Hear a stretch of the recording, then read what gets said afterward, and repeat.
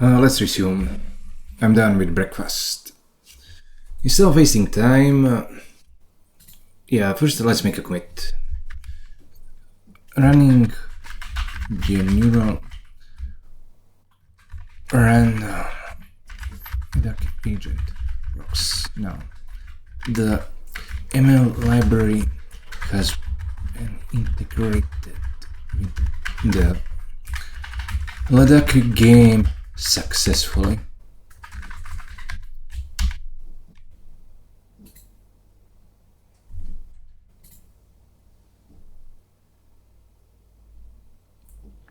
I think the source control changed since the previous version of VS Code. I've been noticing it has these nodes when I do the synchronization.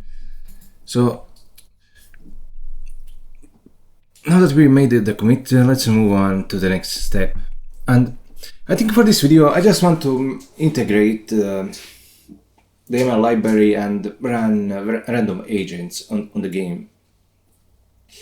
I want each video to be like self-contained, and I've kind of failed at that for the past few videos because we've been doing all kinds of refactoring, and it feels like a sludge in my mind. I can't remember at all what we were doing.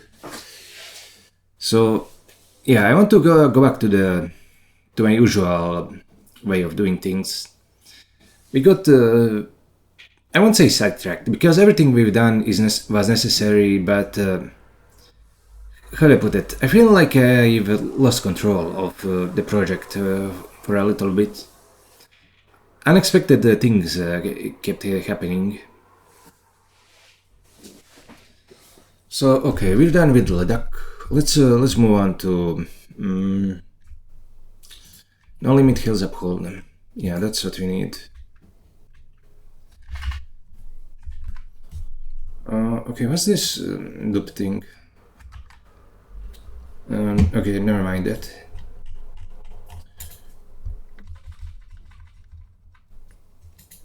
Okay, so we have all of this. And we are going to integrate the machine learning library with the no limit Holdem game. The compilation times will be extreme, but damn, we still have the state small, state large, fuck.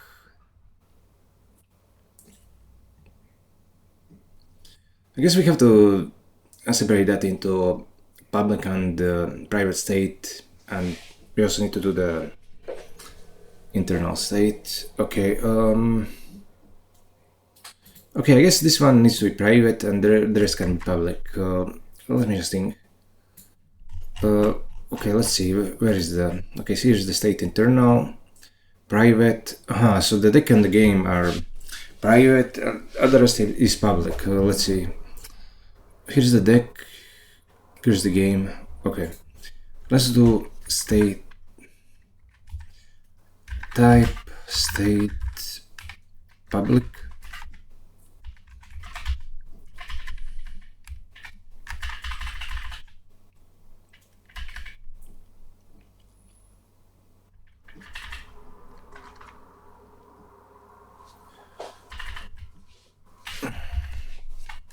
Private.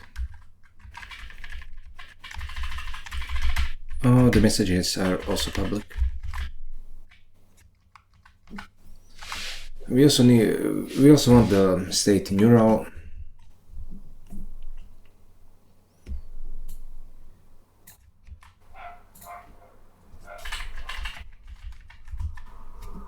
And now the state will be this thing. Oh yeah. And okay, the state UI, we don't need that anymore. And we have the init game, and we have init.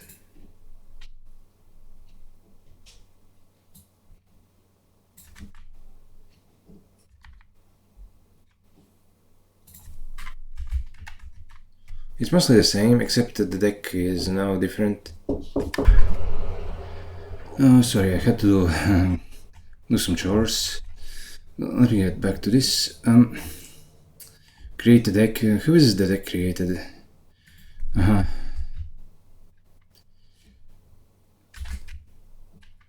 Wait, what did I do?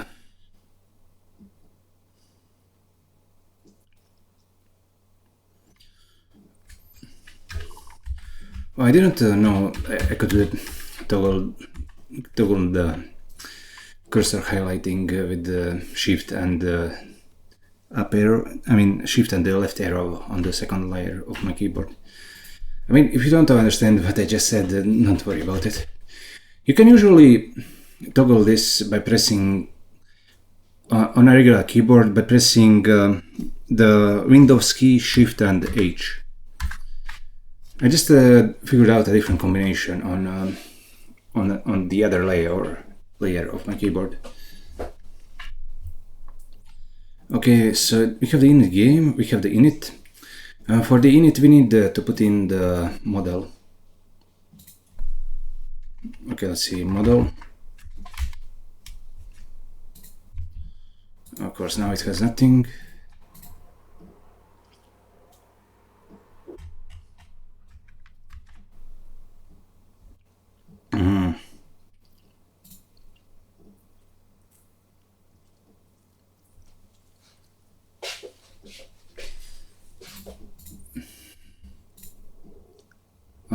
Where's the model?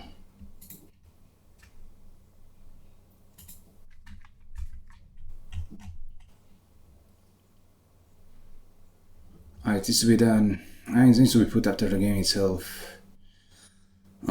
Okay, this is more work than I expected, but we'll do it. I guess, yeah, we need to treat this as its own thing.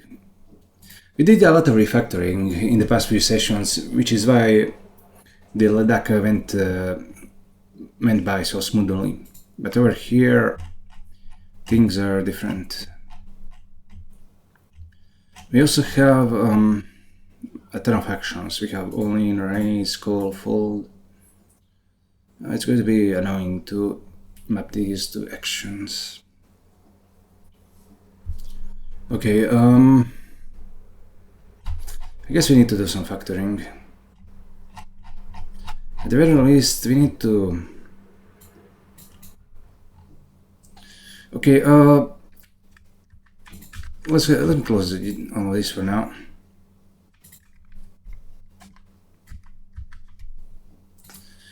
We need to go at it from the top. We need to factor out the game from everything else, much like we did in Leduc. Okay, so we have the no limit Holdem, we have the model. I guess we'll, yeah, we have the game. We need to put it in the game here.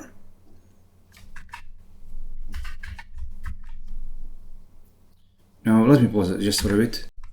Let's finally resume. So let me get back on track. Here we have the game. Core base, core Python. Wait, why am I importing core Python here? I guess maybe for shuffling.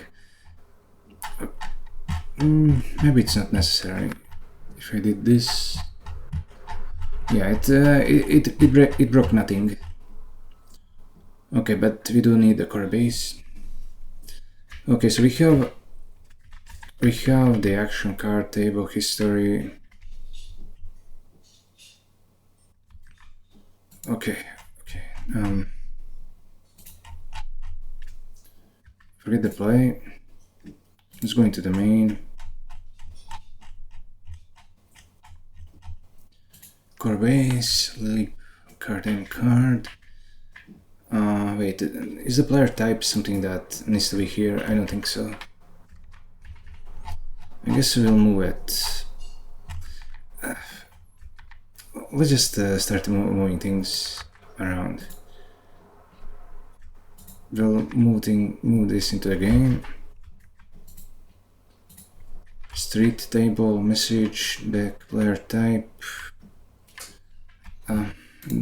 Does this have player type? I don't think it does. Yeah, it doesn't. Okay, so does it have the deck?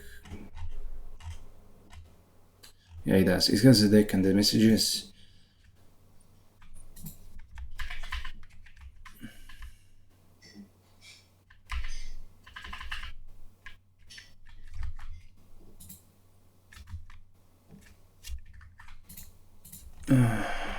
Open core base.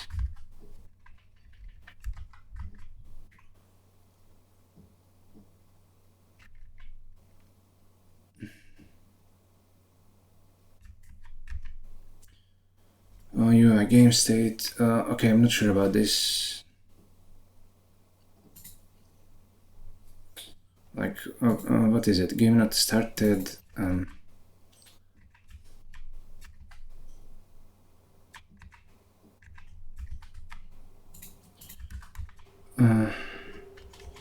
Okay, it doesn't have this either. I guess it's fine. Okay, but this, yeah, this we definitely need. Round, flop, turn, river. Ah, perfect. We'll put all that in here. And this is basically the NL Holdem game.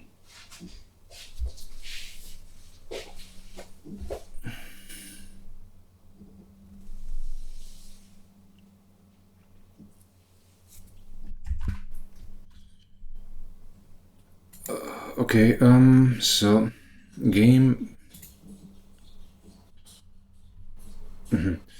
We should open the game.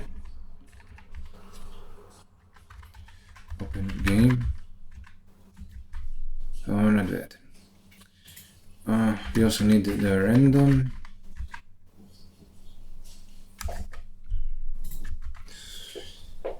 Oh yeah, this is shaping up. The game is here. I mean, okay, now let's think about this.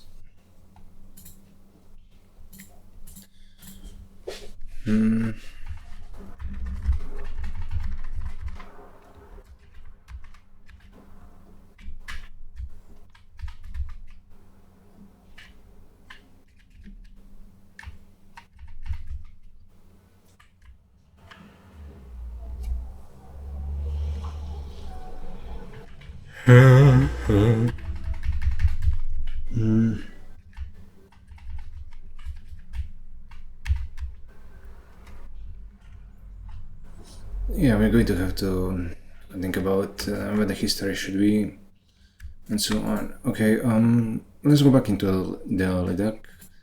We have the game, and what about the history? History? Oh, it's here.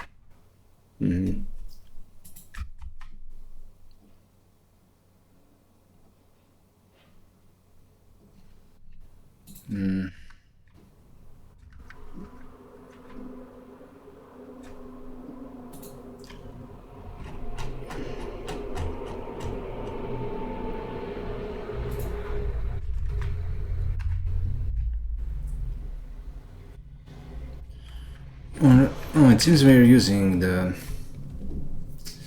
dynamic arrays for these, for the messages.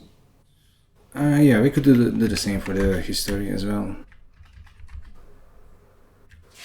And we could have, who knows, what, 128, yeah, fine. We'll go with this.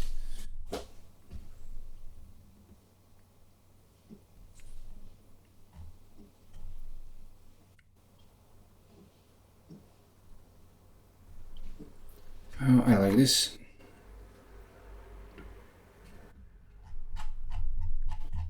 Okay, now we know what the history is.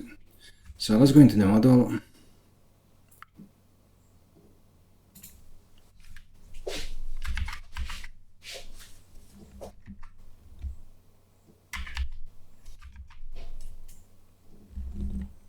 Not bad.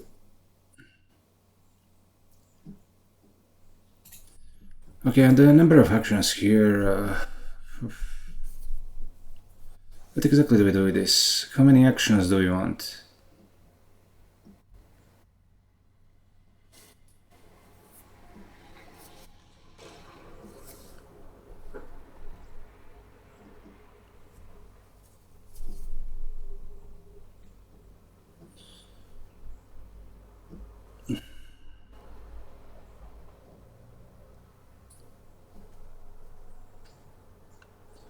Okay,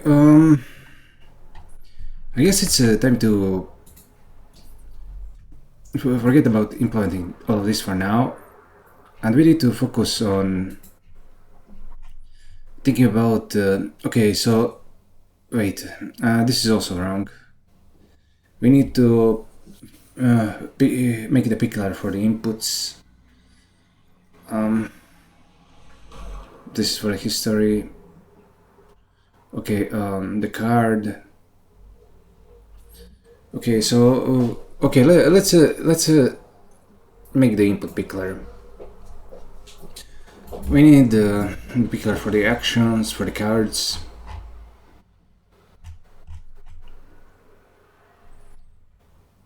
Okay, and in fact, I think I'm going to make this non-limit Holdem stuff a separate video.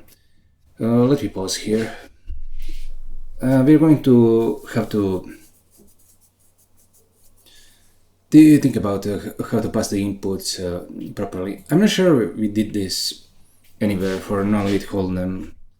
Here we have the main, and have we actually pickled the inputs anywhere? I don't think we did. Not for non-limit Holdem. We've been doing all of our experimentation on Leduc, so non-limit Holdem is a fresh experience. Okay, first of all, the card. What's the card? Lib cardem card. Okay.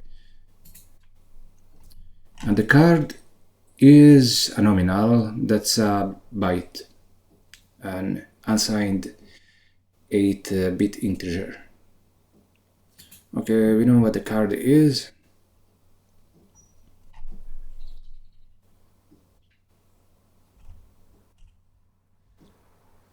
So the card can have a separate suit and a rank.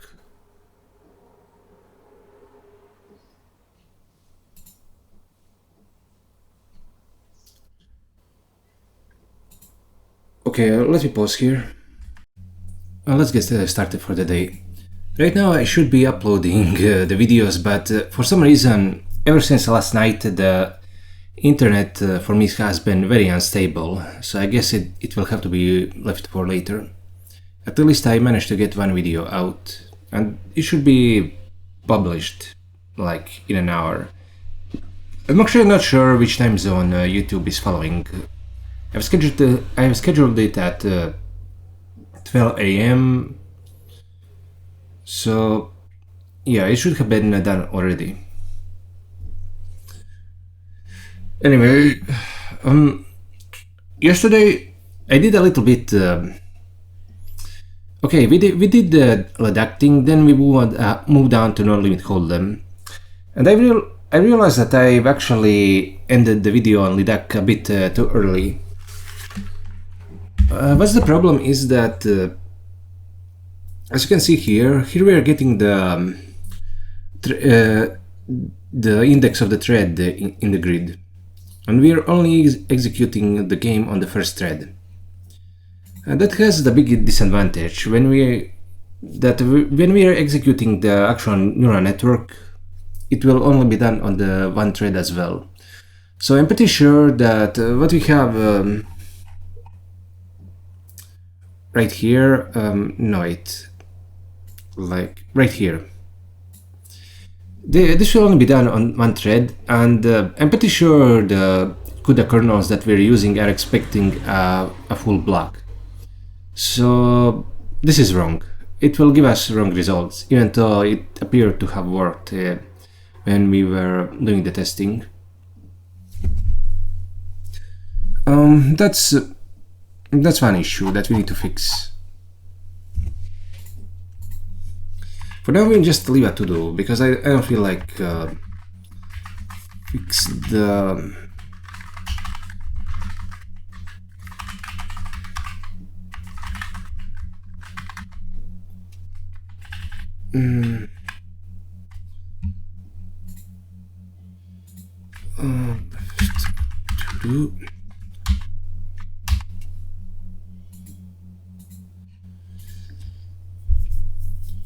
that's one thing we'll have to deal with. I mean, for both Leduc and non-limit Holdem, but right now it doesn't matter since we don't have trained agents. Le- let's move on from Leduc, and we'll go into okay. So this is the no limit hold'em. Yeah, interesting. Yesterday I spent pretty much the whole day in bed just thinking, because I moved down to no limit hold'em after doing Leduc, and it felt like I just had a empty head. And even though you might be good, it's actually important to just think about not when you're on the job, but when you're off the job. It's important to immerse yourself in the process of programming itself. And I haven't been doing that much because I've been playing games and I've been distracted with other things. So I have to make some time for that to do during the job itself. I mean, to just leave, and you can see this bed behind me, and just lie on it. And if you lie on it for like a couple of hours, I mean, it gets boring being awake during the day and lying all the time. But new thoughts will enter your head, and it will create motivation to actually work on the project that you are focusing on. I mean, it will create the motivation to work on a project that you know you should be working on. Because what you should be doing and what you want to be doing are not necessarily the same thing. Your brain will the brain has a lot of randomness to it, and it needs to be constantly managed and corralled into doing the right thing. And that's the issue with being human. I guess if we were post-humans, we'd just be able to press a button and we'd get instant motivation. But I'm a flawed human, and I have to basically use hacks for everything. So let me just share my thoughts with you on this. Okay, first let's start with the output. Of course, this is just what we copy pasted from Leduc, and it's not correct. So my initial thought was we could just the first thought is we have the indices. I mean, we have these integer IDs 1 0 1 2, and we could have an arbitrary amount of them, and we could map them to actions. So let's see. Let me show you what the actions are. We have the a fold, action call, action raise, action all in, and then yeah, the first thing we could map this to action fold, action call, and action raise, and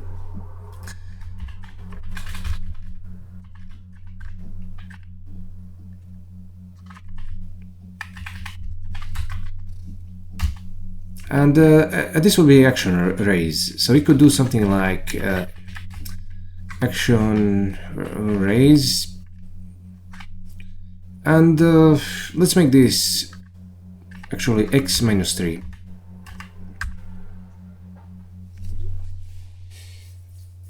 And of course, we have to modify the model so it doesn't really do any masking. I guess we could just do this. And what I'm doing right now is just sketching things out. It's not necessarily what we're going to use for the reasons that I will explain. And okay, one issue after we do all of this is that here we have a bunch of asserts in raise. First of all, the raise amount must be at least the minimum raise, otherwise we'll get an exception. And the raise amount must be less than the entire stack, because we want betting the entire stack to be an all-in. So we have these two asserts to deal with, and just putting in an arbitrary where was it? Oh yeah, just putting in an arbitrary raise like this would end up crashing the kernel. And we cannot actually make well-targeted arrays. Over here we only have an integer, and we don't have the table information, so we cannot really even look in the game state and figure out what is the minimum raise, what's the maximum raise, so we don't accidentally trigger one of these asserts. This one or this. So that's the very first problem that I needed that we need to think about. And it's not that easy to actually pass the arrays into this. We have to maybe modify the entire template for the function, like for the output function, so that it accepts the game state. And instead of doing that, I had an idea. It's not like the graph itself has to output these actions. We could have an union type. Okay.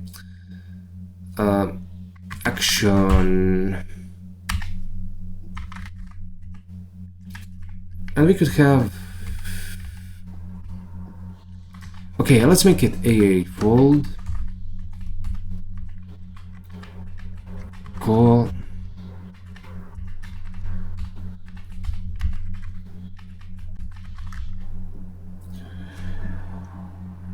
And yeah, we could just do this.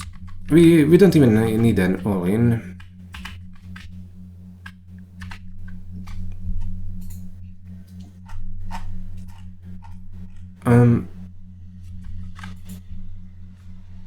We could go into the main. Okay, here we have just a second. Oh yeah, yeah, this is no limit Holdem. And okay, here we have the computer. This is going to be random now. Random. We're going to do some copy pasting from Leduc. Let's see. Because there's nothing really wrong with this, except that it's not using the whole block, which I'm guessing would result in a bunch of nans everywhere. The action is.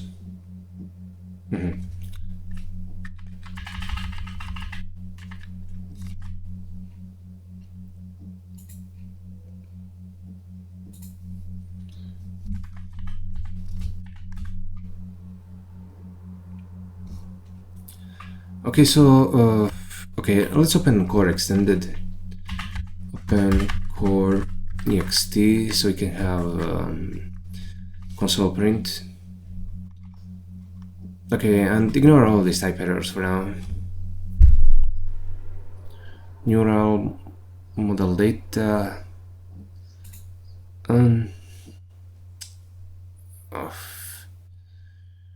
Okay, what I wanted to say, just ignore all this for now. And imagine we do have the model and the data, and what this action could be is like a special action. We could match. We could do a conversion, match action with AA fold and so on.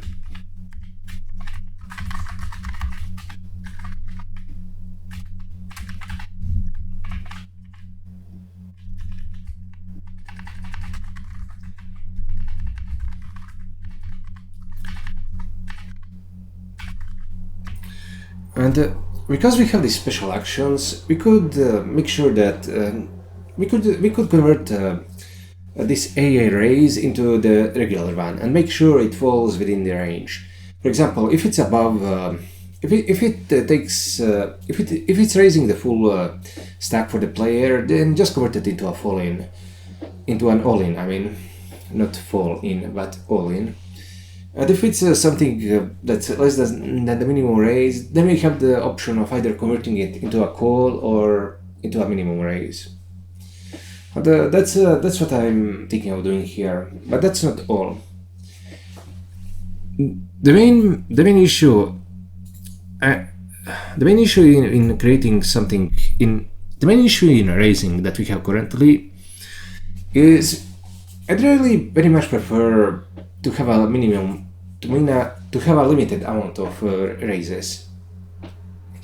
I don't want to raise to an exact amount because I don't want to have like 100 different raises on every action selection. And I think that might have been what made the training so difficult, back in 2021 when I was doing this previously. Instead, I'm very much favoring having a small amount of actions, and I prefer the raises to be relative to the pod size. So one way of doing that is I'd like to be able to have a ratio. So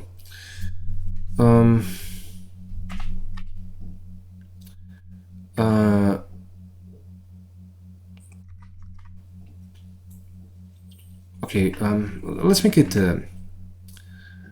int. And this first one will be a numerator. And the second one will be a denominator. So if we have something like an numerator of 1 and denominator of 3, it would multiply the stack size by... Actually, it will multiply the pod size by 1 and then divide it by 3, and that would be the actual raise. In other words, it would be 1/3, and we could have a bit size that's, for example, 1/4, 1/2, 2/3. We could have a full pot size bet. We could have a 3/2 bet. We could have a 2x pot bet, and so on. But those would all be reasonable sizes that you'd see people use in the real world. And yeah, I prefer it. I prefer that the raises be something like that.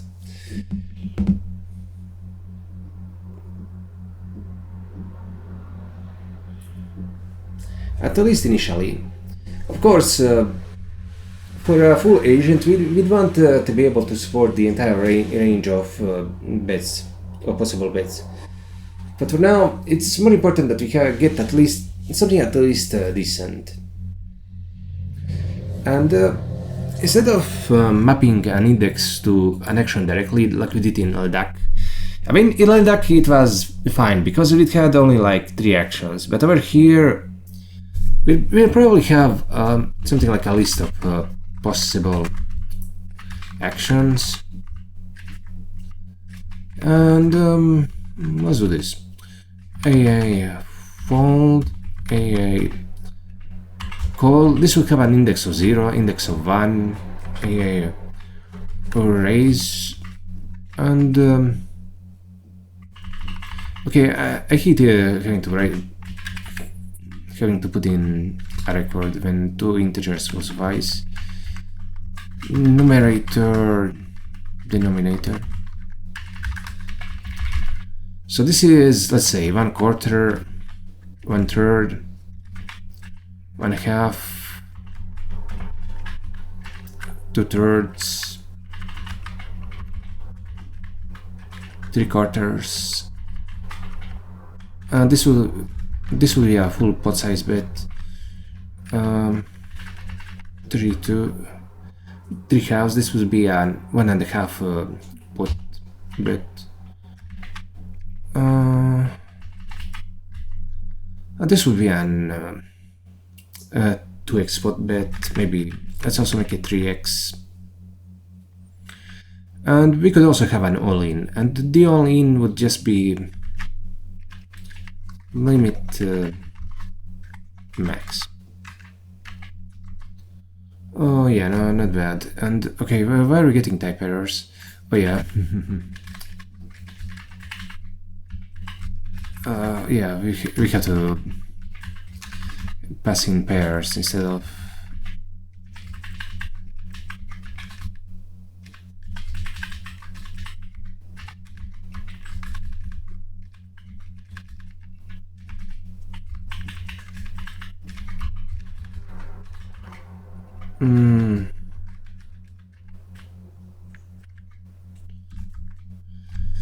Okay, so we have 1, 2, 3, 4, 5, 6, 7, 8, 9, 10, 11 actions.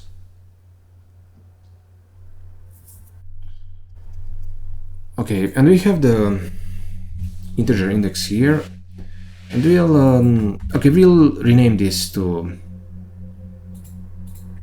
I mean, we should name this to something better, but never mind that for now. Let's also bind this to a variable.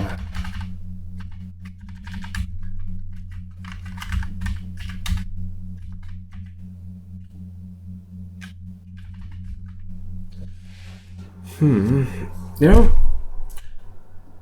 this is actually an interesting mistake that I made. Like, I did this, and it would actually be maybe if I was designing Spiral again, maybe instead of using a colon for the return type, it would have been better to just use this arrow, because that would make it easier to actually bind the variables to an action. We could just refactor it like this.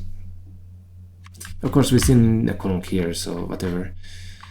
But yeah, okay, never mind. We're certainly not going to change such a fundamental language construct at this juncture.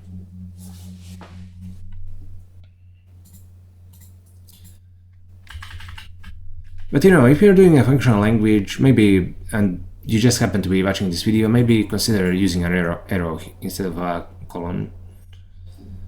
That's all that I can say. I mean, yeah, it would be complicated because we are using colons for annotations pretty much everywhere, so yeah, it's kind of iffy. You know, forget what I said. Okay, so we have an integer index, so we'll do match. Actually, we won't do a match here. What you have to do is get the actions, possible actions, and now we have a list of all the actions, and we have to match the indices to the actions. And maybe if you are good at functional programming, you'd know how to do this right away. But if you aren't, I'm going to introduce the recursive flow to you right now. List m fallback x next I, and this I will be the index. And this next will be the next closure to call. What we are doing here is inside the fold we are returning a function. You know, inside the fold we have you can have the element, and this will be the action. It's called the action model. This is just this, and this thing takes in integer index. This is actually not one of these, but the index of the action inside the array, and it returns a unit, and this is that index of the action inside the array. This is just the int. So okay, let's imagine what we're going to pass in first, because it's a fallback, is the state, and that's just the fun I. That's this next closure. It's the very last closure. And we'll do the same thing as in Leduc. Okay, let's see. No, wait, we need to go into the Leduc model. And this is basically this case. In the output ID in the, not in the Leduc model, but in the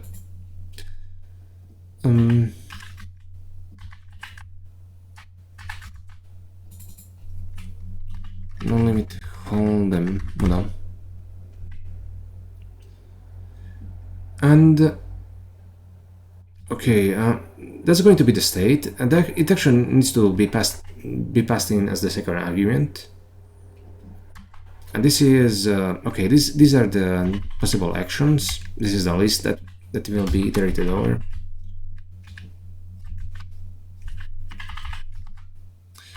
And let me show you what the type of this is. Fail with to do.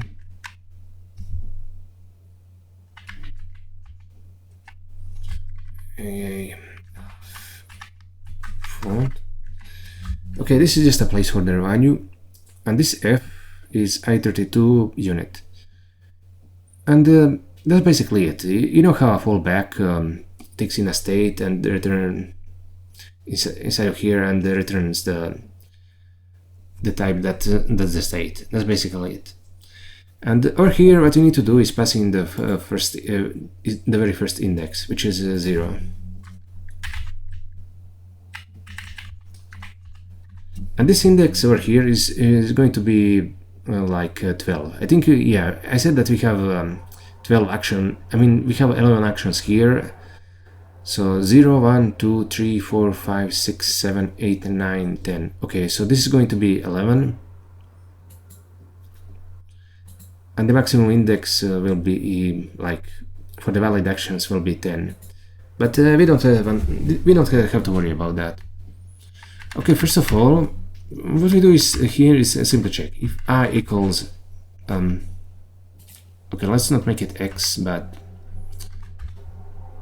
I quote. If I equals I quote, then return the action. Else, just call the next statement in the list. Okay, so why is this failing for me?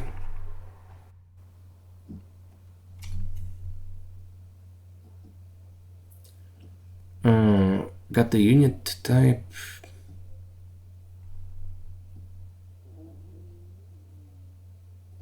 Oh yeah. This should be action model. Sorry about that. You should be taking the integer and running the action model. And now yeah, this is. Oh yeah. We need to actually increment the index here. Oh yes, and this is the way they should work. And we can just do this. And yeah, this is actually the complete code for how the action selector should work. I just want to have this list, and it will have a bunch of pot size bets, and it will convert these pot size bets into actual regular raises that you can take advantage of in the game itself. Like if we have one half pot size bet, I mean, if we have that kind of bet, it will convert it to a regular a raise, which is used by the game internally. And of course, we're going to have to make a function that takes in a table and this model action and returns a regular action. But for now, okay, I do hope you understand the recursive hold. We've used that we've used this technique in some of the previous videos. If you don't get it, you know, maybe Google it and maybe practice with it a little. It's frequently used in functional programming. Well, I wouldn't say frequently, but It's rarely used, but it's very, very useful when you do have it. In something like a dependently typed language, you could use it to emulate recursion. Because what this pattern allows you to do is, with a simple fold, it allows you to break away from the recursion. Like over here, it doesn't actually call the next in line, but if it finds a match, then it will stop the recursion and return the actual action. And in the actual compiled code, this will end up compiling into a bunch of nested if statements. So it's very great. That's what I'm doing. That's why we are doing this. Sorry, I keep mixing up what and why. And yeah, I really do need to make these screencasts simply to practice my talking skills and explanations. Okay, so what we need to do, okay, let's do that to do. Table action model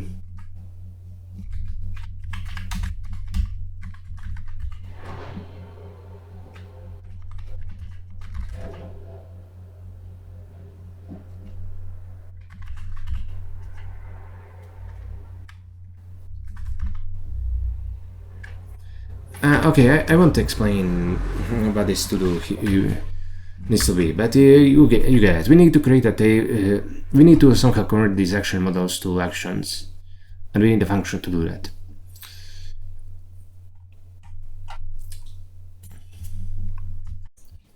Okay, the video is finally uploading,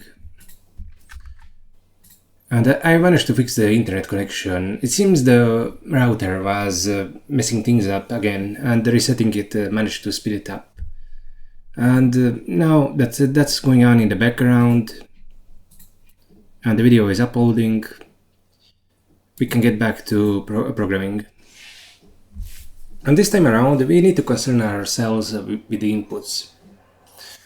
This actually gave me a lot of trouble yesterday, and this is a bit complicated because we need to pass in sequential data, and in fact, unlike in Leduc, we have this is the pickler for it, and if you look at the play module, here we are just converting the messages into this format, and then that is converted to the binary format. And unfortunately, we don't have enough actual information in the messages to turn these into something that is serializable. And I've been thinking whether I want to pass in the cards as a part of the sequential data, and I'm not sure I do.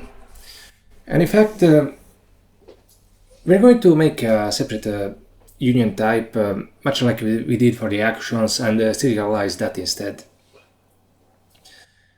And we're going to keep a separate trace, which will be similar to the messages, but instead of the main problem are the raises. Instead of saying how much something has been raised, we want to. It would be actually better to keep track of how the stack sizes are changing. That's what I think.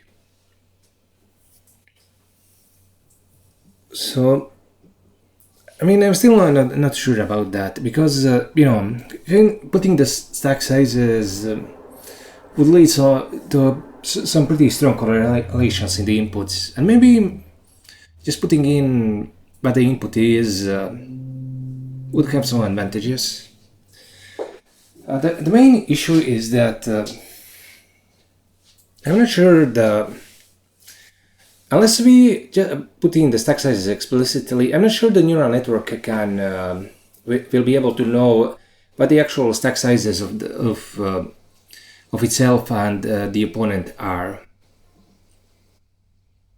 I mean, at the beginning of the game, because okay, if we are going to start every game at something like 100 chips, then that's fine. But that's not going to be the case.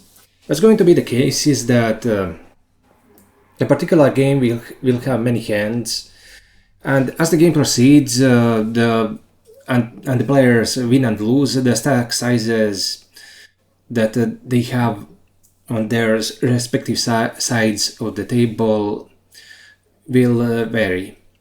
So one player might have 150 chips and the other will have 50. And I'm not really sure how that should be represented. Also, another thing that really kept me, put me in the bed was that we have different architectures. There are like three major categories of neural networks. First are the feed-forward networks, like the ones we are using right now. The second are recurrent neural networks, and the third are architectures like the transformers, which are similar to recurrent neural networks, but they also have aspects of feed-forward networks in that their inputs are passed in all at once. And of course, right now we don't have recurrent neural networks or transformers, and it will be a lot of work to implement them, but maybe that work will be done in the future. So you have to think what a sensible way of doing the inputs would be even right now. What happened in 2021 is that every time I needed to do a new architecture, I had to change the whole training scheme, which was pretty awkward. And I didn't actually even want to do that. I wanted to have a single generic way of running the game, but the realities of programming interfered. And that didn't make me happy at all. The way I'm implementing this right now is, how do I put it? There is much less abstraction compared to what I had in 2021. In 2021, I went with a monadic approach and tried to abstract quite a lot of things, but I don't think it ended up being any better than what we have right now. And I very much like to avoid having to put special stuff to handle different architectures, especially in the play module. I want to be able to just run the model like this, like we just pass it in the data and it does everything that it needs. One thing, in order to actually enable that, we're going to have to extend both of the games just a little. Every game will have an ID in the future. That way, if the game is over, we'll increment that ID, game ID, and then when we pass the data into the model will know that the ID has changed and will know to reset its internal state. That will be very useful for recurrent neural nets.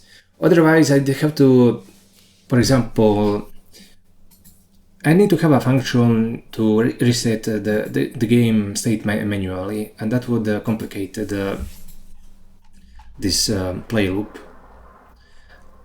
And of course, if we don't use diffing, every architecture will have a different consideration, which would complicate the code. It matters very much. I mean, we need to reset, when the game is over, we need to reset the state anyway, but it also matters that what I want to say, we need to do the state would need to be reset, whether it's here or there, but it's better that it happens there inside the model's run function. And if we get the order of where things are done and the order of how we're actually implementing this library and the game, things will be a lot easier. That's what really matters in programming, in my view, because it's hard to anticipate most things, and trying to do it waterfall style. I mean, trying to do it, trying to do all ahead of time, trying to do this design like that doesn't really work. What really does work is understanding the order things need to be done in, which is subtle, but it's what really separates the good from the bad.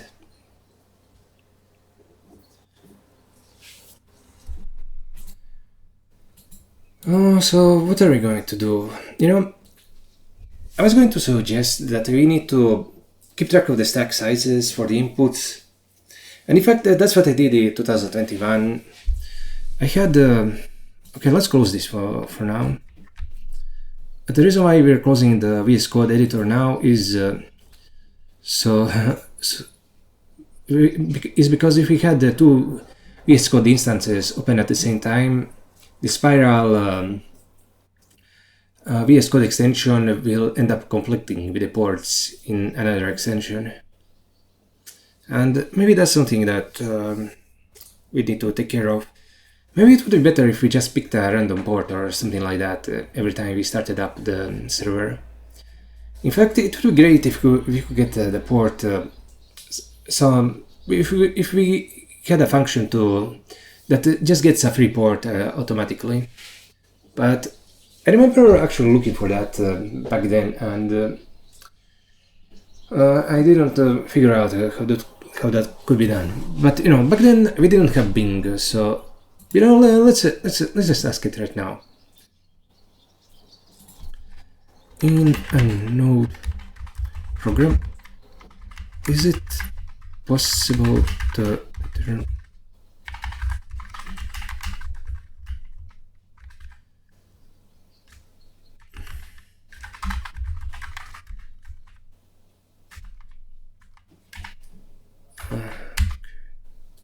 I mean, is this a TCP port or something else? I'm not really sure.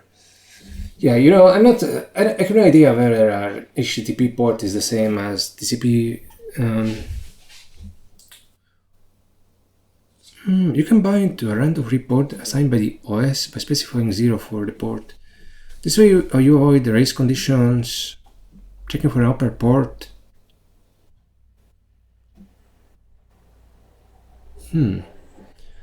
Retrieve the assigned port using server address port.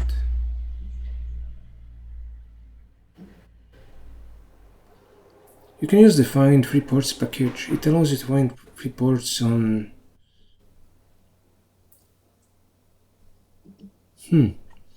Okay, I had no idea that this existed.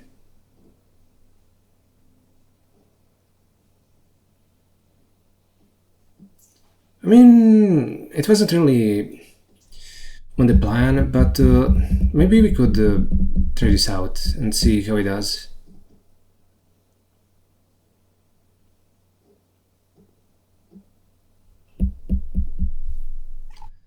We're using the signal R package, so I'm not sure what this server address port is even supposed to be.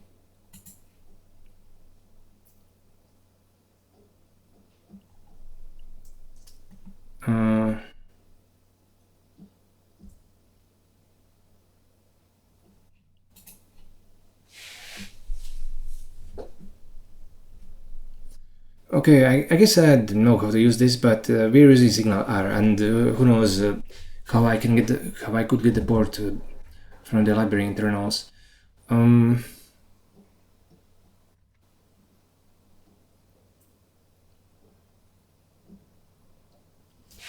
Okay, let's go on a little segue and work on the language. Yeah, but Bing can be pretty helpful. Okay, no, I didn't mean to run this. I meant to run the...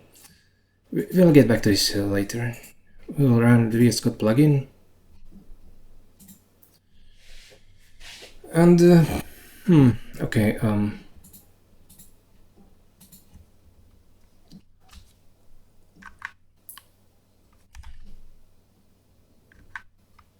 Let's run this.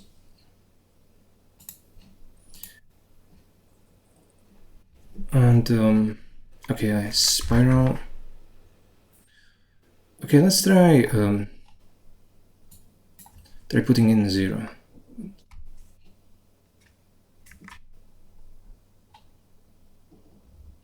HTTP port to editor communicate with the server. Yeah, the HTTP protocol is built on TCP, I think. So let's run this again. Then it should start the spiral extension on a new port. And for some reason it did not.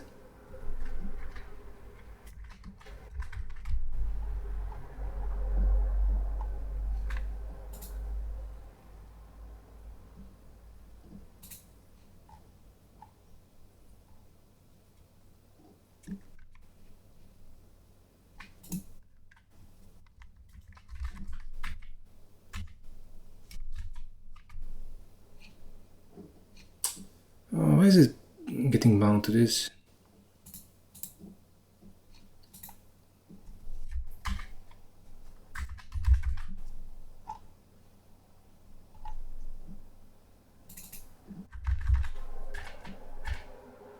What if we put something like this in?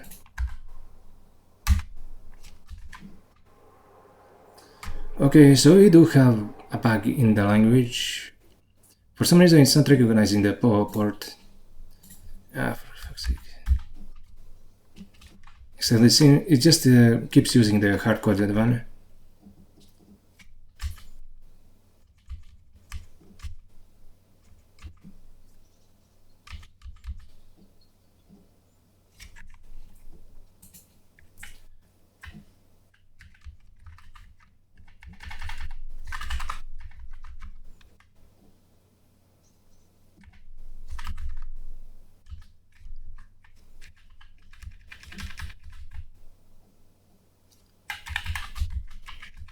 Let's see what happens when we do this.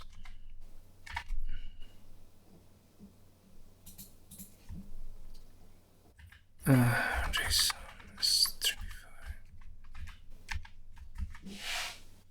Okay, let's run the extension.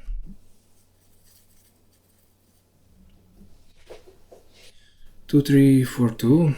Okay.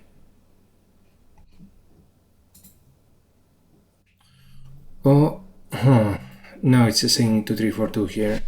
Okay, but why did it refuse to use the port when we changed it previously? Suppose we do this.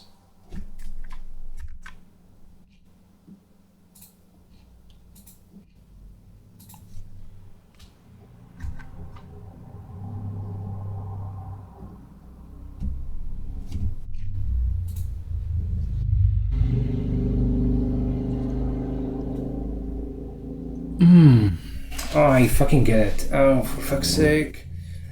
In JavaScript, 0 is the same as the null, so...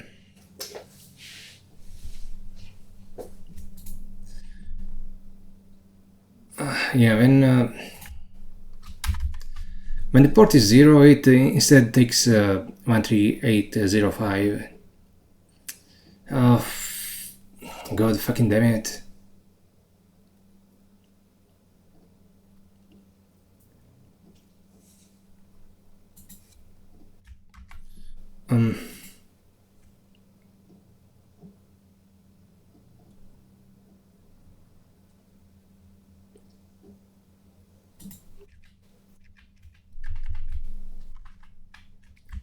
Okay, suppose we do it like this. This operator will specifically test for whether this is null or undefined. And if it is, it will just return 13805. But it shouldn't treat a 0 as null or undefined.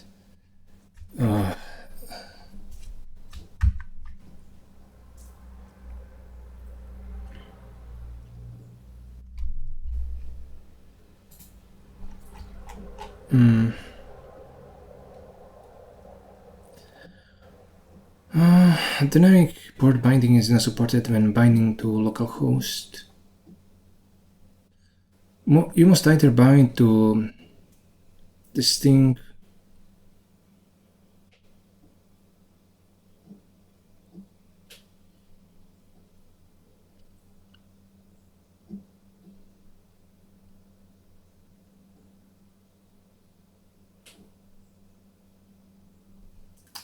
Okay, let's try out that package that was mentioned.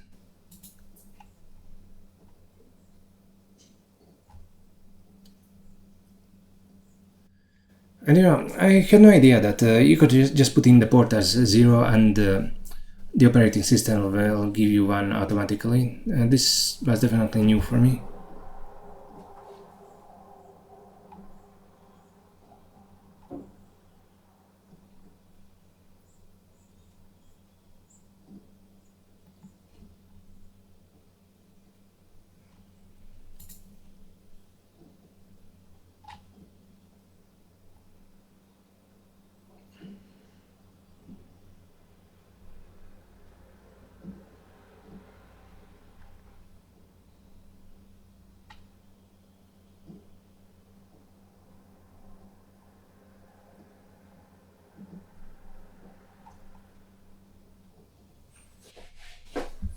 Okay, let's try this out.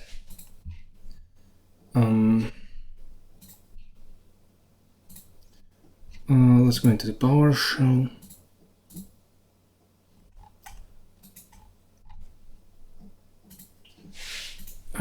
npm install finder.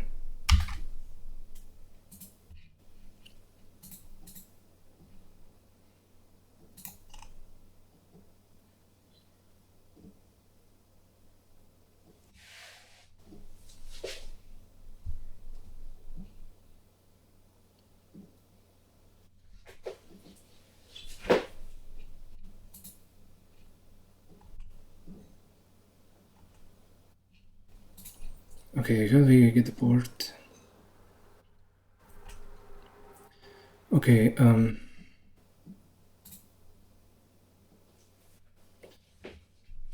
so, okay, so now I need to get a port somehow.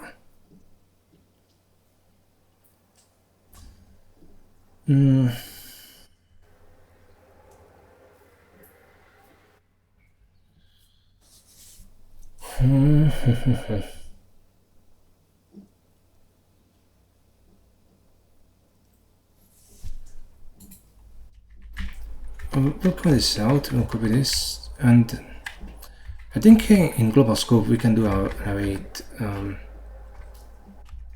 First we need to import, I think, from port finder. And what do we import? Get port promise.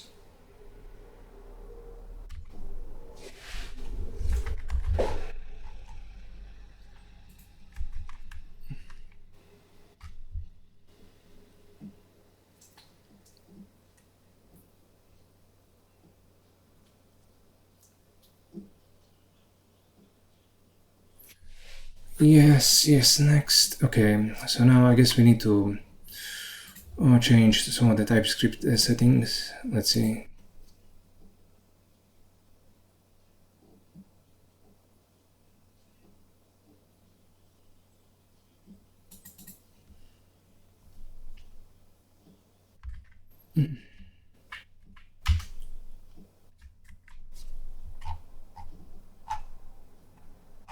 I'm not sure whether this will work.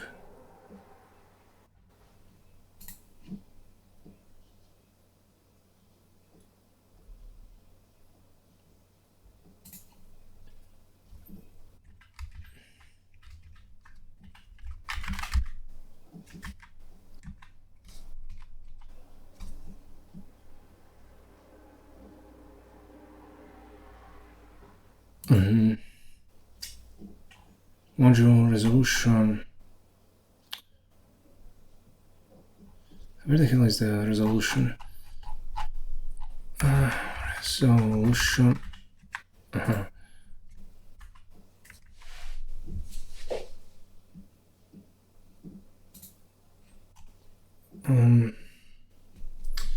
Okay, we can try that. Well, let's try running it.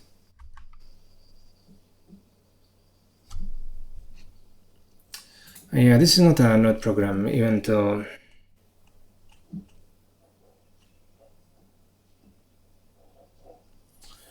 Okay, so now we have to figure out how to actually create this hub globally, even though we don't have the fucking port. Okay, okay. First, let's revert all this to CommonJS. It simply cannot be helped.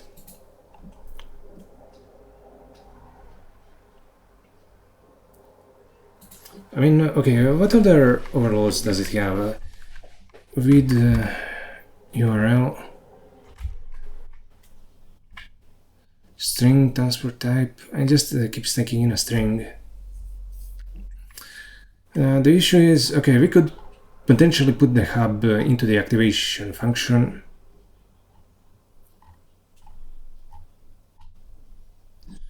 Then we could await on the port there, but pretty much everything here references the hub, and it's used outside the activation. So what exactly should we do? I mean, okay, let's try doing it like this. We'll just take all of this, like literally all of this.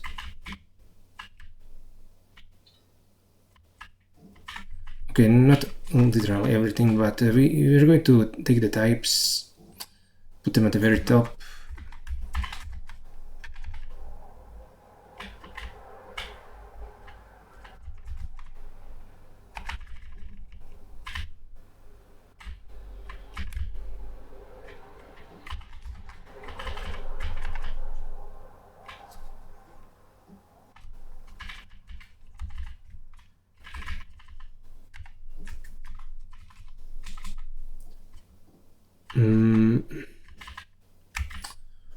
Now, let's take all of this,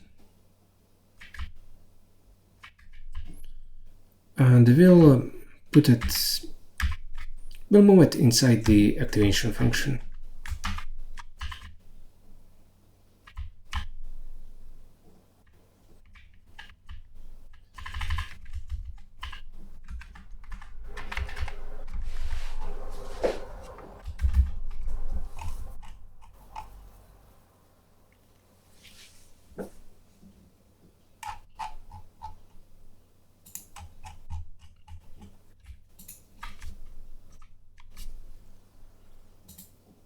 Yeah, this is an async function, so it's not a problem to get the port like this.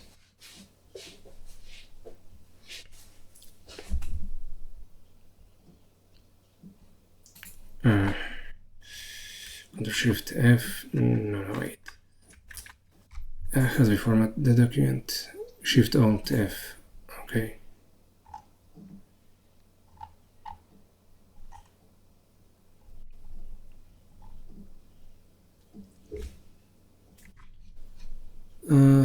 It's telling me there's a new driver, but who cares?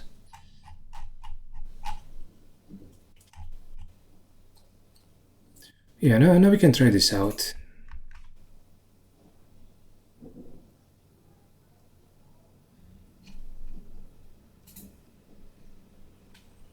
Oh, it's bound directly to... I mean, this port is free, so it's binding it to 8000. Yeah, I mean, this is okay. Now let's... no, wait, we cannot start... We need to start 2 instances, but I'm not sure we can do that. Okay, let's test it like this. We'll open the Spiral ML library here. We'll set the Spiral port to 8000. 8000.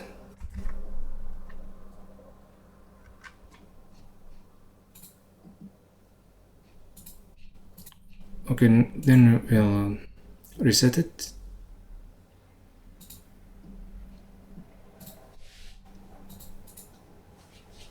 Now it's saying 80,000 here. And if we run it here, I guess it should find the 8001 port to be free. I guess it already has a window open for the Spiral ML library here, so that's why it didn't open it. Okay, let's open the Spiral compilation tests here.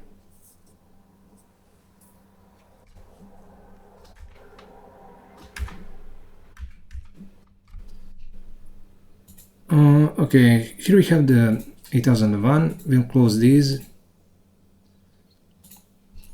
And yeah, as you can see now, we have the port 8001 open. And yeah, this is perfect. Now we should be looking for the ports automatically.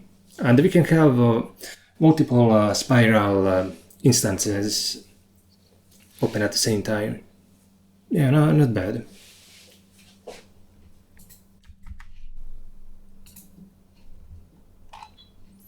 And we're going to change okay,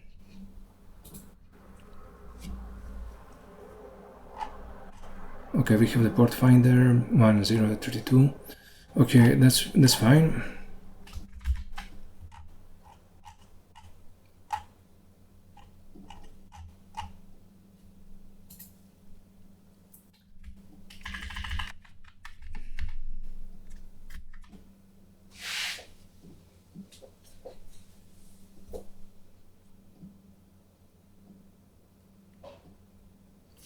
In fact, let's not remove it. We'll set the default to 0.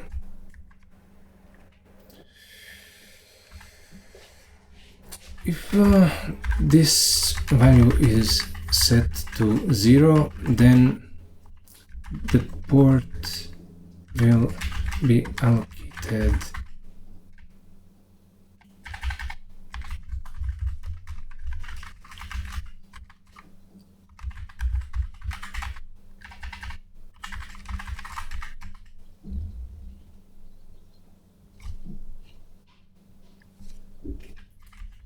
starting from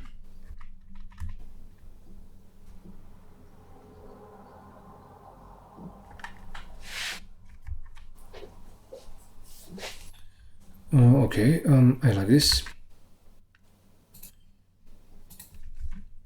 Port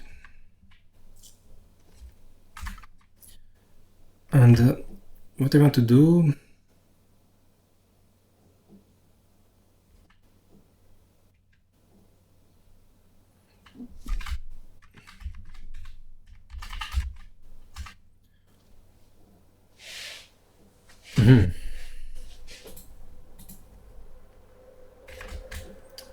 I mean, yeah, we can just or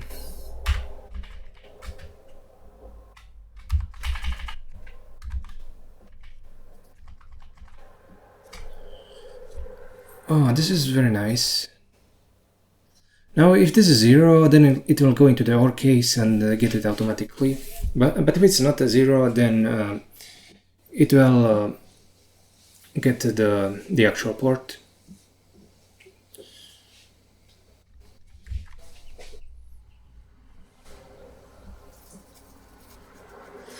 Yeah, I don't want to get rid of the setting simply in case there's some confusion with the documentation. Yeah, not bad.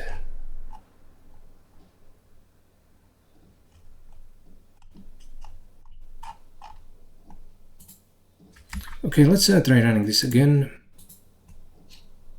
We'll close this. We'll run this.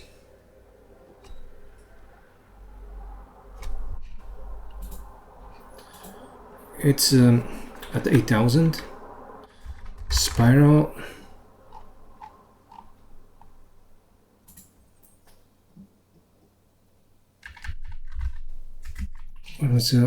Let's reset this.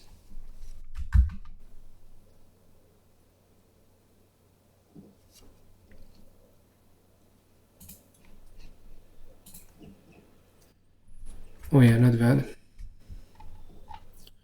And in fact, because we moved all the functionality of the plugin into the activation function, I think now if we try doing start a server, it should open. I guess it didn't. I guess the configuration change they didn't stick. I guess we'll have to rerun it.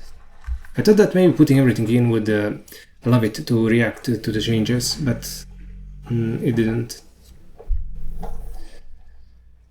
Yeah, because it's not actually reactivating the extension, just the terminal. Oh yeah, and this works.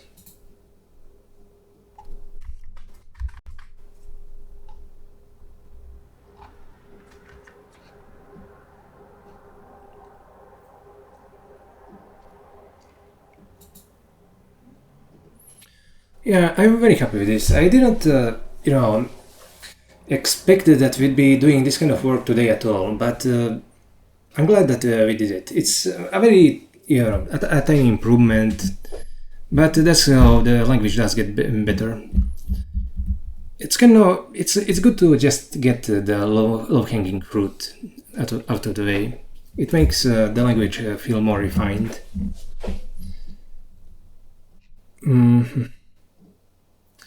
So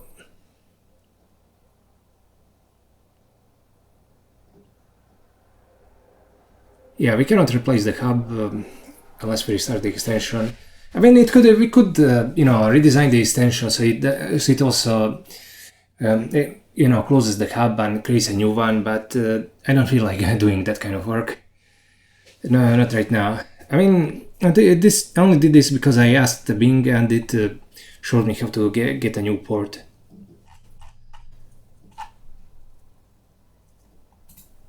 Okay, so let's close this.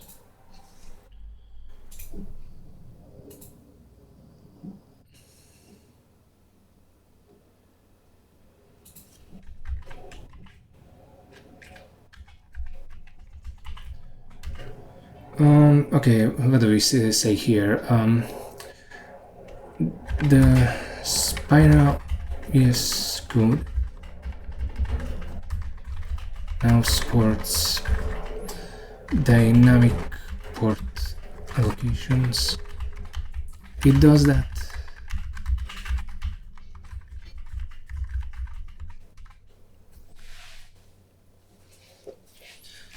And that has been made.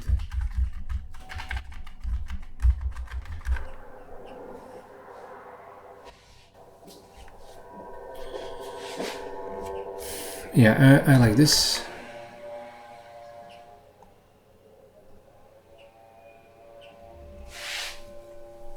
And it's not, it's in the 7th, not the 2nd. And we will release a new version of Spiral.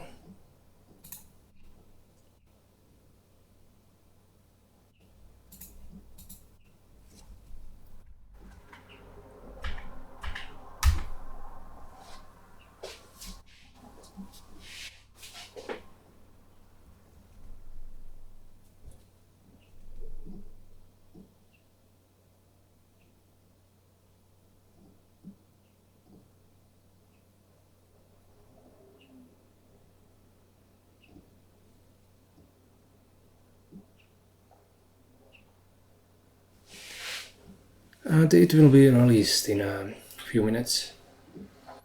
Let's also make the commit.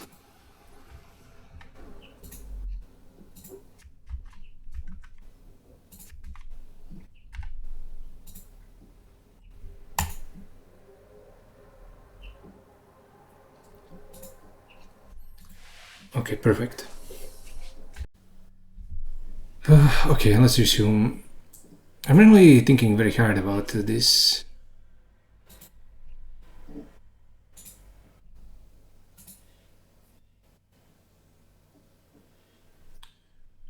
Okay, now we have this, and let's also try loading the compilation tests.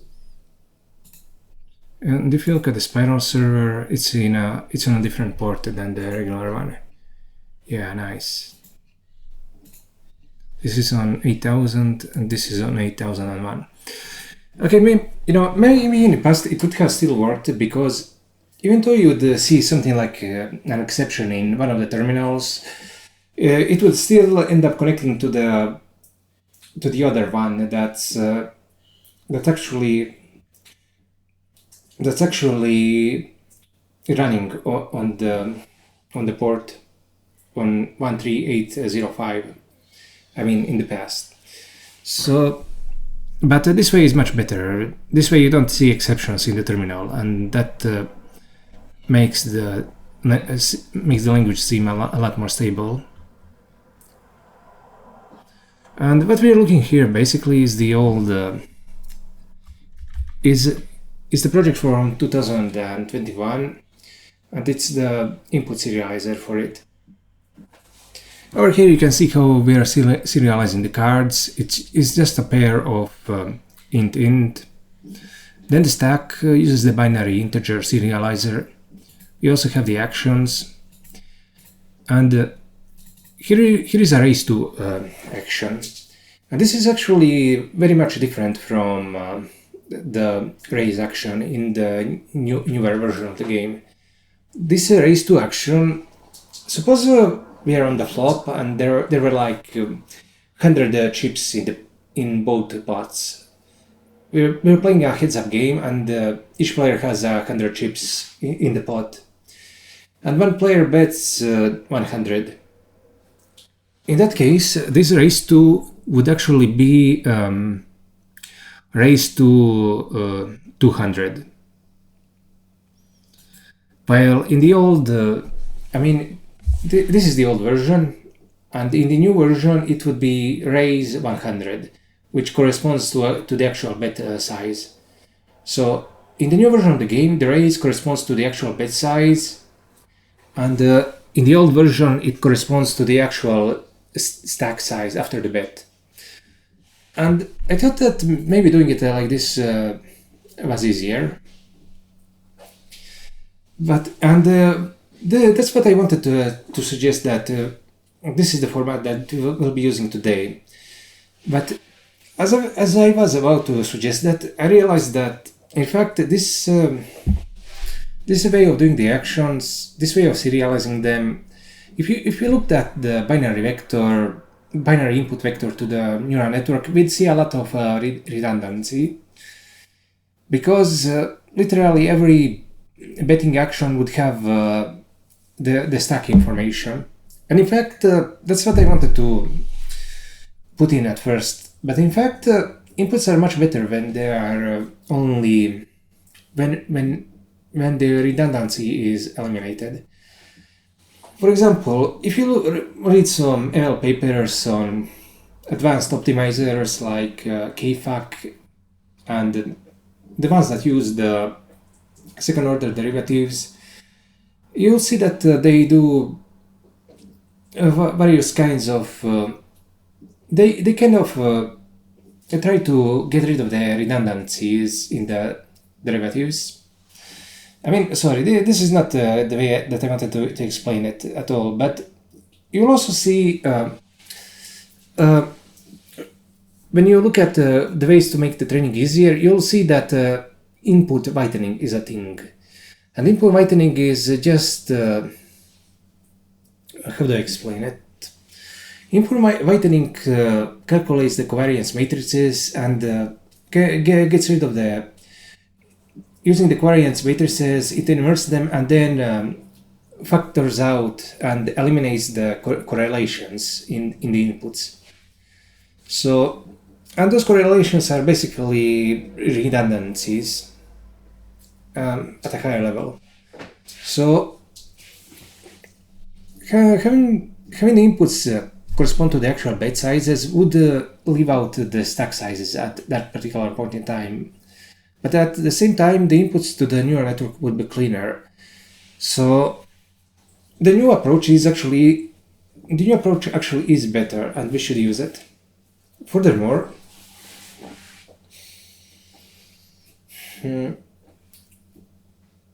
Furthermore, I realized that if only thing if we only had the current stack sizes at the current betting state, for example, and we pass that to the neural network, it should still be able to, it should still have the full information about the betting history.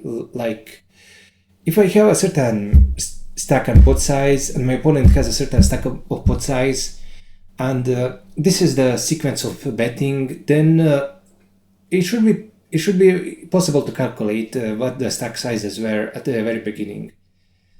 I mean, that much should make sense to anybody. It's just kind of, I'm not really sure if one representation is better than the other, and actually doing any kind of testing in RL training is very hard because the variance is so extreme. All of this kind of testing you'd actually do in something like supervised learning, which is much more reproducible. But I very much guess that we don't need the stack sizes at every input. Furthermore, we don't even need the call action, like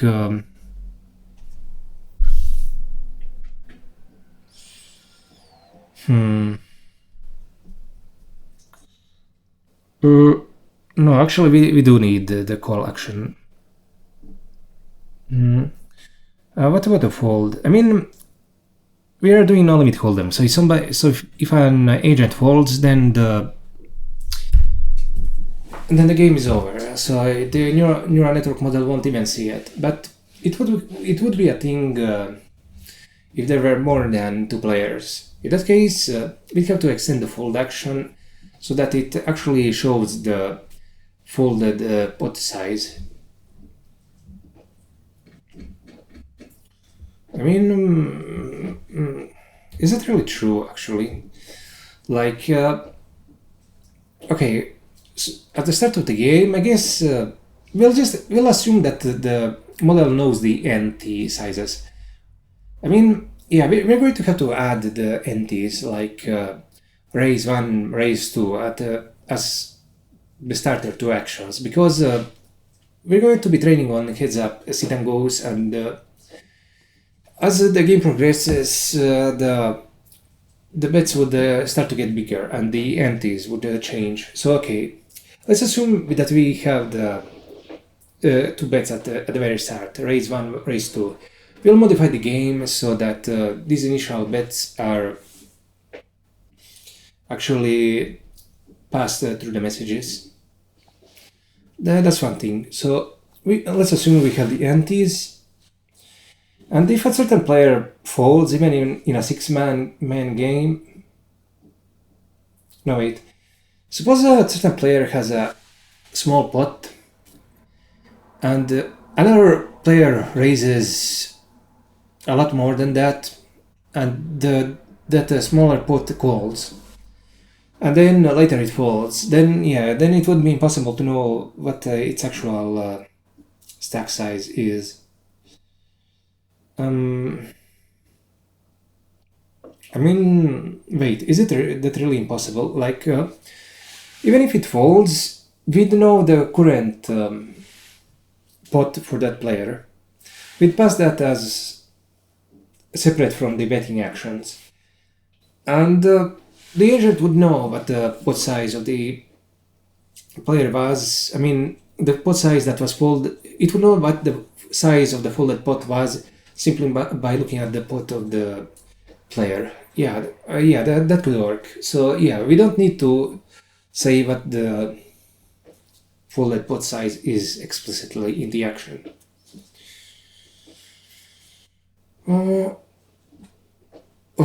Okay, so that's pretty good. That actually simplifies our job a lot, because I thought that we need a separate race that has the races converted to the old format. Instead of having races, we'd have a race too. But that's not necessary. So you can just pass the actions. We can just get the actions based on the messages and put them in that way. Oh yeah, that's very nice. The only thing we have to do is add the anti-bets. And the anti-bets are, you should know if you ever played poker, they're just the 2 bets at the very start. If you're playing a heads up, no limit, then at the very start of each hand, one player would have 20 chips, the other on the button would have 10 chips in the game. That's the way it works. Yeah.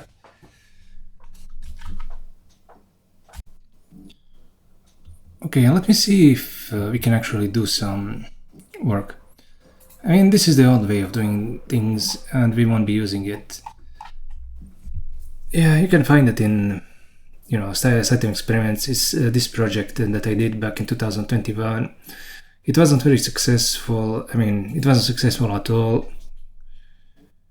And as a result, I'm much more wary of how I approach machine learning, because it's very easy to actually fail if the domain is something like reinforcement learning. So I treat everything now with a healthy dose of skepticism.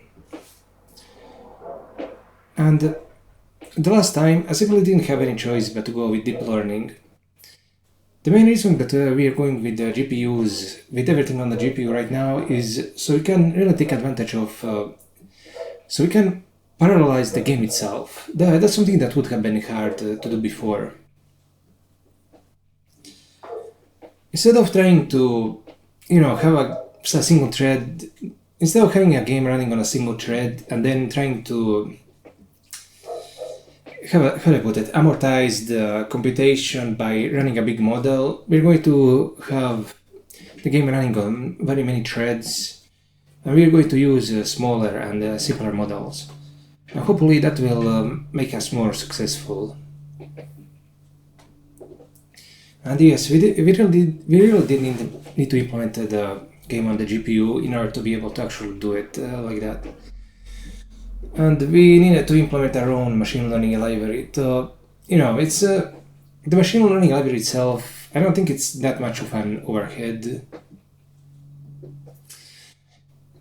I think after we are done with this,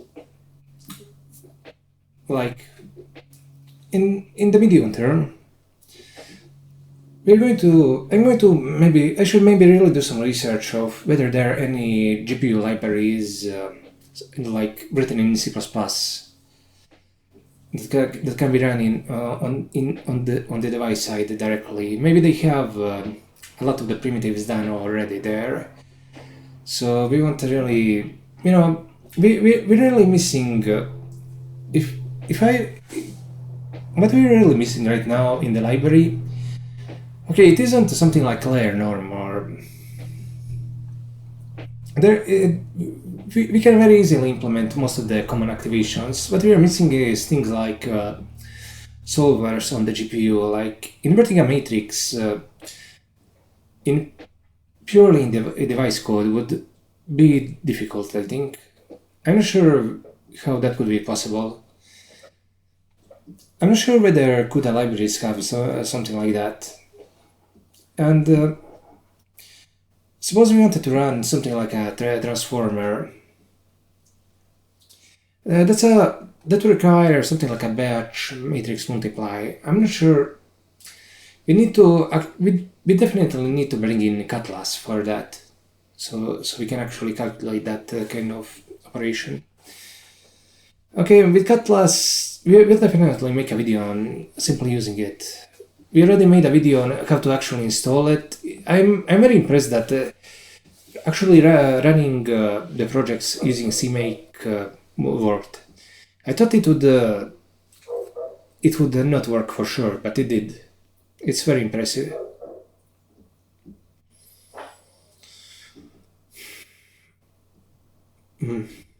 Yeah. Let's finally do some work. We'll leave this project aside now that we've really thought through everything and finally do the input serializer. Yeah, I did a lot of experimentation. I think in the previous project, I tried putting in the hindsight information in the value function. The hindsight information is actually the opposite of what it says. It's not hindsight, but it's future information. So at a present step, you just put in the future card for the value network, and I read some papers that it will make the training better, but it still works like worked like shit. And after this experiment, I really threw in the towel, and it really did damage my confidence as a programmer.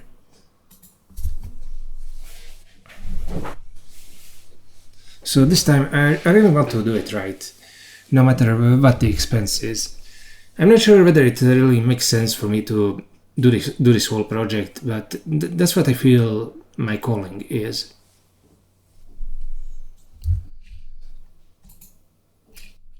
It's my purpose to pursue the singularity. If I'm not doing that, then why am I even alive?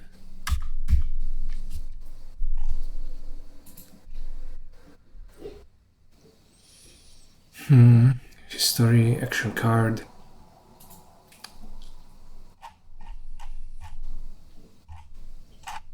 And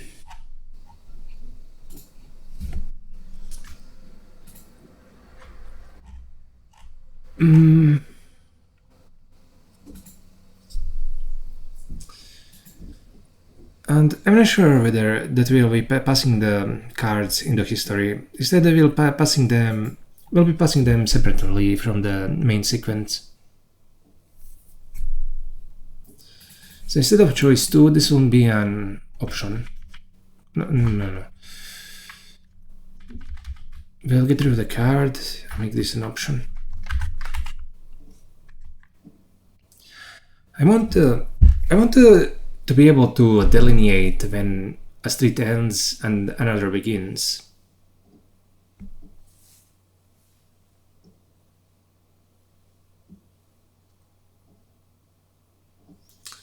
And we'll serialize that into the inputs.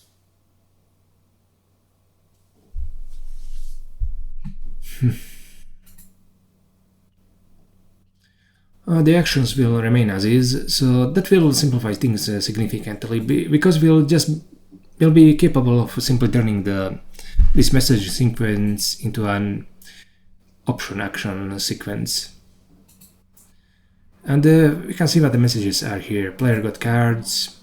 This is the player ID. This is the two cards it got at the start. And these are the community cards on every street. And they're like, there's the pre-flop, flop, turn, and river. So 4 streets. In other words, 4 different combinations. We'll serialize this separately from everything else. The player actions can remain as is.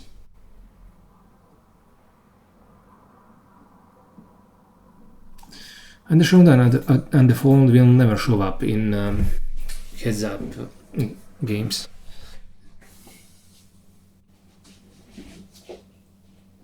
Who knows, maybe in the future we'll be doing the showdown. If this really ends up being successful and we, for example, train on sequences of games, then the showdown will show up. But here we're just training the agent on a single hand, on individual hands without any sequentiality. Yeah, let me just say, I'm very skeptical that this will at all be successful.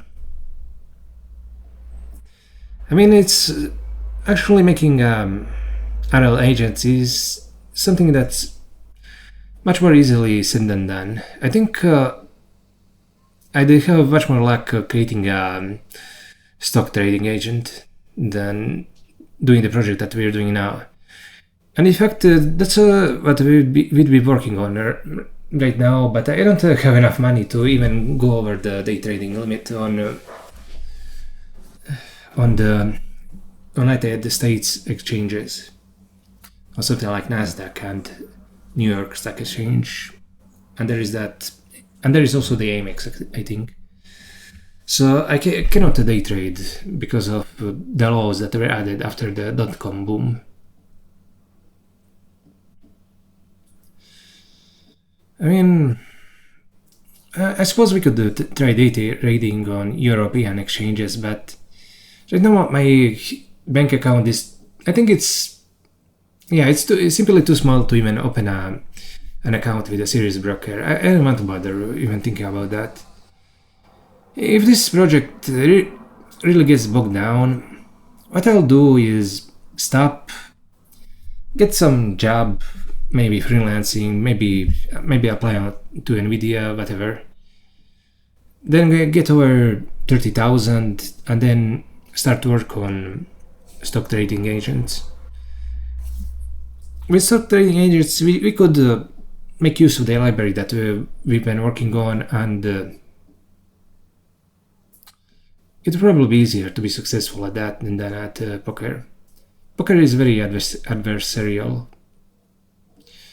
But in stock trading, you can kind of find the areas of the market which are inefficient and maybe make something that way. And I have a specific area in mind, but there's no point in talking about that right now.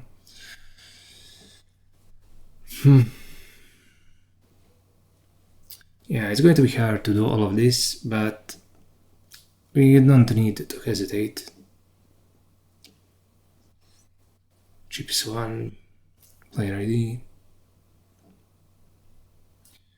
community cards are, and I'd pass the community cards as they come if I was using a recurrent neural network model. But for a feed-forward one, we'll have the messages be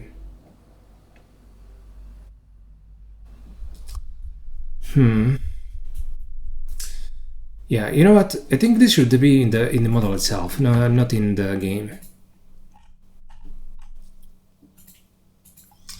And in fact, the same applies to Leduc.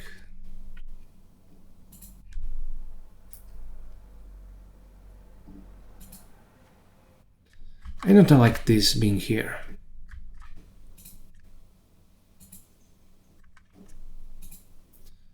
It's simply not something that the game should care about.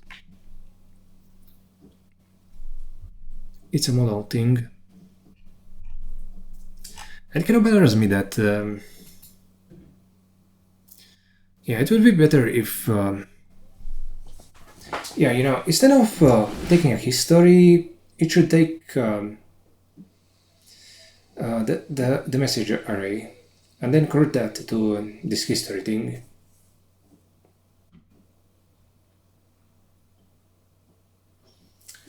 Yeah, I think what we should do is work more on Leduc.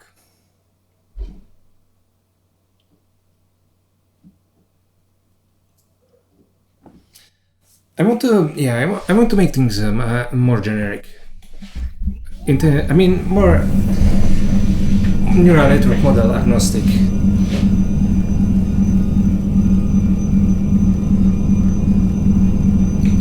And maybe we could even change the model. So no, we do need this pickler, but yeah, I don't want to turn it into messages, but I don't want the history. Fuck. Okay, let me pause. I can think about it.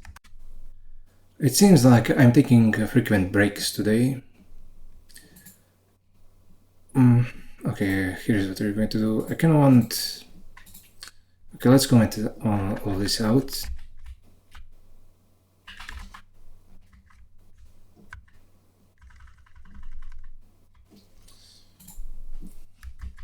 And we're going to change the game model itself.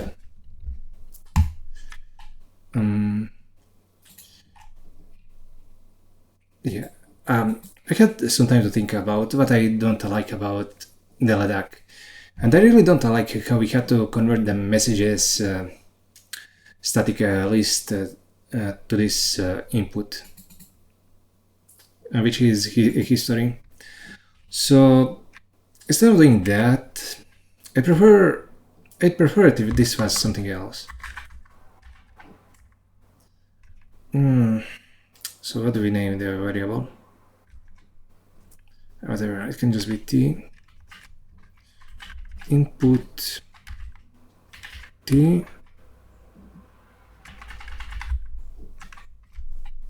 and wait, not int but imp. Yeah, like this. Now we can just put the function that we did. Let me show you. Instead of doing this function here, which is kind of nasty, we can convert the messages in the function itself. Okay, let's think about that. But first, let's finish what we were doing here. So we have this now.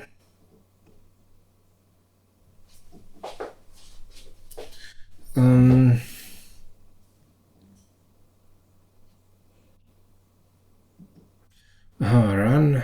Where is the run?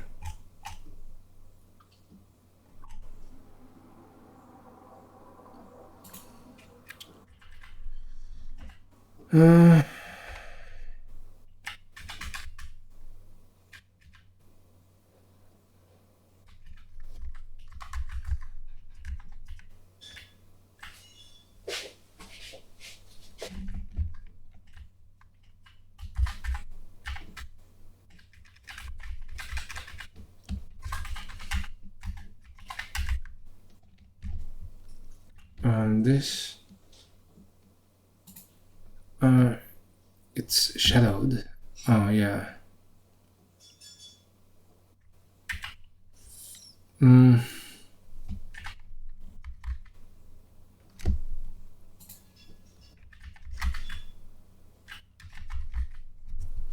What about this?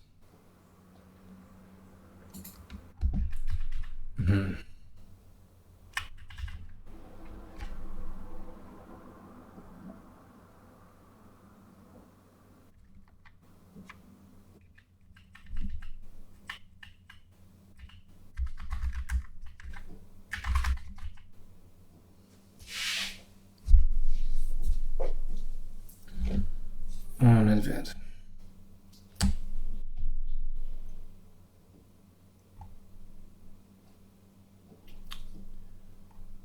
And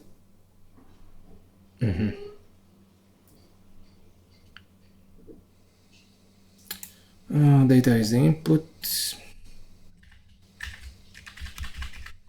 Second input, we call data. Data is the input, I guess, and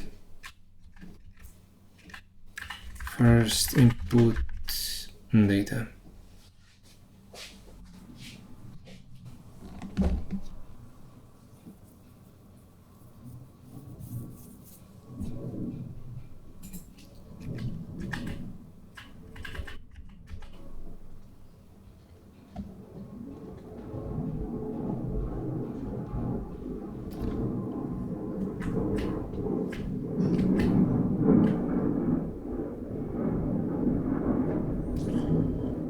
Oh yes, I do like this.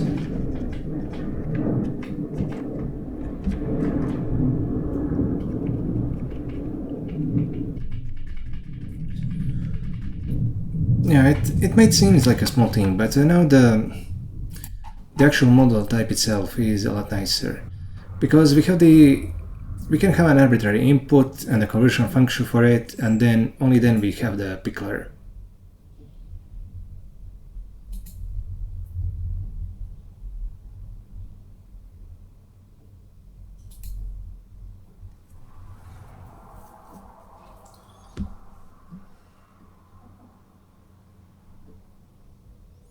What was the gain graph? What's that?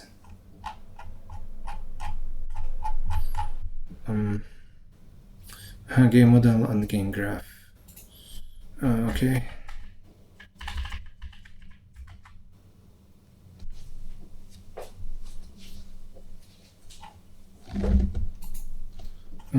This has been resolved.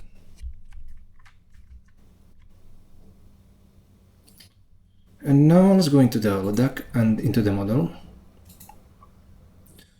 And this is not exactly the input anymore. Rather, yeah, this is just the pickler, but we also need an existential. Let's see.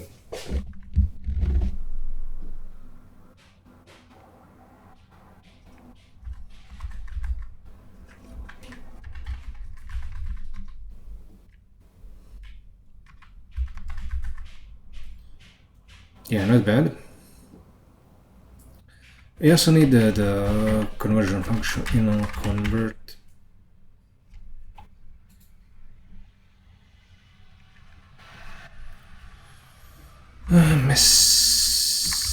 Messages to history.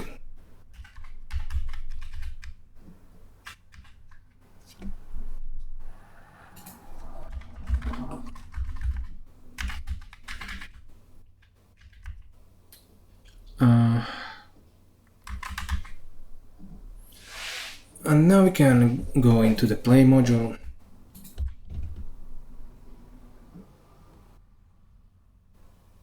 And yeah, we can just paste this there.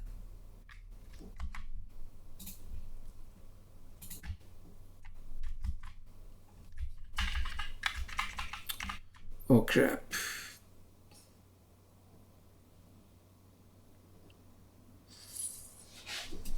It's not just the messages, it should also be taking in a table. Okay. Table, messages.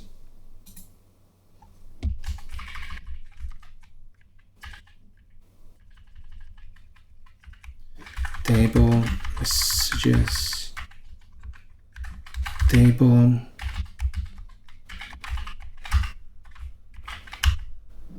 Yeah, not bad.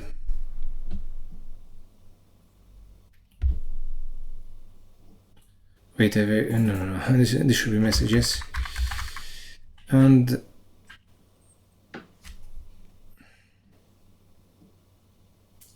yeah, it's getting the wrong impression. Table, messages.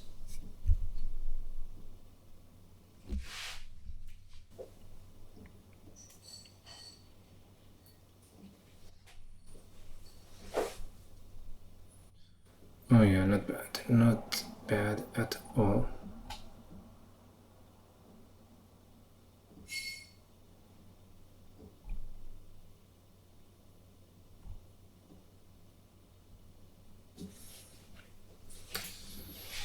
Okay, let's change this a little. Leduc convert.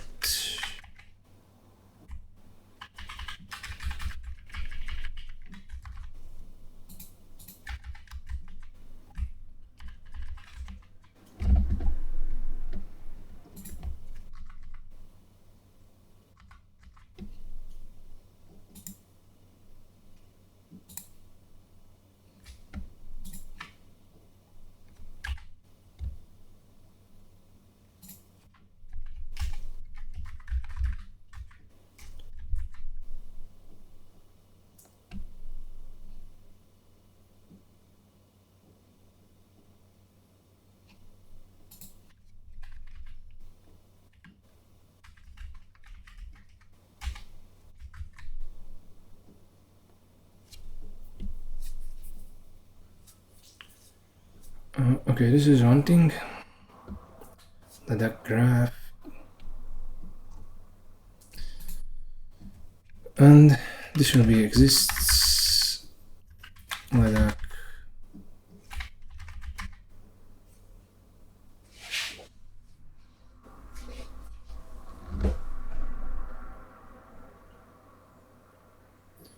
Oh yeah, not bad at all.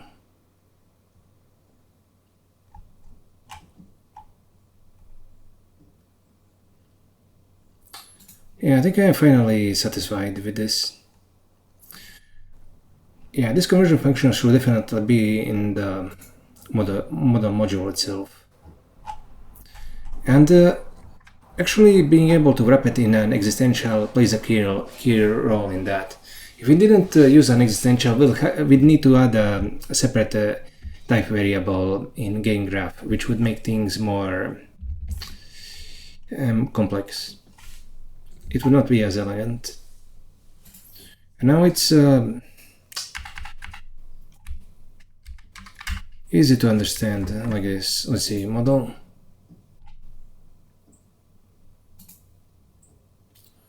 Okay, yeah, we need the model input.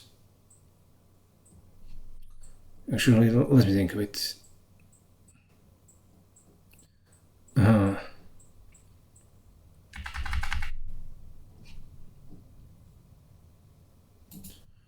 We should be running the model with the data. These are messages. Oh yeah, we also need the table. Table messages. Oh yeah, like this. Great.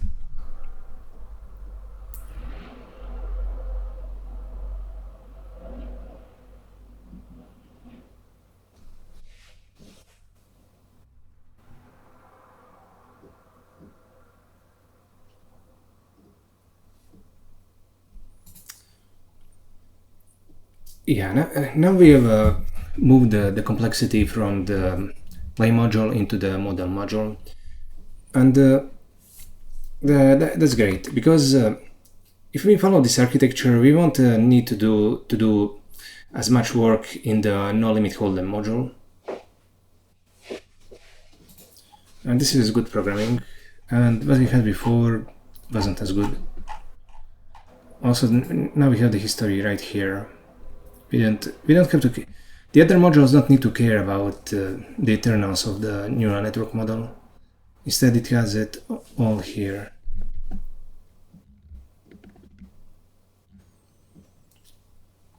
Oh yeah. Okay, let's just see. Is it okay? This is still commented out.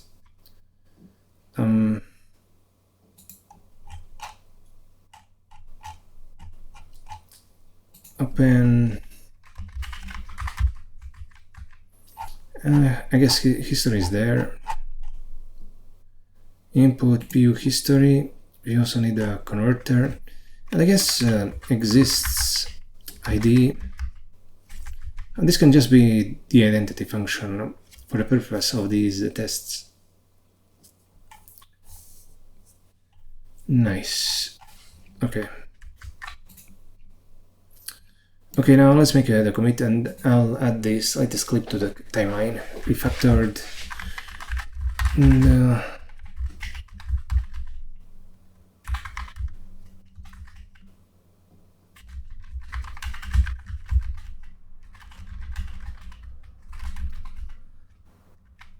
this will.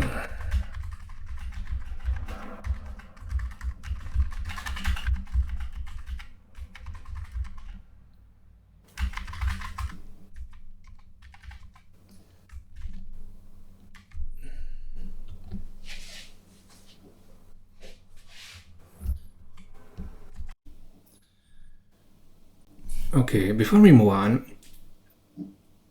you need to understand why I took the time to even do it, even if on the surface it didn't actually change any of the existing functionality.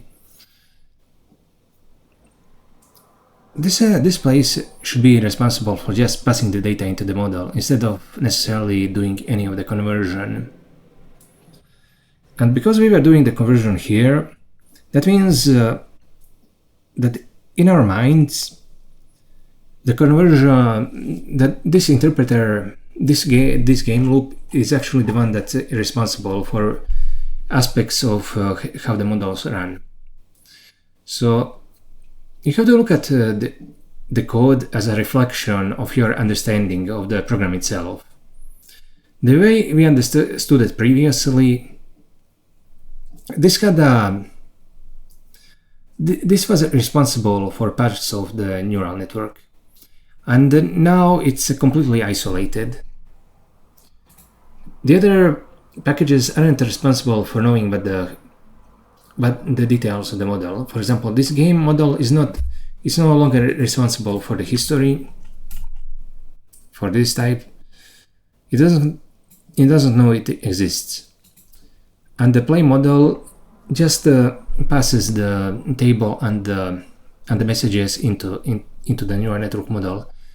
It no longer is responsible for any of the conversions, and that makes the program a lot easier to understand, even if it will compile to the same thing in the end.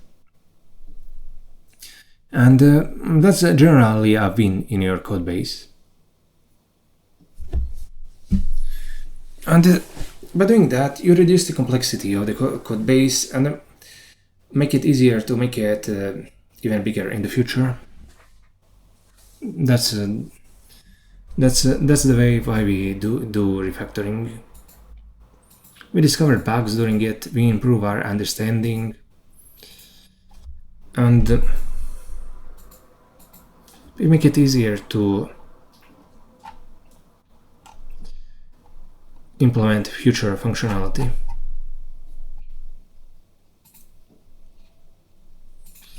Now, I think we can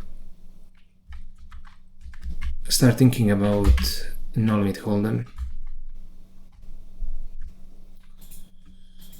Okay, let's look at the game. Yeah, this has the messages here, and that's not good.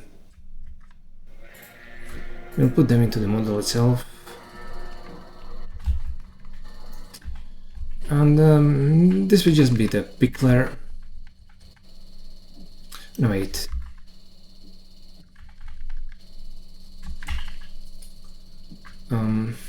Messages. Yeah, actually the messages should be in the game itself. What shouldn't be in the game itself is the history. And I don't see that anywhere here.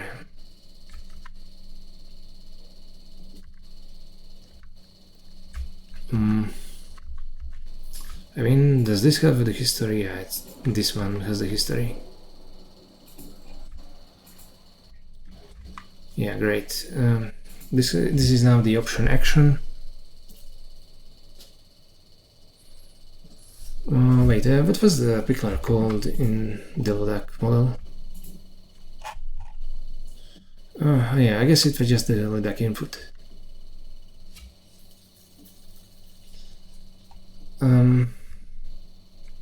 Okay, let's call it Leduc pickler, whatever.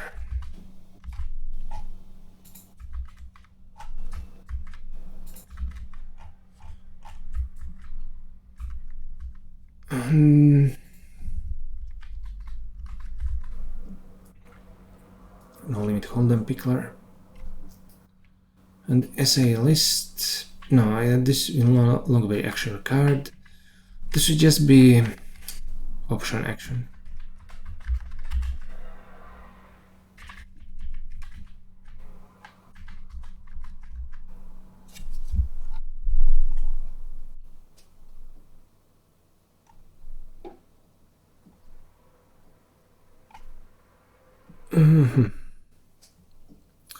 Of course, this conversion for a function for the output will really have to be done in the interpreter itself. I don't think there is a way around that, because the interpreter function cannot possibly know that it needs to pass the table into the action, otherwise.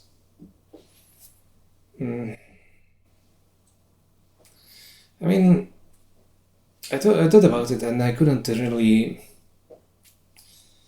avoid having to. I couldn't think of a way to avoid doing the conversion in the loop function for the no-limit Holdem game. I don't know how we can avoid it, even though I'd very much like to. Like.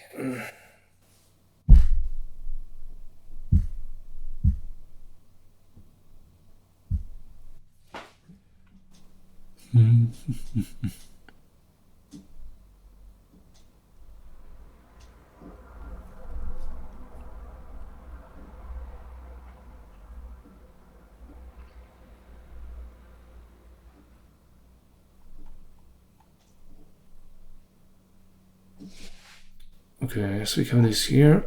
Now, let me think. How do we do the input conversion? And then, yeah, this isn't good. Yeah, why is it? Yeah, these aren't on the cards. Okay, for once we're going to look into the other project for inspiration. Let me open it.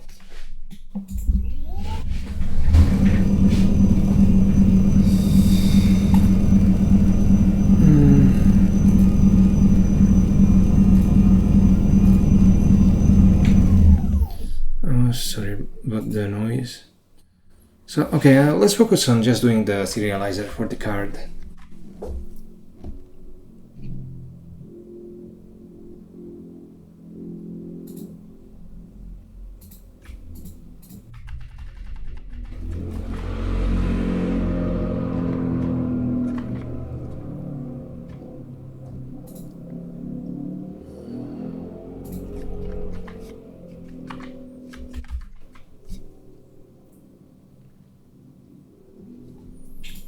Oh, now let's look at this here.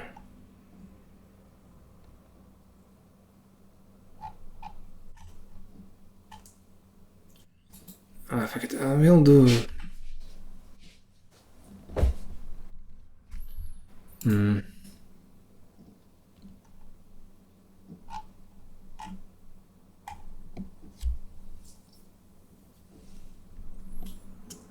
is it not possible to go the other way with what we have currently?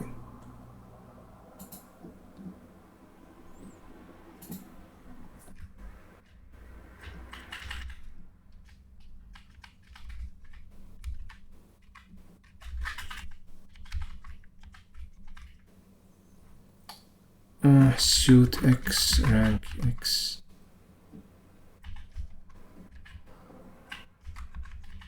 Open card M, lib.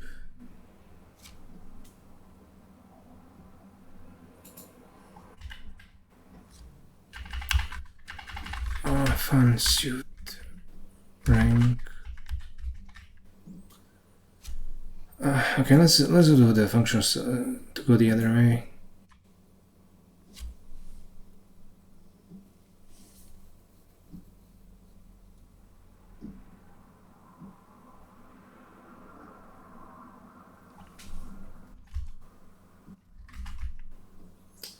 What do I name it? What do I name this function?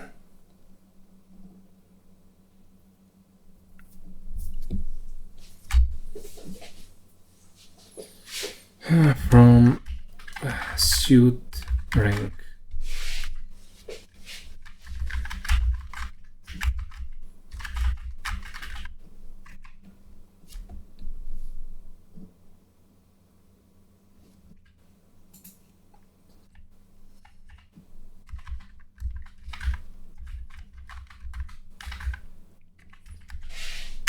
And okay, suit can remain as it is,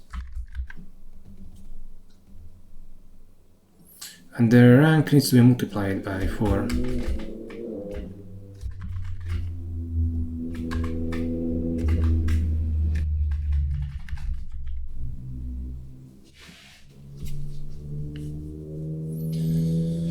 Oh, yes, okay.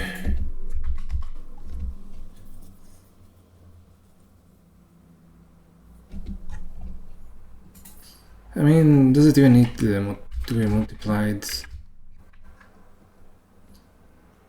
We can just OR it. I mean, it doesn't need to be added.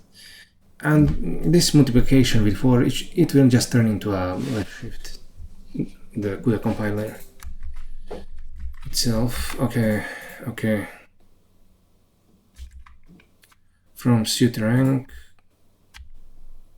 Oops, what the hell am I doing?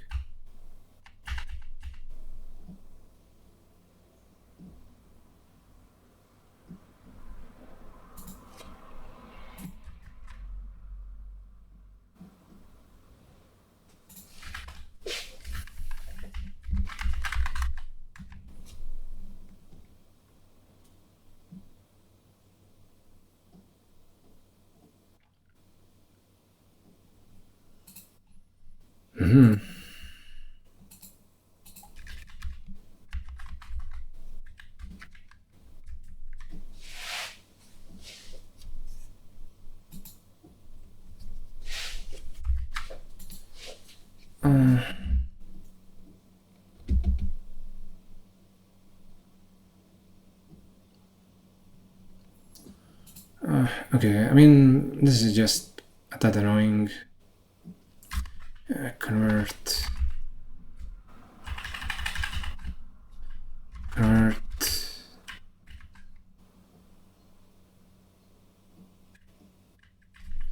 Convert.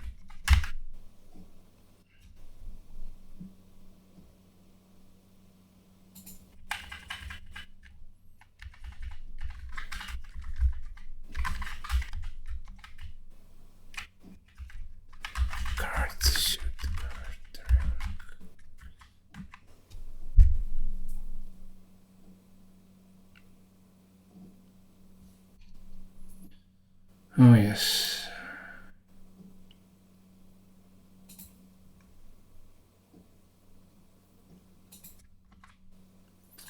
Now we have the pickler for the cards. This was easy enough.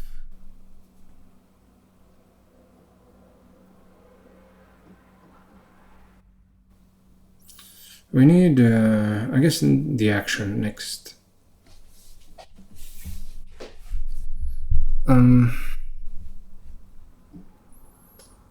Okay, yeah, the action. Okay, let's see what the action is.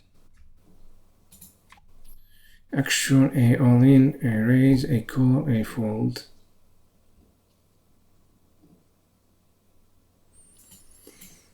Oh, no problem.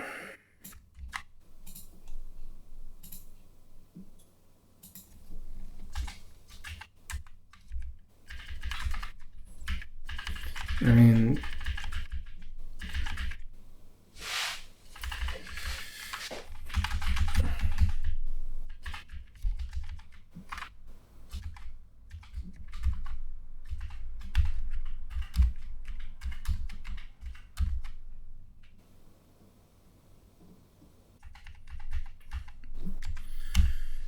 and this will be a binary integer. Being int, I don't know, let's make it 8.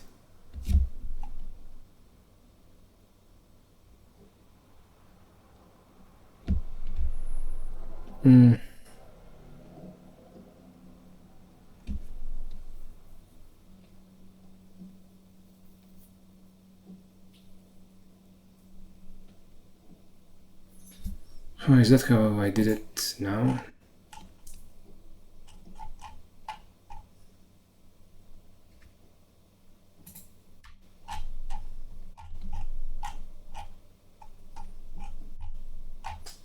Sticker list, binary integer. Did I even test this properly to make sure that it works?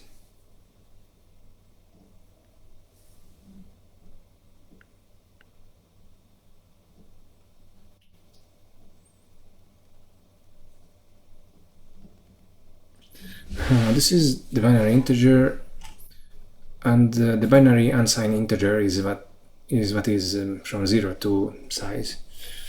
I mean, okay, it makes sense.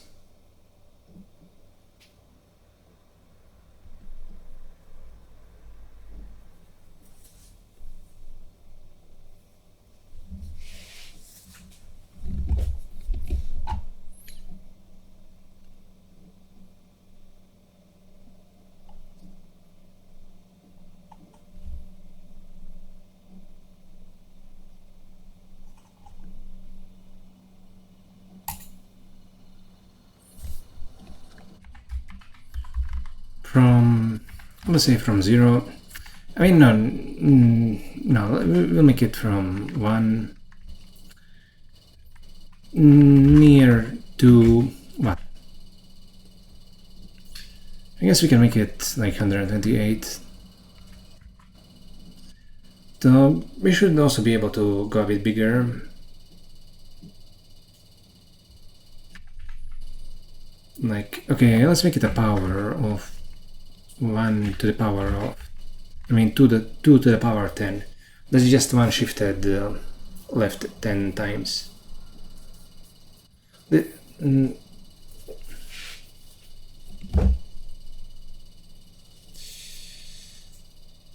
This is 1024.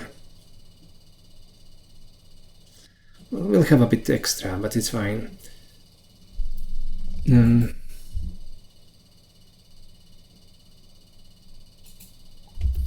I apologize for the vibrations. What's happening is that the washing machine is working in the water closet, and the rumbling is going all the way up to the cylinder light, which is shivering. I guess you probably hear it on the mic.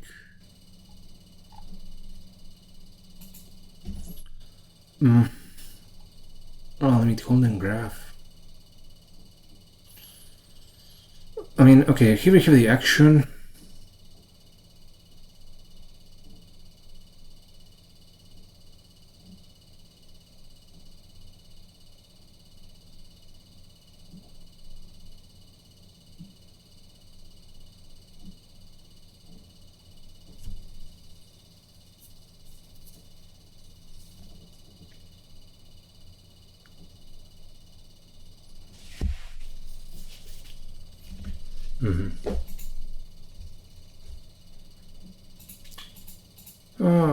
Okay.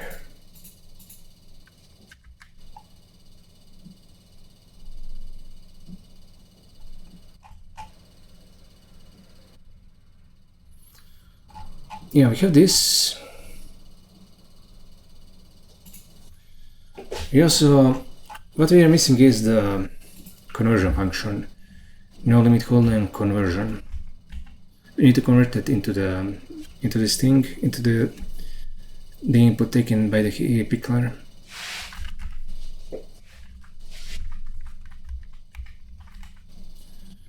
And that will be taking table and messages. So let's see how the other function was made. I mean, in Leduc.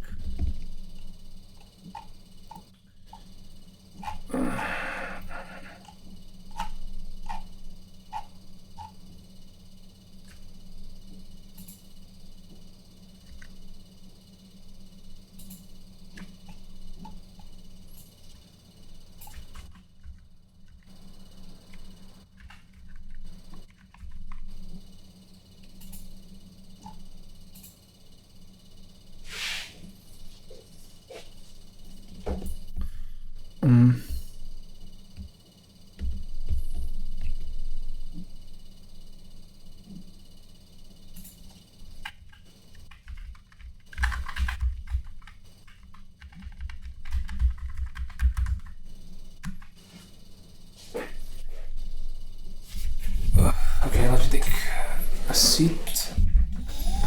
Player got card, community card is... I guess this needs to be plural now.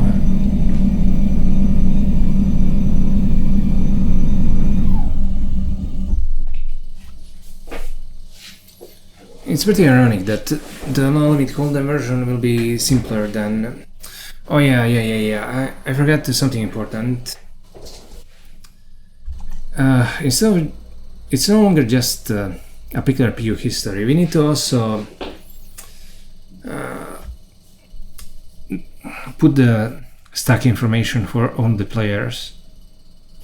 You also need to put in the community cards. Oh my god, just why am I being so deluded? Okay, let me pause. Okay, what will...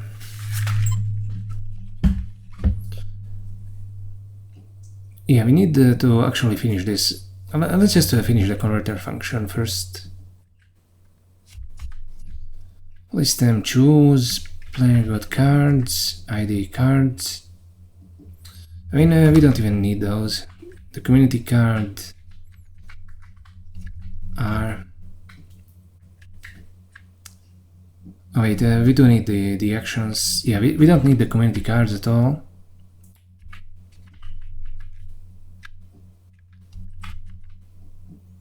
And why is this an error? Ah.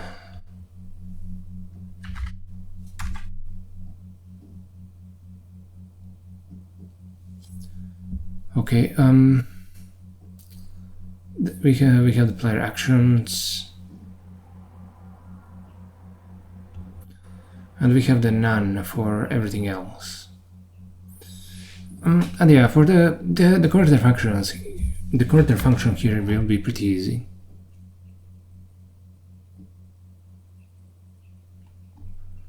But we cannot just return the history. We need to also pass in the relevant information in the table itself. Okay, so the table has the min arrays.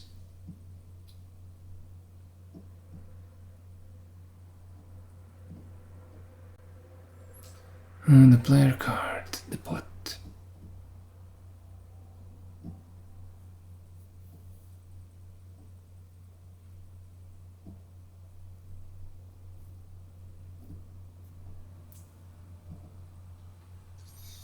Okay, so how exactly are we going to put the player information? I mean the player turn. I'm not sure I want to put this in. Instead, I guess we should be rotating the. Wait, we have the round turn. Where the hell is the player?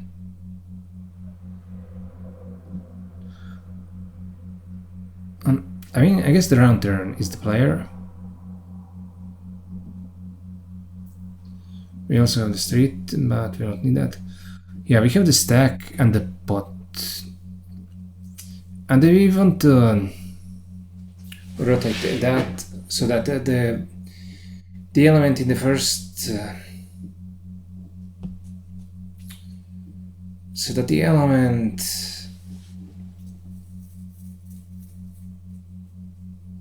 in the first position is the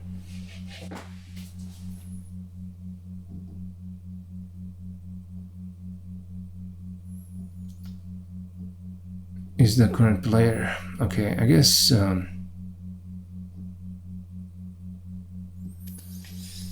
okay, I guess we'll rotate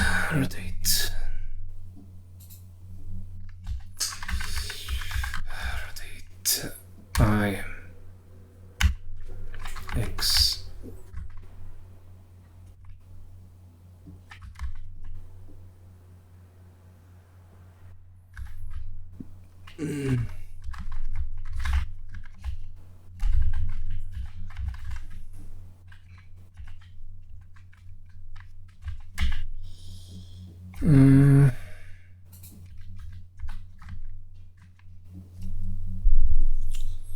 and now we have to rotate this.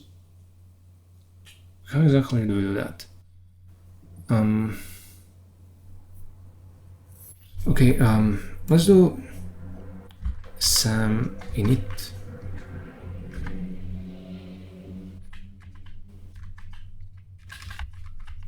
samsa_dimt.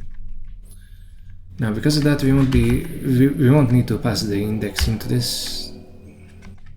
For static arrays, we don't have to pass in the length explicitly. It's instead passed through the type level. And okay, this. Now, what we have to do.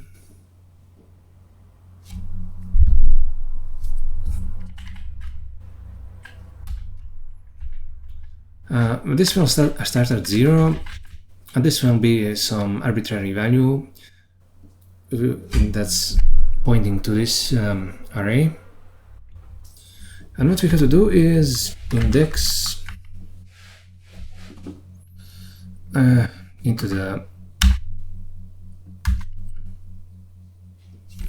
but not just that, we have to shift it. So plus I. And that's a good first step, but if you do that, it will go over the length of the array eventually. So what we do is take the module of the index by the length of the array, length x. And this will rotate the array.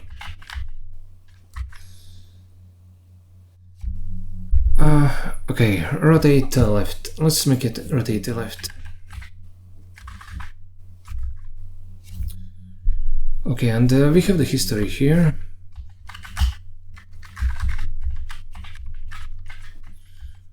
And we need some other things besides that. We want to rotate left table round turn and table, let's say stack.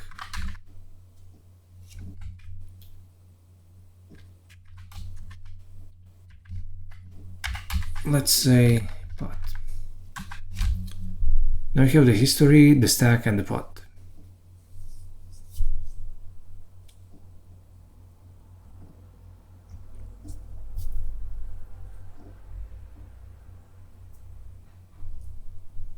Yeah, yes, I like this. And okay, we need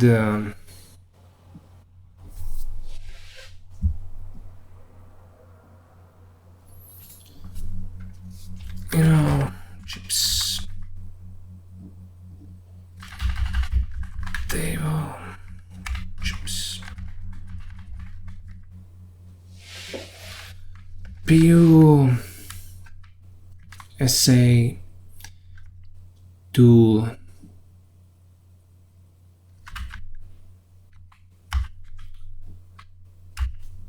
SA, and then what? Yeah, but we need a binary integer.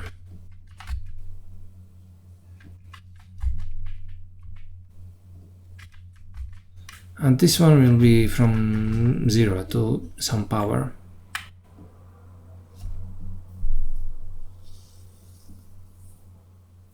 Yeah, let's say from 0 to this.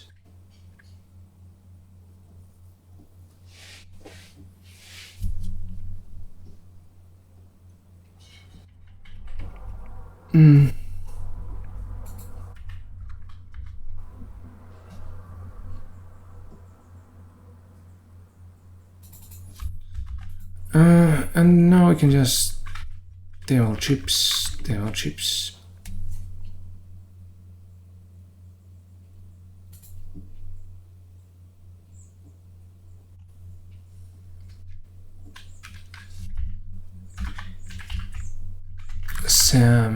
Sa int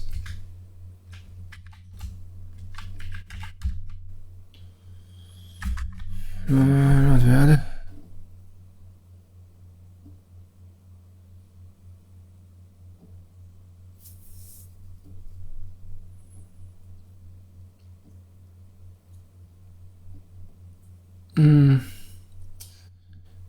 I mean, the only problem is that this requires a little extra space to store the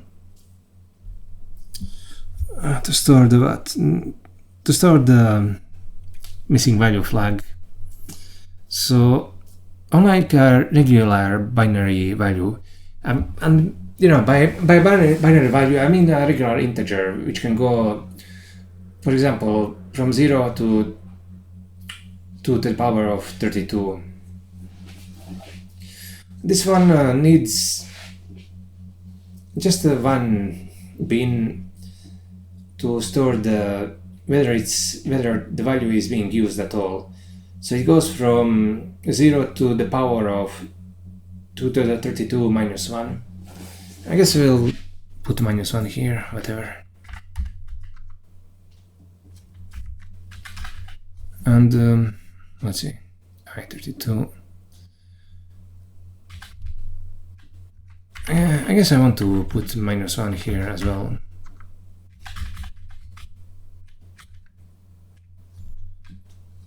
I guess we'll do it like this, whatever. I want everything to be in order.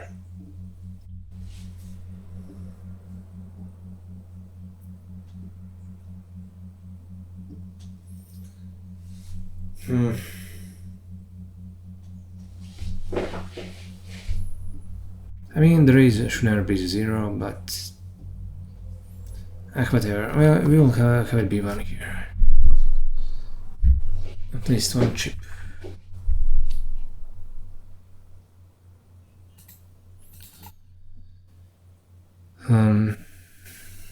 Okay, let's make it a bit easier to understand. Pot,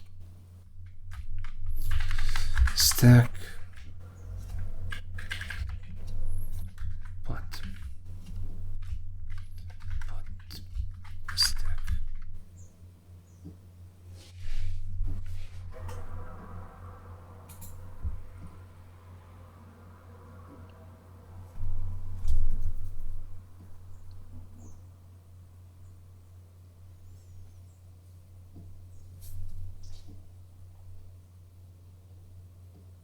Yeah, here we have the stack and the pot, and here we have the pot and the stack. Oh yeah, it's easy to lose sight of what's going on. I mean, in here, I guess it doesn't matter since they're the same thing, but history.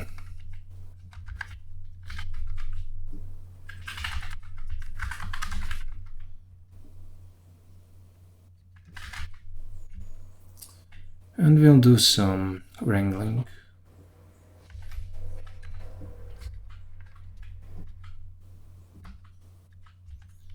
Wrap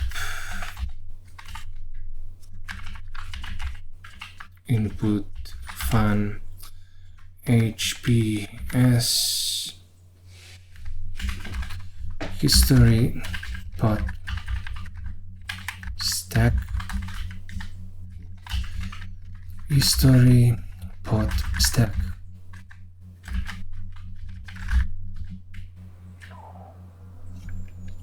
And the output is simply the reverse.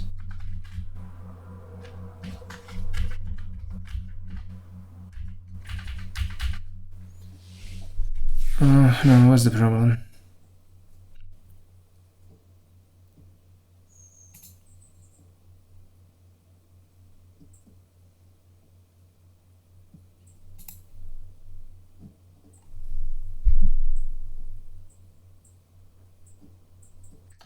Input, output.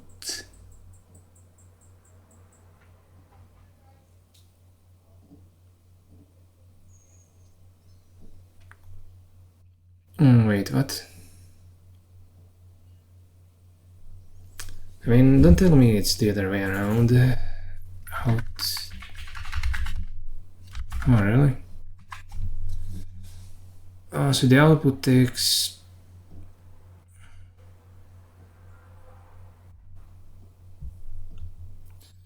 Okay, for some reason I'm mixing up the input and the output. Whatever. It doesn't matter. Okay, so now we're actually pickling what should be pickled.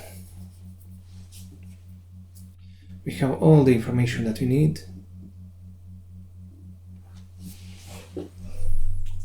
We are rotating the stacks left based on the player turn.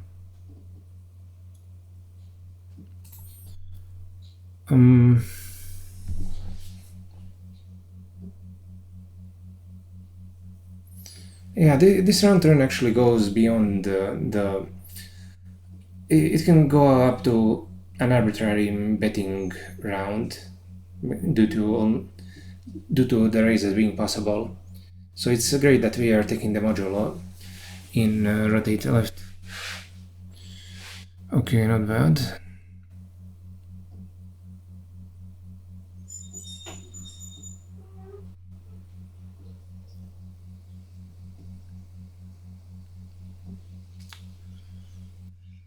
Over there. Okay, and we have everything that we need.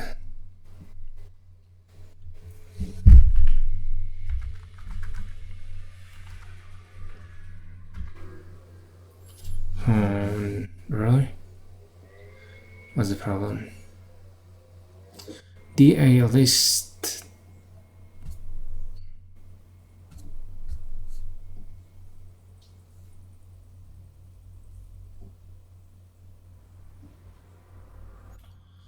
And the size of this is ambiguous.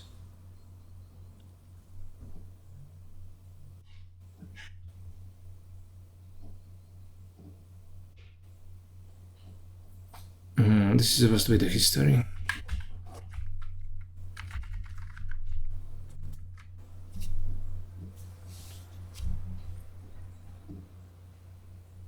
Option action. Oh crap.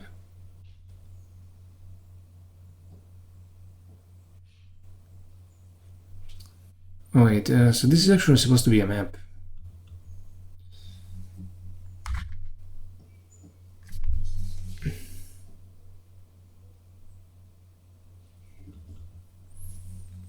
Array M map. And let me just check out the messages again. Oh wait, I knew I forgot something. And what we forgot are the cards. The cards for the player itself and the community cards.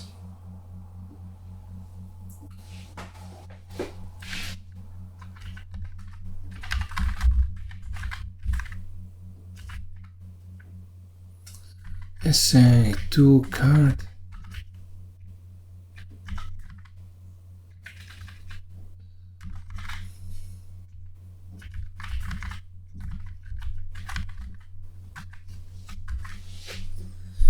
Oh yeah, now we made a serious mistake before and now we're fixing it. Okay, history pot stack. Player cards.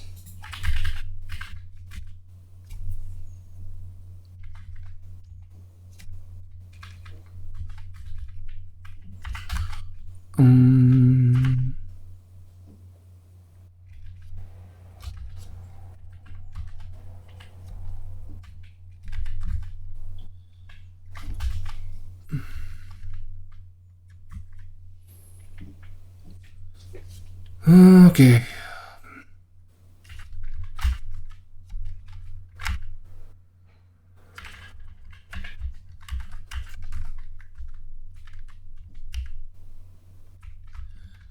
PO Samsa card. Samsam 2 card. And this is the static array card.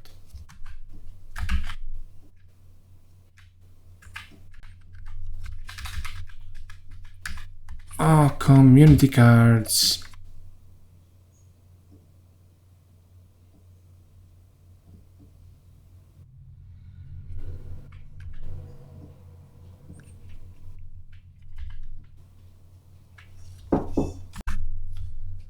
Okay, let's finish this quickly and then we'll have lunch. The converter function, the converter function is what's wrong right now. We need to put the player's own cards here. Index table round turn.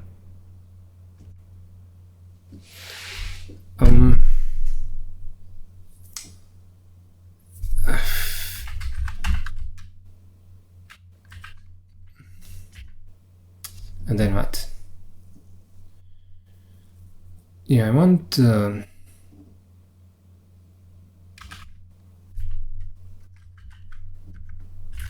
table, the length of the tables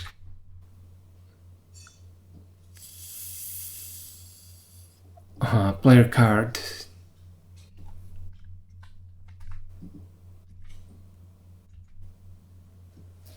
And table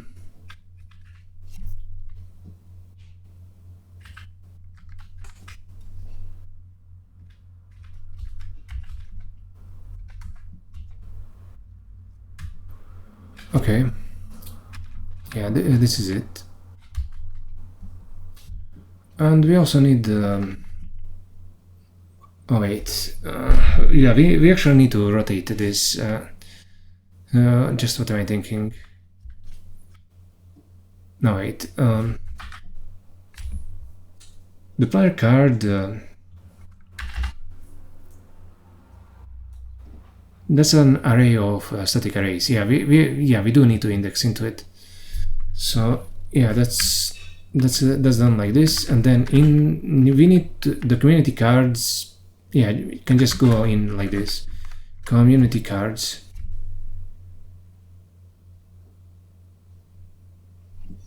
Really? What does it have? Player card, pot, round turn, stack. Oh, it has a street. Oh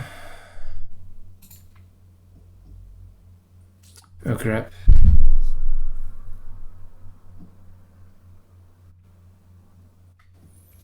Okay, let me go have lunch. We'll take care of this later. Let's do some work today. Yeah, I should have gone to bed earlier, but you know, I went to bed earlier 2 days ago and I had trouble falling asleep. So it's not just a matter of when you go to bed, but how well you sleep. Okay, I need to. I mean, if you're just watching this, you can't really see the time in the bottom right corner, but we skipped a day, and I need to get back on track. Oh yeah, yesterday before I went to the beach, I did this, but it's actually wrong. The problem is that this array in it takes the length of this cards array, but it's using the create function under the hood. So if the create function, if the length that's being passed into the create function as an argument doesn't match the size of the dimension, we'll probably get an exception. So what we're going to do is we're going to take an imperative approach here. Okay, let's see. Yeah, player cards.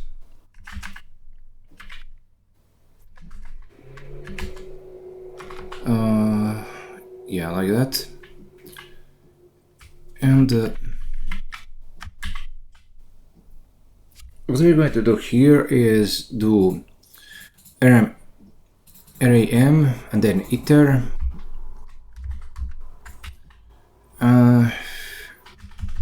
And we'll iterate over the cards array. And what we'll do is we'll just push the values into the player cards array. Is it like this? Okay, the prefab is nothing. Okay, SA list. Okay, is this correct? Yeah, it takes the static array list as the first argument and the card as the second. Yeah, this is perfect. And yeah, this should be returning the unit type.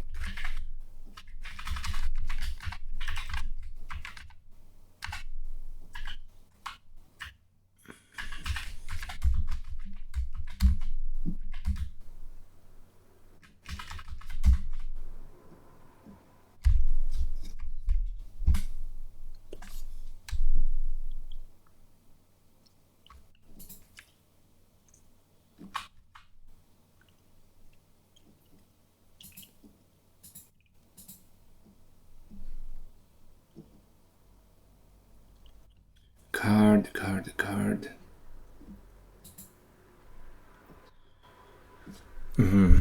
Okay, so yeah, this will just push all the cards into this array, and then we can just return it from this function, and this will be correct, 100%.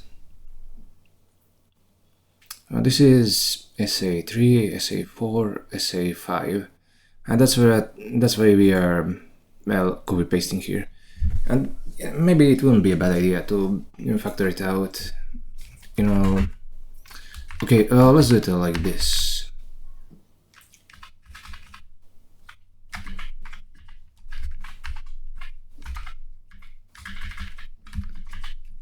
You know, f equals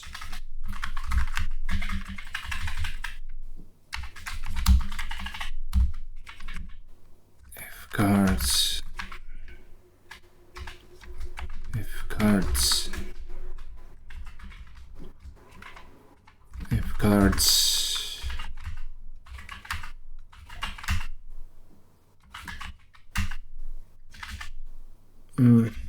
yeah, this is not too readable. Okay, player cards and the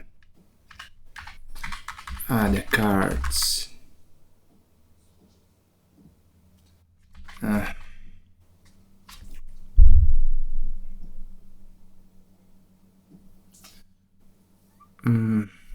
I mean, do we want to do it like this? I mean, it's not very readable.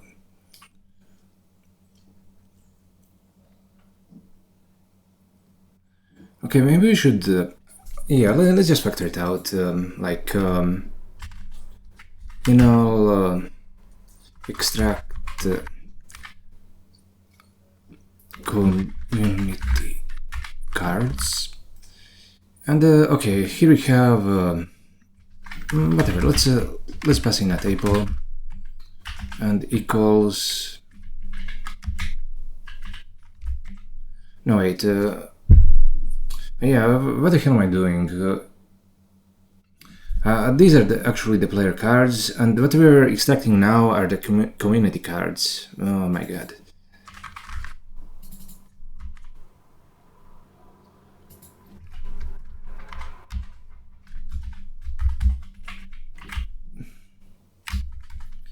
It's good that we are doing some refactoring, otherwise we'd completely lose the sight of what should be done. And okay, I want to say something about the code quality here. When we had all of this right here, it was very hard to read.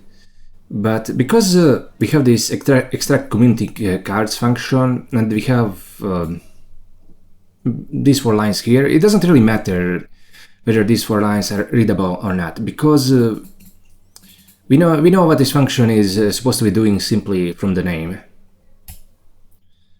So this is good coding, and having it be here wasn't. Even though it's pretty much the same code.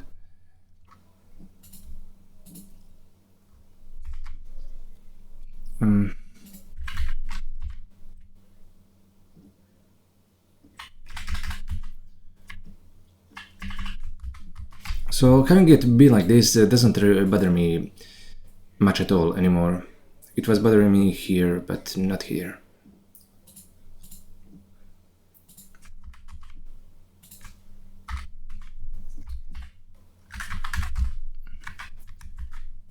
I don't know. I feel like this particular screencast is going pretty smoothly for me. I used to be very... You know, I started screencasting in early 2023, and back then it feels like I was very bad, but I don't know. I'm not sure whether I'm better now, but I feel a bit more confident talking to the camera at the very least. I don't stutter as much, and I feel like my poses have gotten... I mean, they're a bit more sensible now.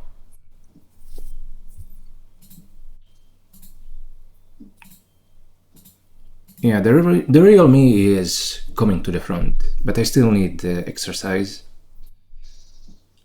Yeah, it's actually not a bad idea to make YouTube videos. You learn some skills, even though they aren't necessarily... How do I put it? They aren't necessarily something you'd see on a character sheet.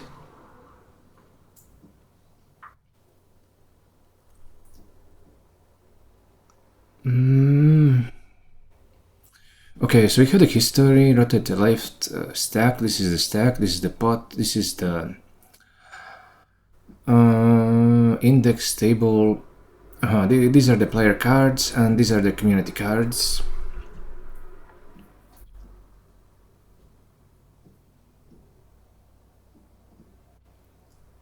No, wait, why are there so many? Oh, this is the pot stack. Or actually, stack pot. Player cards, community cards. You know what? This is a bit too much to have in a tuple. It's time that we use a record. History stack.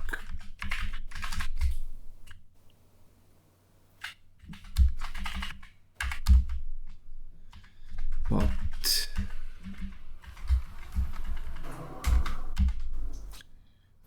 Okay, these are the player cards.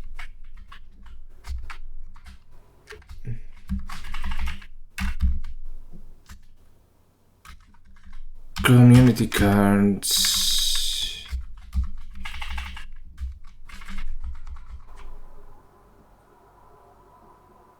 Oh yeah, we still have commas left over here. Okay, now it's a bit clearer what each of these is supposed to be. And what we'll do is we'll fold the history into the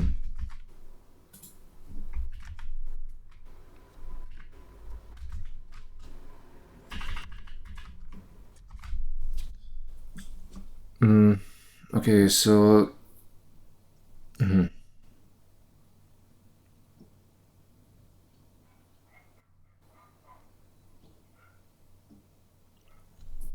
yeah, not bad.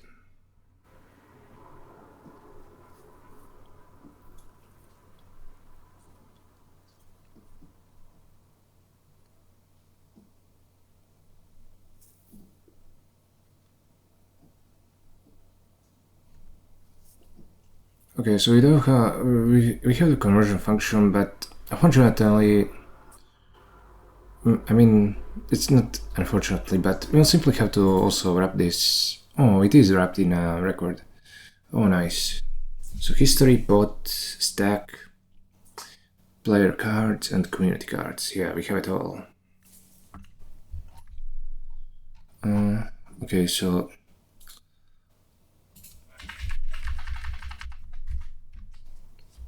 oh yeah, the type matches.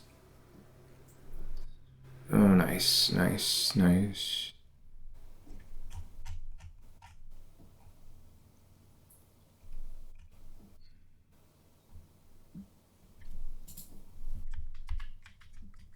We'll put the pot first. Okay.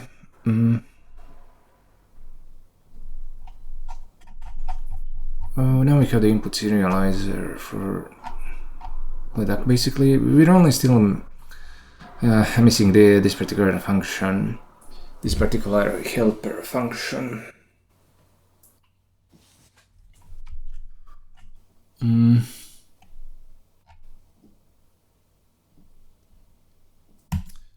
Okay, we'll do it here right now, and then we'll probably have to move it somewhere else along with these actions. I mean, it should probably be in the play module, but the model itself needs them, so I'm not sure. Oh, whatever. Well, let's do it here for now, and then we'll think about where it should be exactly after that. The progress has been slow so far, but it's been steady. As long as we keep putting in the effort, we'll get somewhere. Okay, let's give this a try. It's kind of tedious to keep doing all of this, but we need to do it. We need to do this function, and we'll get to the end of this project. I'm not sure whether whether we will be rewarded at the end, but I know what my responsibility is. I'm not like those Silicon Valley grifters. I'm the real deal. But even so, being a real deal in this world isn't very rewarding. It's much better to be a scam artist, as far as I can see. I dream of a world where I can increase my own power through the act of programming. That what keeps pushing me on. That is why I keep going forward. So, okay. Let's just name it action convert for now. Table action model action. Okay, let's match.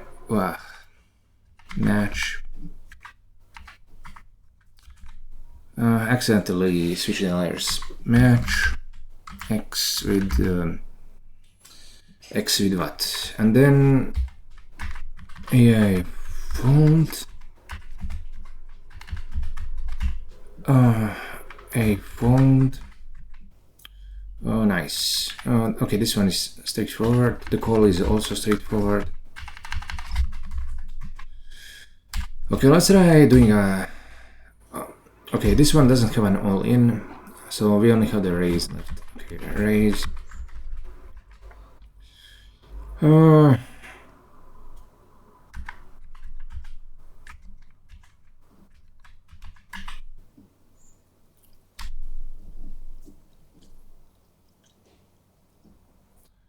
Oh, yeah. This is a ratio, I forgot.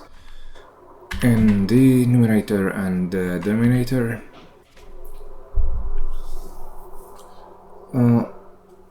Okay, so the first thing we have to do is calculate the pot size. Okay, let's go check out. This is NL Holdem. Raising the table.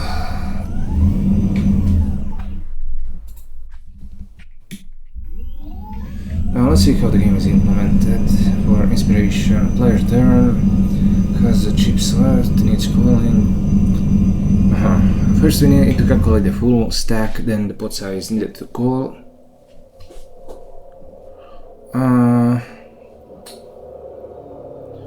Wait, what's the pot here? Oh, this is the static array. Oh, these are the pots for both sides.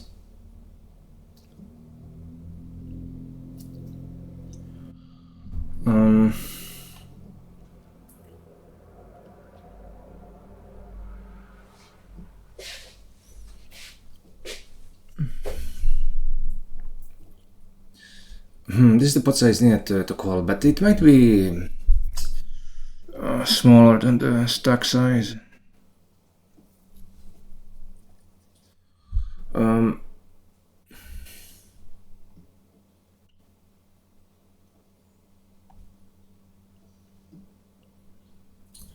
What we need is the pot after calling, and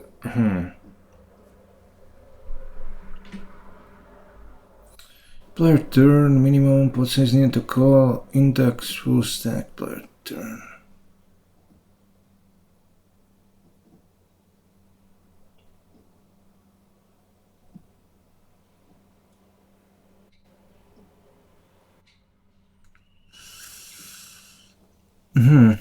Okay, we have this, and we can just sum up this array to get the pot bet size. But I think we have a random player, and we already did calculate the size of the pot there.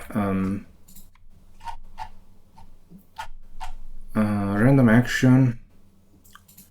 Here's the pot bet size. Yeah, pot after calling, and then we do a pot bet size. Player turn full stack. Pot size needed to call, pot after calling.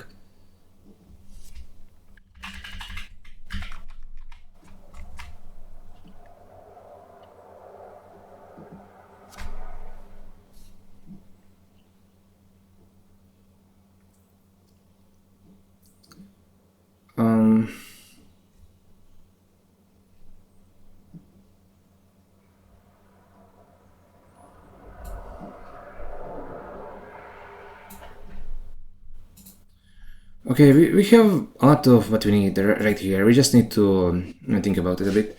Let me pause. I need to take a short break. Maybe I'll even have breakfast, and then we'll resume in like half an hour or an hour. I mean, I usually say like half an hour, and then the break takes like 2 hours, but we'll see. I'll do my best today. Today I need to take a break from swimming just to let my muscles rest, so we'll have more time than usual today. Let's resume. And I don't like this function since it has pretty much everything that we need. And the only thing we'll have to decide what to do if the raise is less than the minimum raise. Then in that case,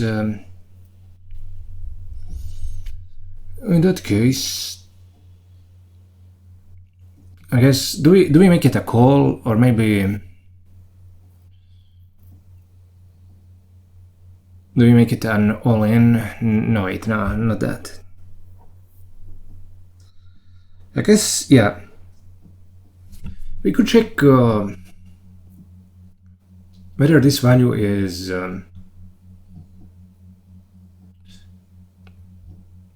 positive, then we could just turn it into an all-in. Otherwise, if it's less than the min raise, we could turn it into a call.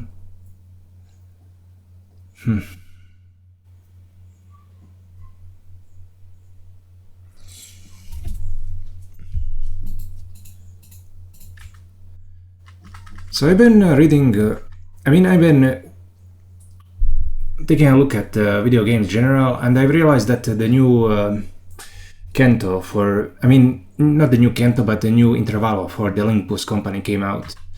So I'm looking forward to playing that today. I'm still yet to go through the Refactoring Railway. I've been playing Reverse Collapse and now XCOM.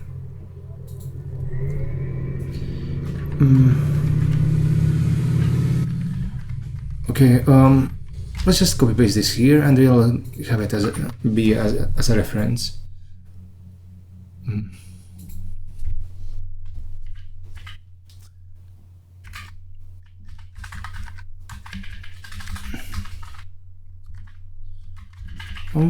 We'll start.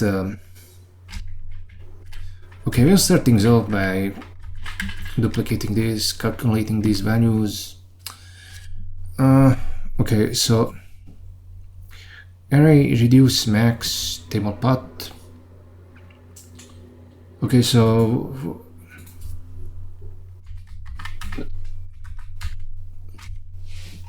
wait, what's going on? Okay, so is the max something else here? Yeah, I think it's kind of capturing the layer instead of whatever. We can just open core base and this will rewrite it from the step from the core base.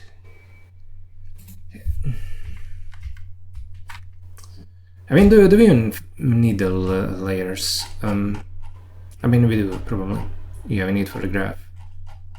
But you know, we can just. I think we could just open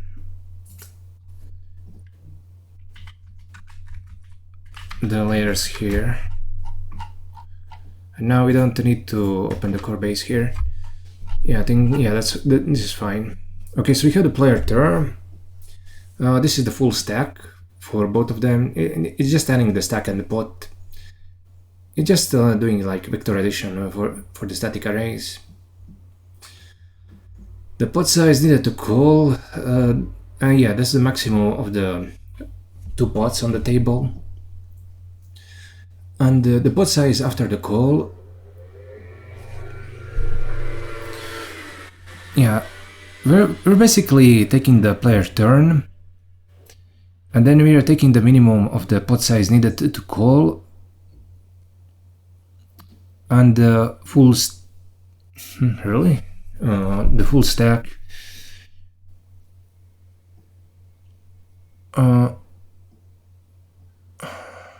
Okay, so we are updating the table path.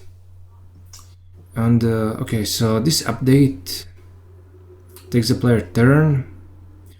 Oh yeah, this isn't a function, this is just a value. And then we're putting in the array. Okay, I see. So this is the minimum of the pod size needed to call. Index full stack player turn. Oh yeah. So we can have a pod size that needed to call on the table, but it cannot possibly be bigger than the full stack. So that takes the minimum of the two. So this is the pod after calling.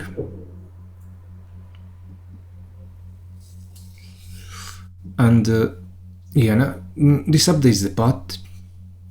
And then we sum up the pods to get the pod bed size. We also have the stack after calling. Okay, I see. And this could potentially be zero. Like if we bet our entire stack right here, then then subtracting the pod after calling from the full stack will result in a zero. Okay.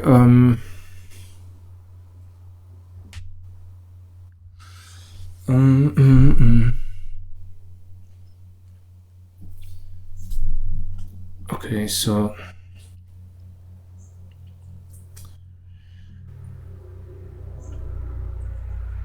I mean, okay, I get it, but pod bit size. I mean, okay, like.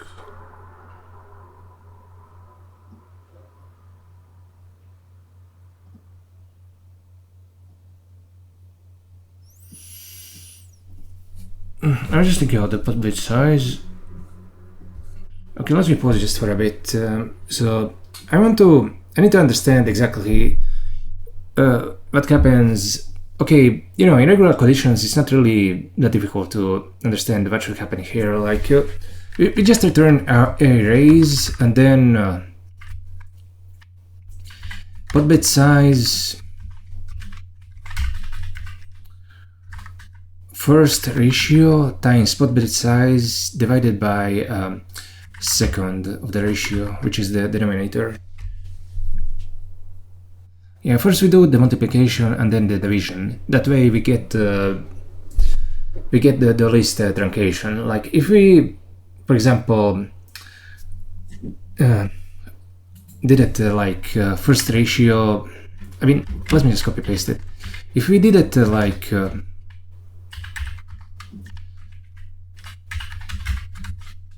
like this, then imagine what would happen if we try dividing 3 with 2 or 1 with 3. We just get bits of 0 and 1, so that wouldn't give us the accurate bit sizes. When you are doing integer arithmetic, the order of operations really matters, unlike with regular math. Okay, so okay, this is one aspect, but we also need to, or if we try betting less than, I mean, if we bet less than the mini raise or more than the maximum raise, then we're going to trigger the assert in the game itself. So we need to, when this bet is out of line, we need to do something. So let me pause just for a bit. Okay, it's kind of easy. Right now I'm looking at this part here, and it's kind of easy to see what we need here. Okay, let's make x this.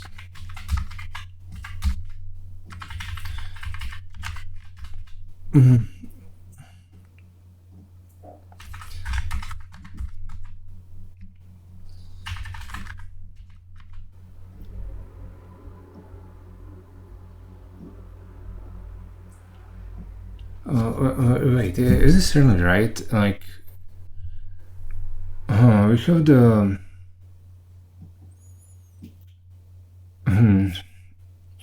oh yeah, yeah. This is fine. Okay, so if I'm just going to go into the else branch. I mean, let's make it like this, and then bet size less than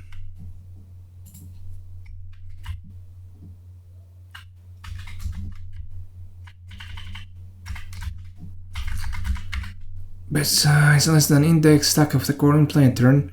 Okay, so we have that, and then what? If it's for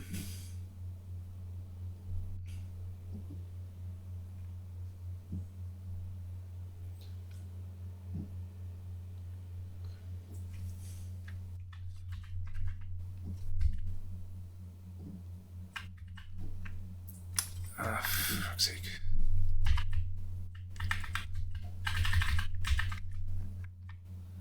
Then what? Bet size. Then we turn it into an all-in. If not,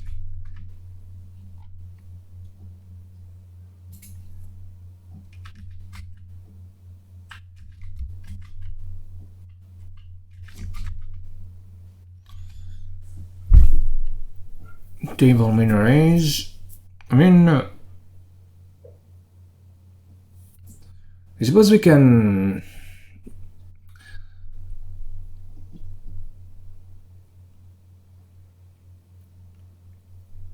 I mean, we could turn it into a call, but I don't want to turn it into a call.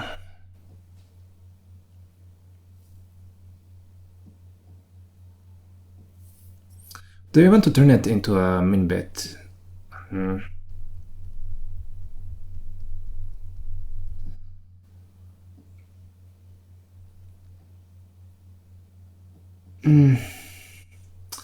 Okay, so we have two options. We can just turn it into a call like this, then a call. It also needs to be bet size. Why is this wrong?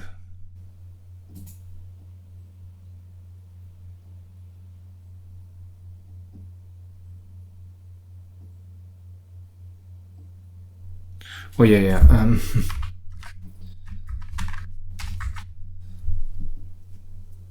Okay, so yes, we can turn it into a call like this. I mean, I think this could be a decent implementation, and we could also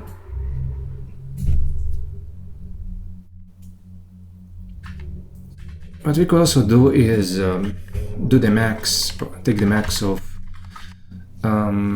table min arrays, and this would ensure that every bet is of minimum raise.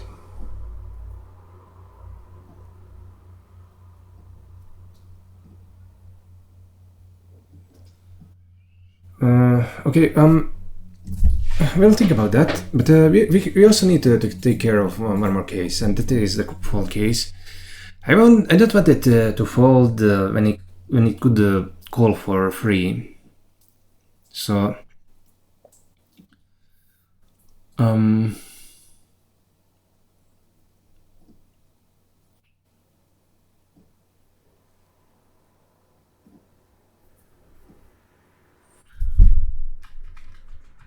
okay, player turn.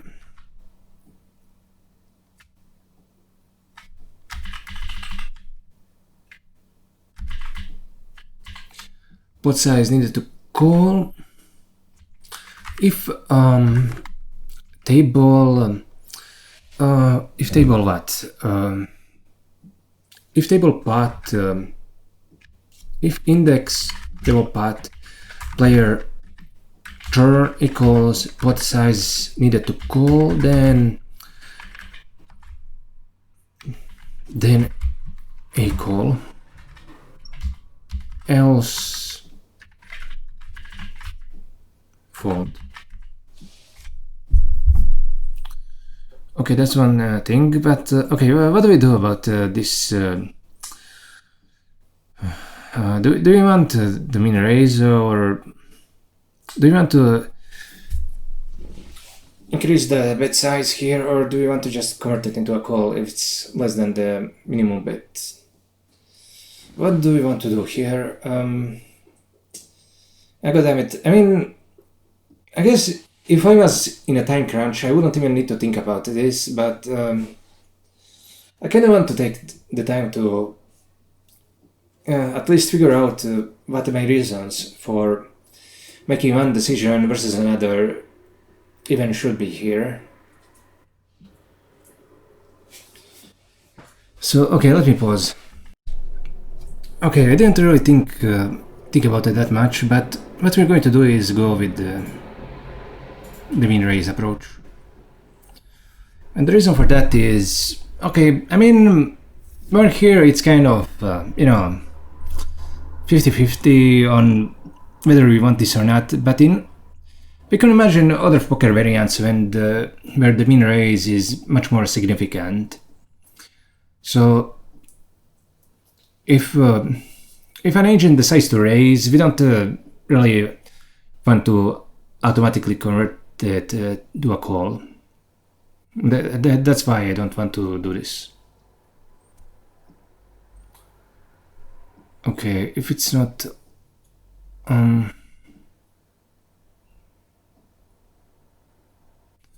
let me think about this. If not the table min raise, I mean, okay, this condition is like pretty crazy. I have no idea. Yeah, it kind of made sense before, but not like this. Okay, let's just get rid of this. We'll also do this like so. Oops. Yeah, not bad. Index stack of the calling player turn. Okay, yeah, greater than or equal. Yeah, this kind of expresses much more directly what we want. And this thing at the bottom should have been if it's less than if the minimum bet size is, if the bet size is less than the minimum raise, then equal, but else if bet size less than the table min raise, then equal. And it will basically never trigger because we're taking the maximum of the min raise and the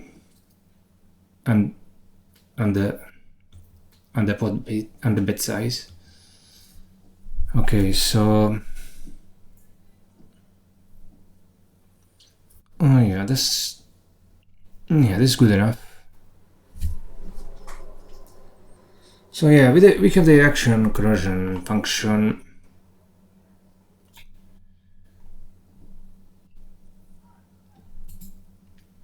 I mean, the only really thing that is awkward in terms of design is that we have the action, actions for the model here.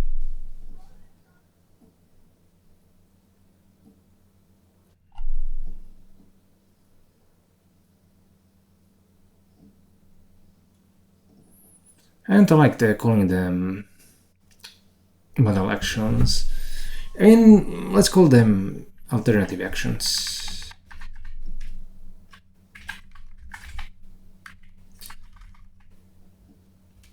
Instead of having these take the ratio.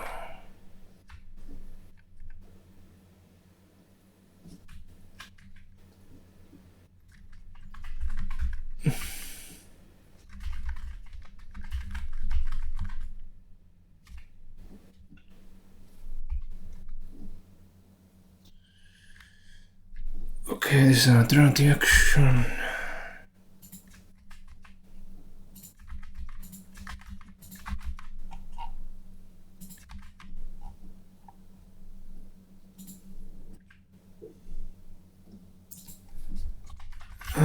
cards.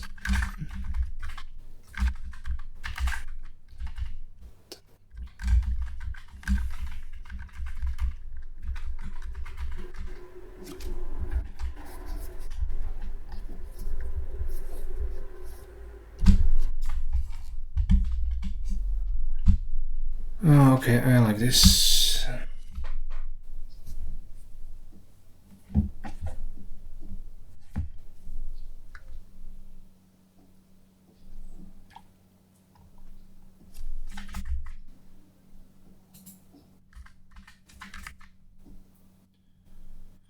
Well, this is very nice. And now we can actually think about maybe running the model.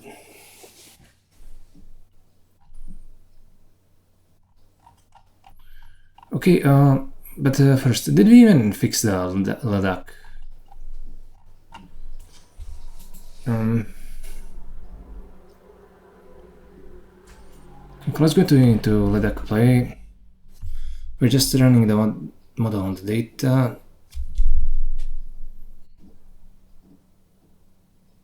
Yeah, and the table on the message, the model.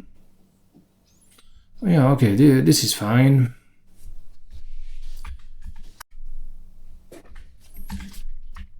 And if you look at the NL Holdem,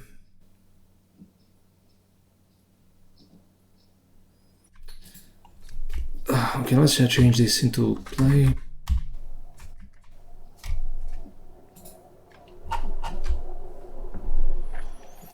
Oh yeah, we have a bunch of things that we need to do in the case of NL Holdem.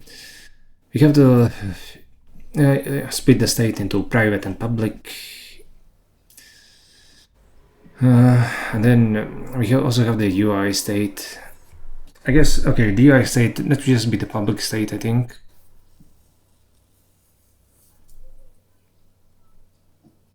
UI game state, PL type messages.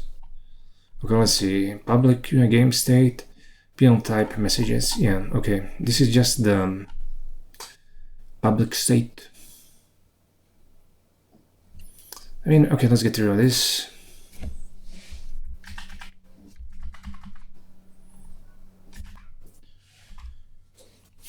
Okay, so what do we do about the init? I'm trying to close this.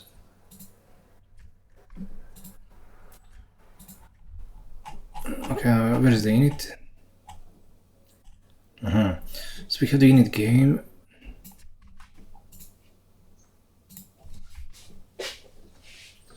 I just have the init here. Oh, I do have the init game and the init, so I don't need this one. Okay, state. We want the internal state and the external state.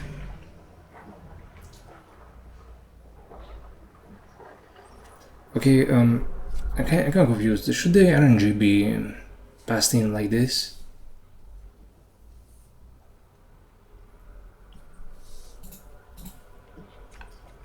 Leduc doesn't have the RNG, but it seems like this one does.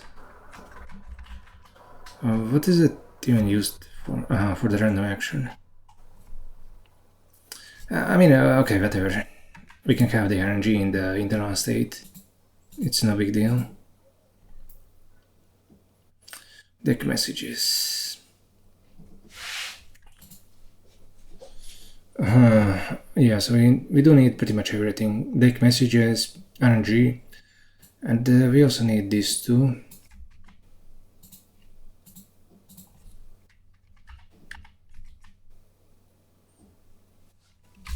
Yeah, it does match.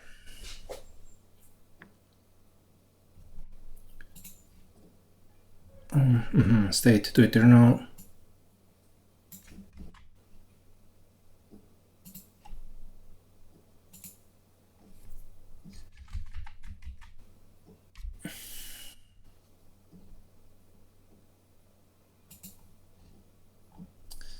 I guess it's missing the RNG. Yeah.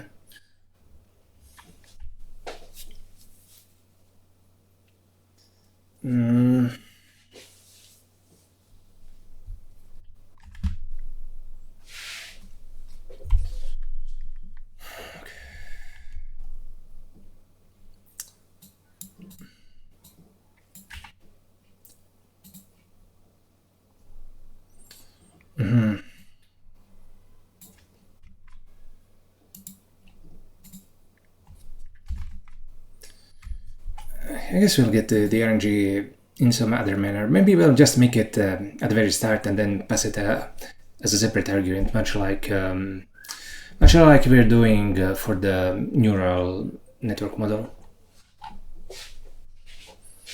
And this is fine. Play loop inner. That's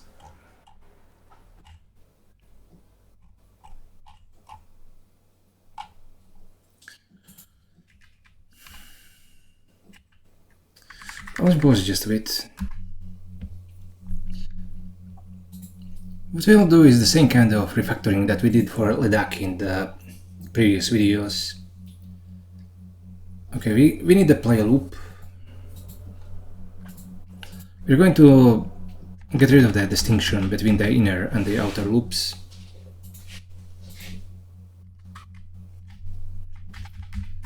Internal player is going to be a part of the internal loop, I think. We also have the state neural, and we're also passing the RNG in the case of non-limit Holdem. Who cares?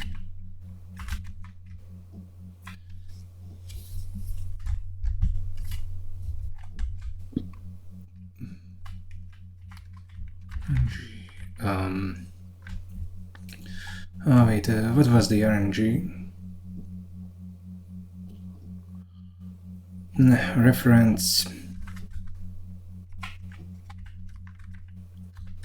log state, I guess. Random.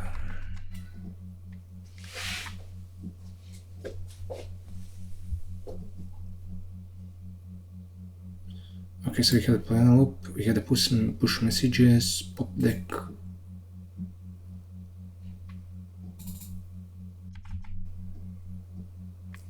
If you're using draw cards, I guess we don't need an explicit annotation here. Or maybe we do, but whatever. It can just be a generic variable. Okay, for all RNG state.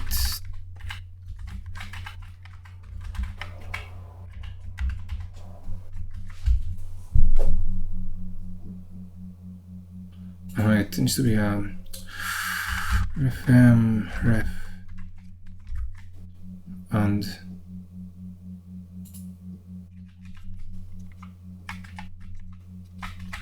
random 32.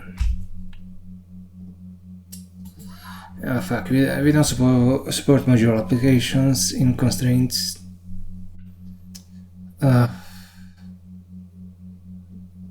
We need to open the random module here. Whatever, who cares about putting an explicit for all?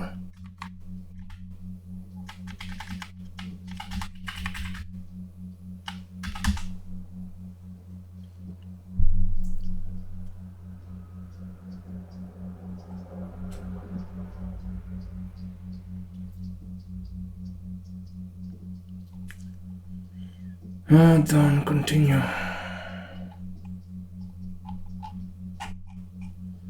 Oh yeah, we now just have the body, we don't have the done and the continue. This just needs to be some...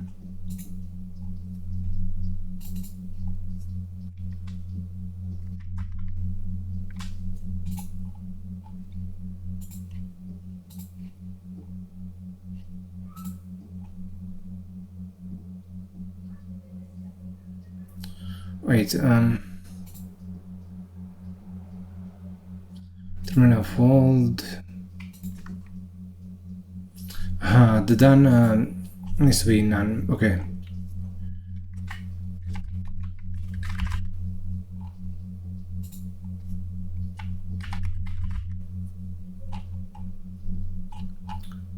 We'll refactor all of this.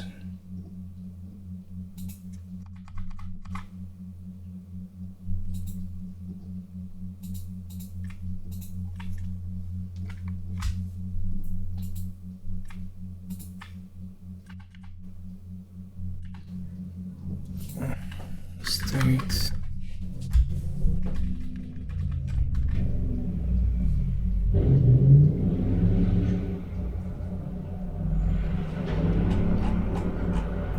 Open RFM.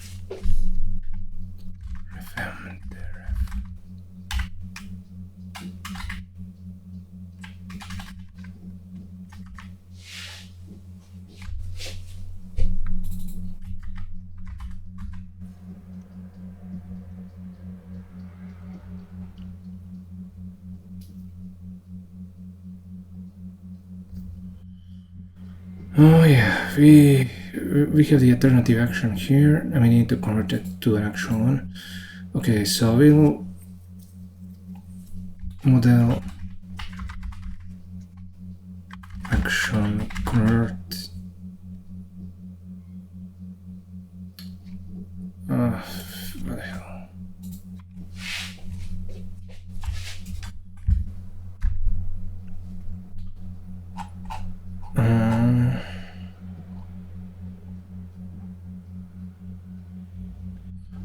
Model action convert, and then table.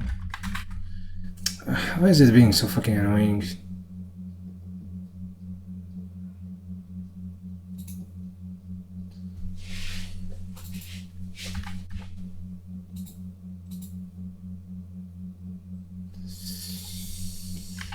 Open.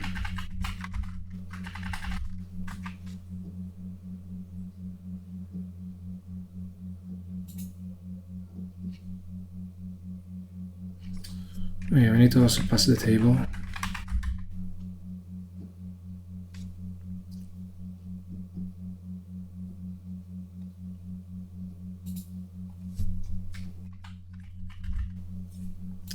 Round table action.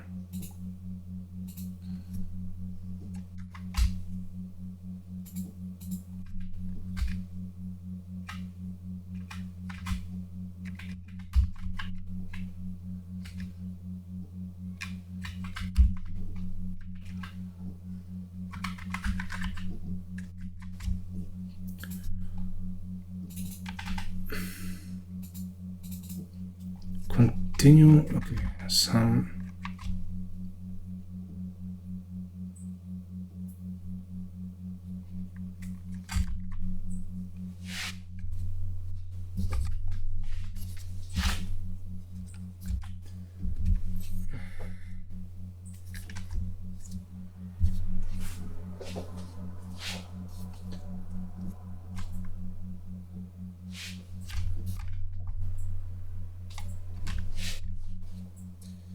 I'm just trying to find a way to set the keyboard properly. Okay, so human none. Oh yeah, but we do need to do a bunch of setting. State game, some node. Okay. I bet when we first run it, we're going to have a bunch of errors.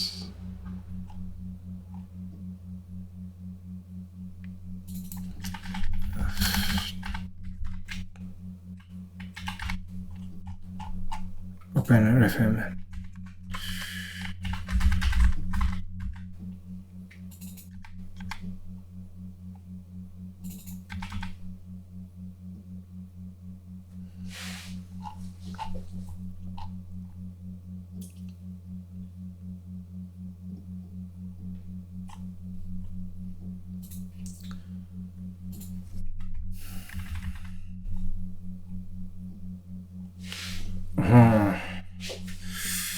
every time this is done, we have to assign the state. I see.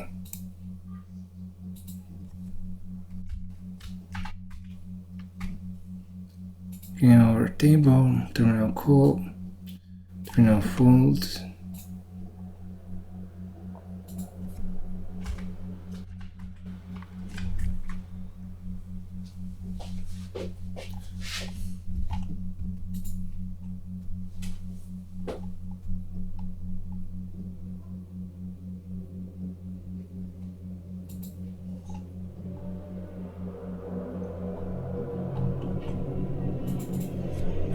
Some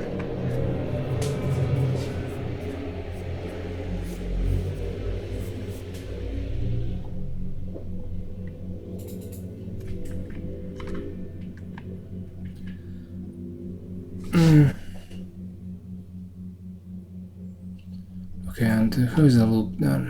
Like this.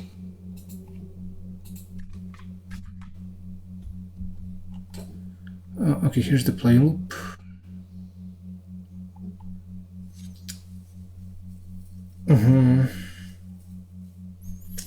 And you know, when it's done, it kind of does this check. Oh yeah, that's why we needed to assign the UI game state and the game. G showdown, G fold.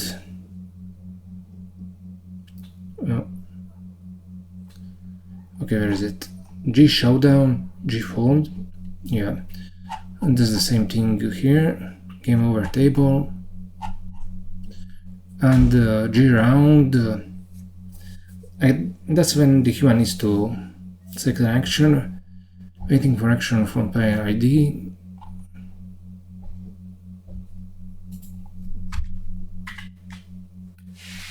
Okay.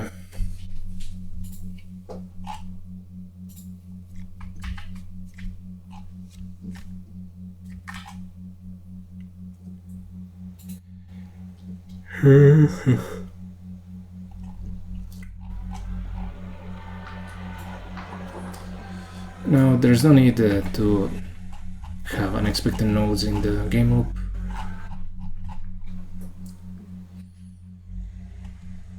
Now if you look at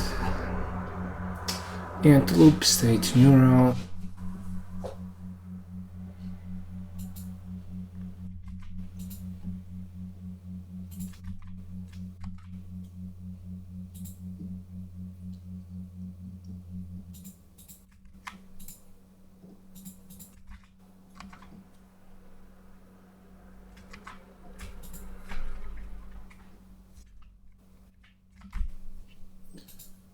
start game.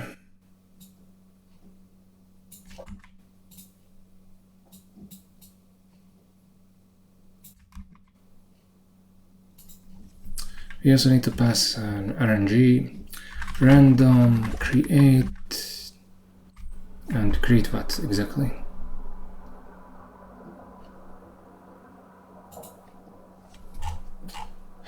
Okay, where's the random?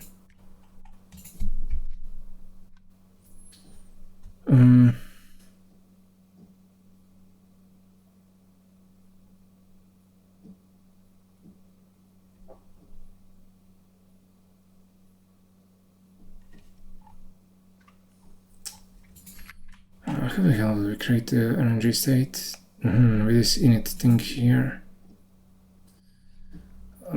Okay, let's backtrack just a little.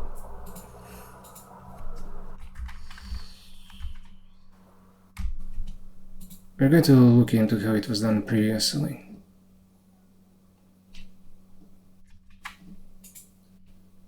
File history, open file history. Okay, let's see. RNG. RF from non-flux state. Oh,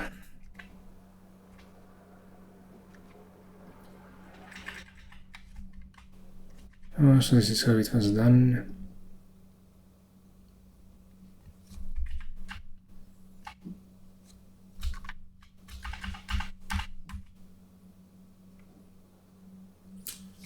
For random init.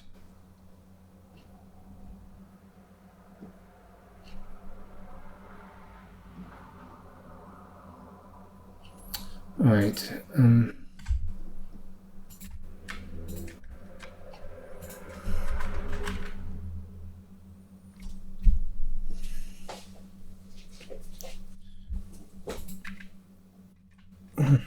And shouldn't it be turning this into a reference?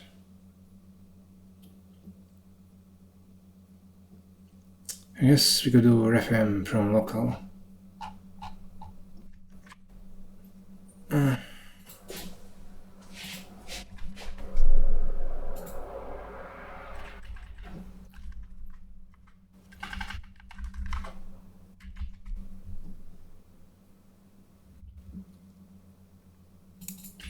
No, wait, this is returning a reference, in fact. Oh wait, we're passing this the wrong way around. Okay, and this game in it, what is it supposed to be? Unbound variable, open game. Oh, for fuck's sake, what's going on?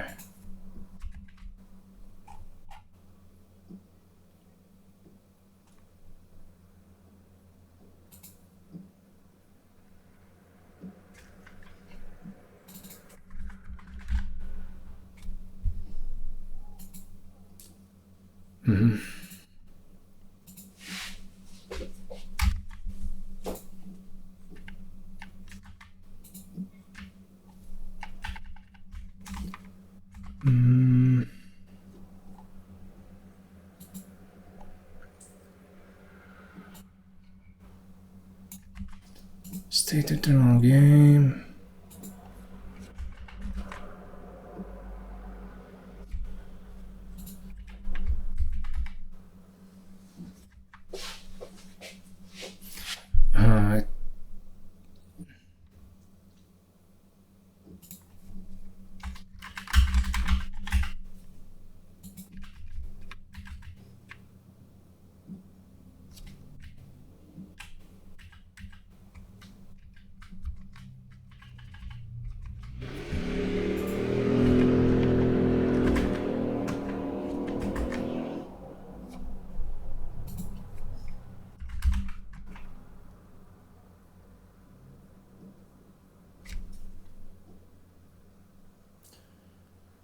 All around with action. Okay,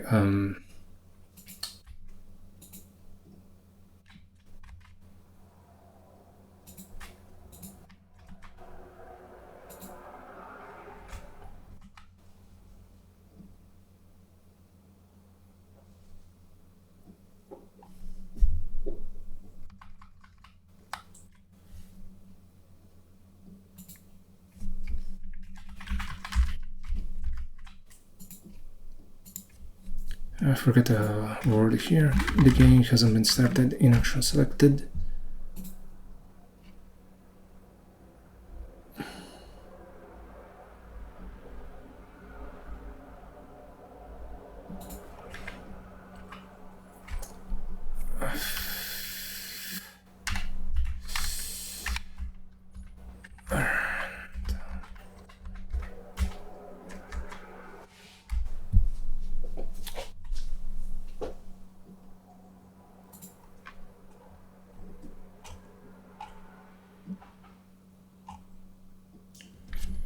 Oh yeah, very nice.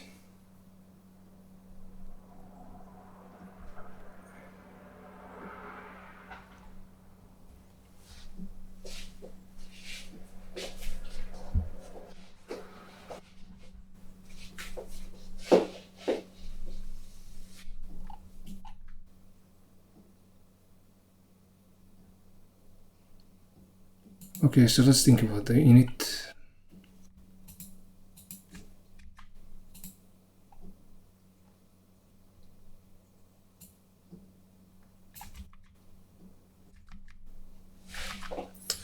Event loop GPU.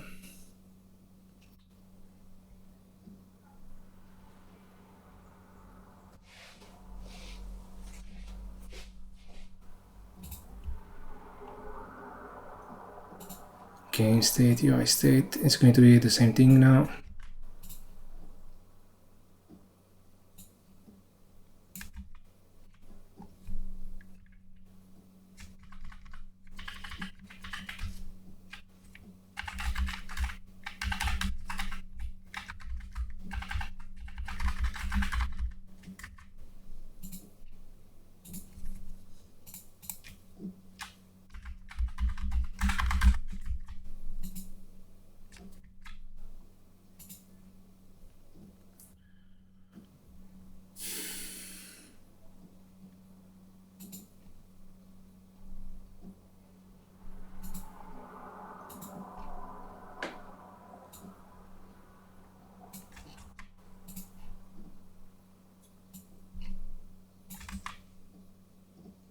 how it works.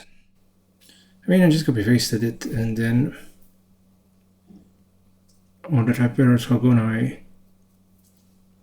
Wait, here's the state.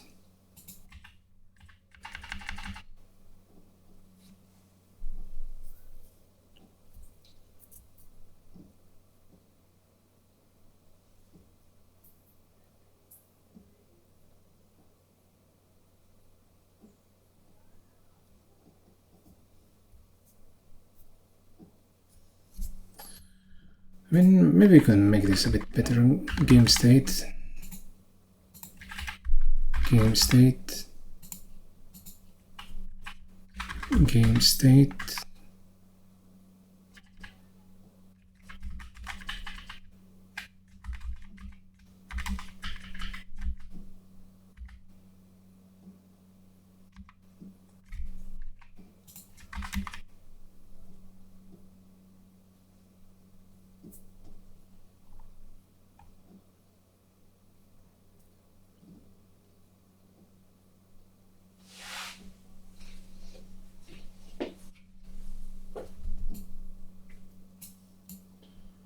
Let's also paste that over the Leduc.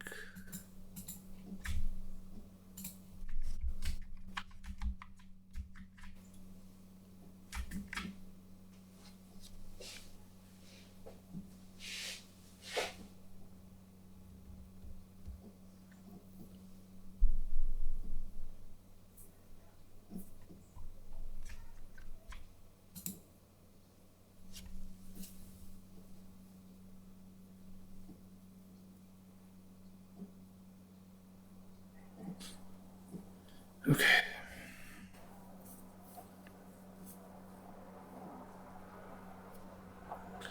Yeah, not bad. Not bad at all.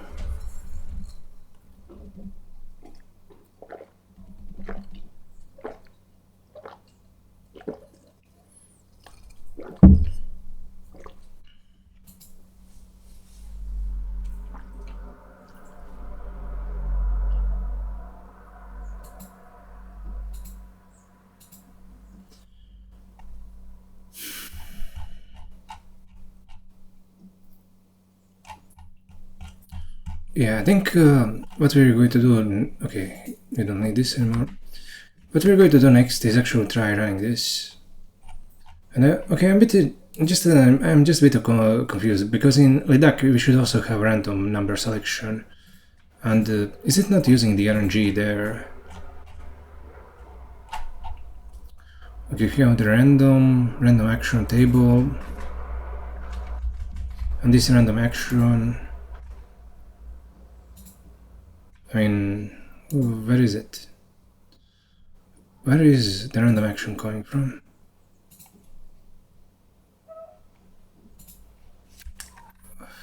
Random action.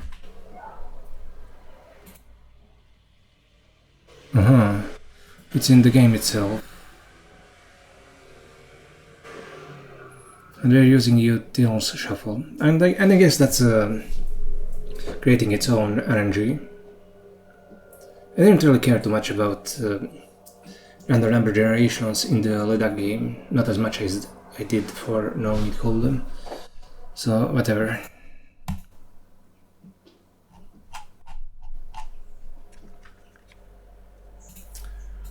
Oh, down. Refactoring.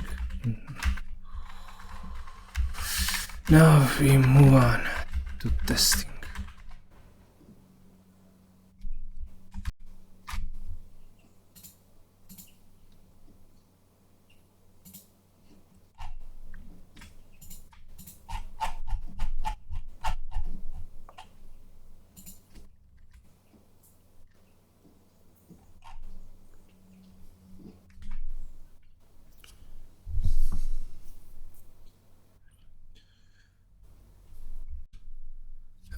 Sorry for tuning out for a bit there.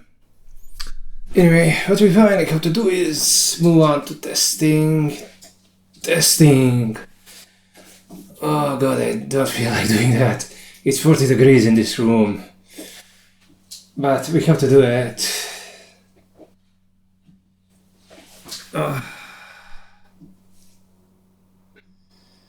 Okay, at the very least, let's just run the whole thing, and we'll see whether at least Leduc works again. Let's also first just build the files and try to resolve the type errors. That's the way to go here. Build. Fuck! I accidentally ran it as a PowerShell, the script. I wonder how it keeps ordering these terminals. Sometimes the one that's active is at the top, the other times it's at the bottom. I cannot figure it out.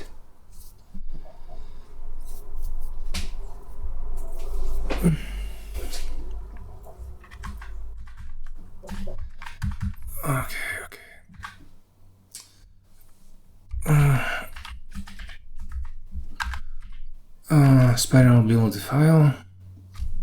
And has it built anything? I mean, it didn't crash. And yeah, it shows up here.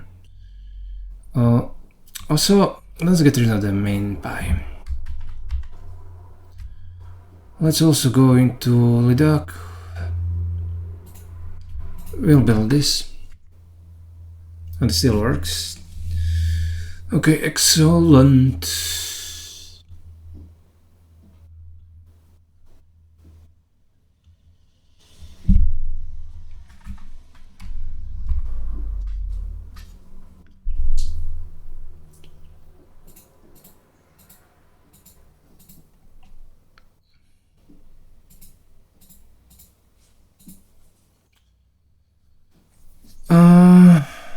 Yeah, okay. I mean, right now I'm just thinking about machine learning subreddit and the reinforcement learning subreddit. I think after we're done with this video, it will be time to maybe post some of these screencasts there. Because I haven't been putting there anything at all, except I think I did a post a couple of months ago and then I disappeared. But now that we are actually going to be doing machine learning instead of just making games and CUDA programming, I think it will be on a topic there. Of course, maybe I should just write an article announcing what I'm going to do. Maybe a few posts there, like one for the ML subreddit and one for the reinforcement learning subreddit. That's the way to go there. But we'll leave that for later. I have to also get in touch with the guy who is making an alternative spiral extension on VS Code Marketplace, and just to see what his goals are with the project. Who knows? I'm not really. I mean, I'm fine whatever his goals are. I just want to know what they are. Maybe I can help. Maybe we can work together on the language instead of working on separate versions.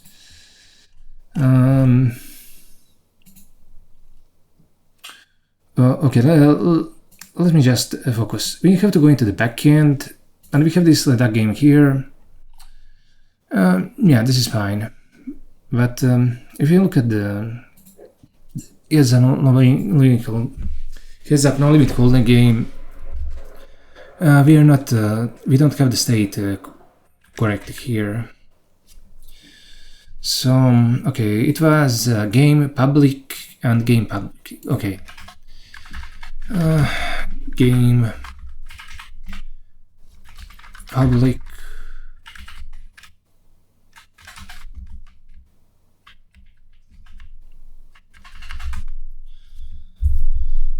Game public.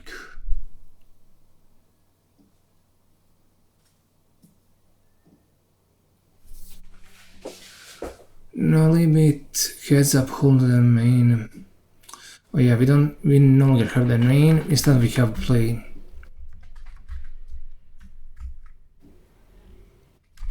And I think the same goes for Leduc.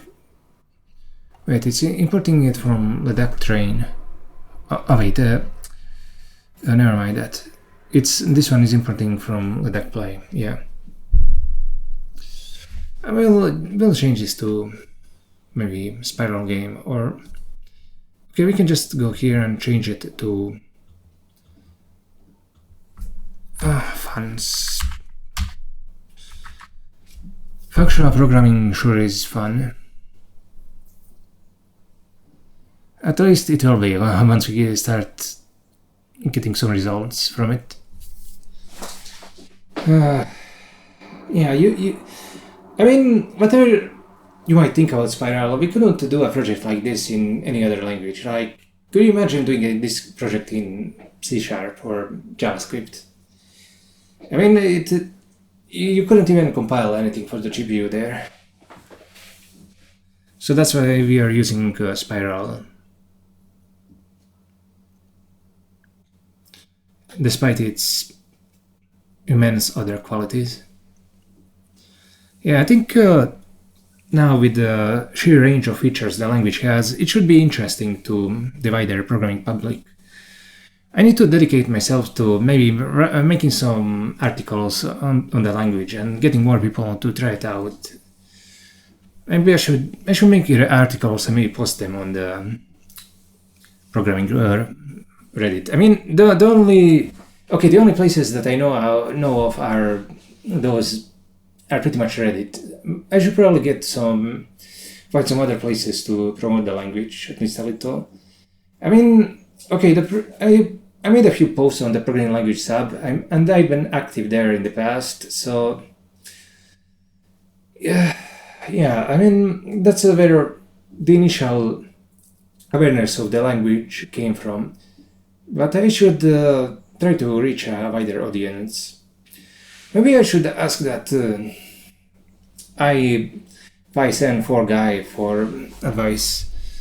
I think in his email, assuming that's the guy who I think he is, he recommended I try to get on a podcast and talk about it.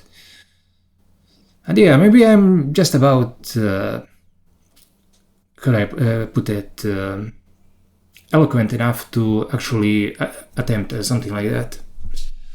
I just need to, I have a hole in my heart because even though I'm pursuing the singularity and we're in this whole machine learning hype wave, I'm getting zero benefit from it. So it kind of feels like I'm being rejected by the world. It's kind of being like rejected by a girl if you're a pussy. But I'm being rejected by the world, not by a girl. So that's still pretty bad. I kind of want some success. I mean, I got a job. I even got a somewhat decent job offer, which fell through. So I guess that did something for my confidence, but it doesn't matter how many successes you have inside games when you cannot win at the game you actually want to win in. That's my problem. I want to win at the machine learning game. I think I'm really envious about the the quantitative hedge fund guys. They're the ones who are using machine learning properly instead of making these idiotic chatbots.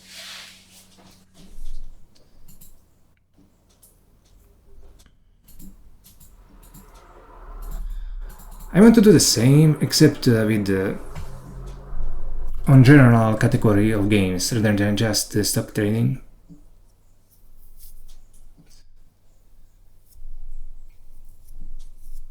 That's the kind of job that I want to have.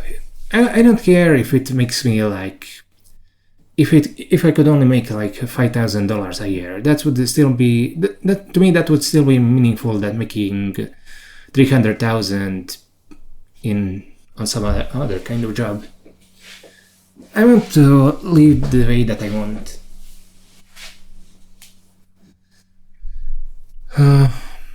Yeah. Okay. Sorry about the digression. Yeah, let's try running this.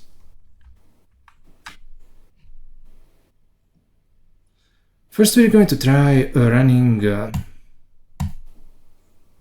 Leduc, just to see if it still works. Computer human.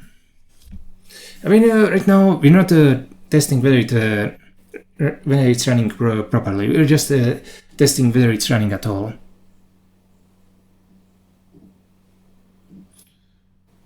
We're going to actually make sure the model is run with the right number of threads after this. Oh, it's running the GPU model. The action is call. And yeah, let's raise. The opponent falls a king, and I win 1 chip. I raise. Player 1 wins 1 chip. That's me. Raise. He actually raised, and then I re-raised him, and then he folded. And it's it's showing the actions here. Oh wait, what? Invalid action. The number of raises left is not positive.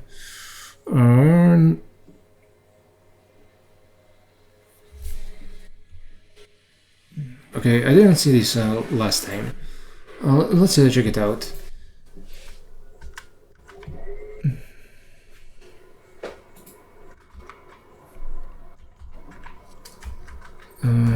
What the hell is going on? Oh crap. So the game should actually have crashed here.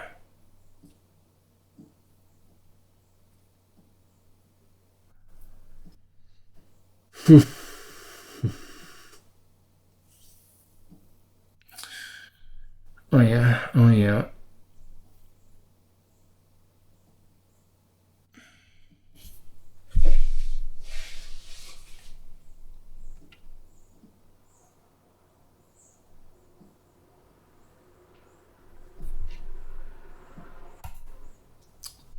Okay, so we're actually generating some invalid actions in the computer agent. Okay, let's go into play. I guess we have to do some conversions here as well. We have to do a conversion function.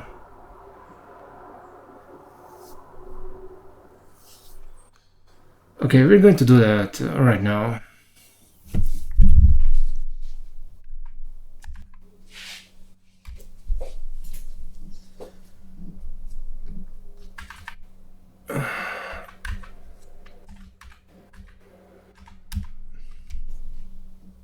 Okay, here we have the play. Okay, here we have the model. Yes, okay.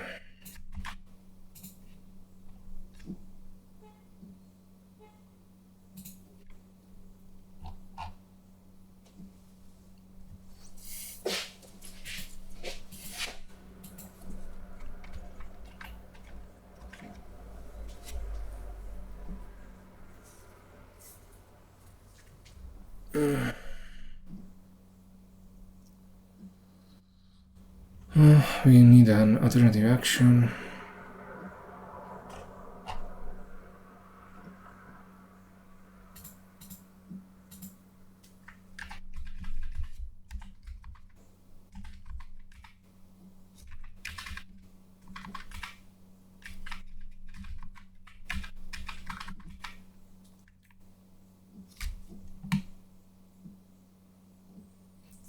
Let's get the action from the game itself.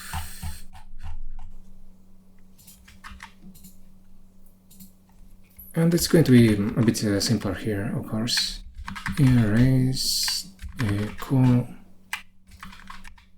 fold.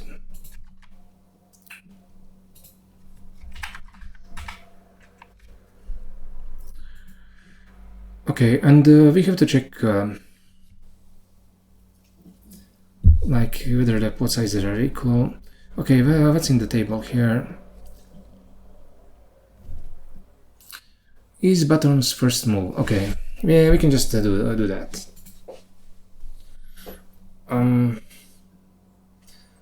Okay, not just that, but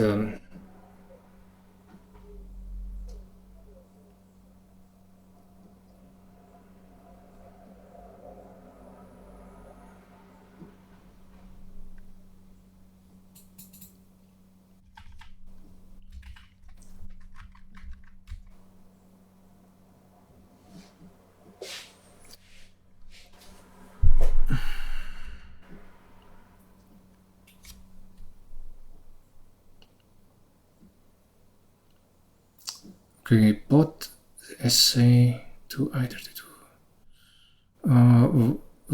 Why is it?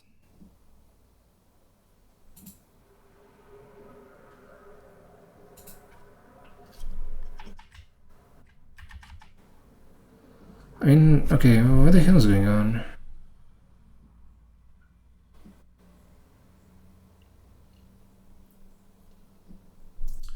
Table pot. Oh, yeah. It's taking.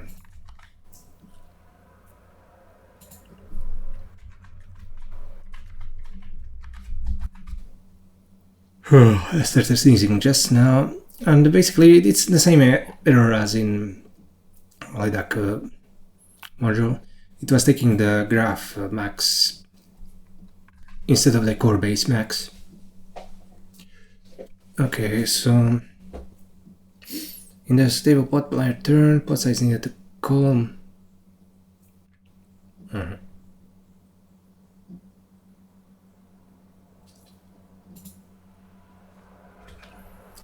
this is just a call. And as for the raises, we just need to make sure that there are raises left. If table raises left greater than 0, then yeah, fine. Then just raise. Else call. Yeah, and that's basically it.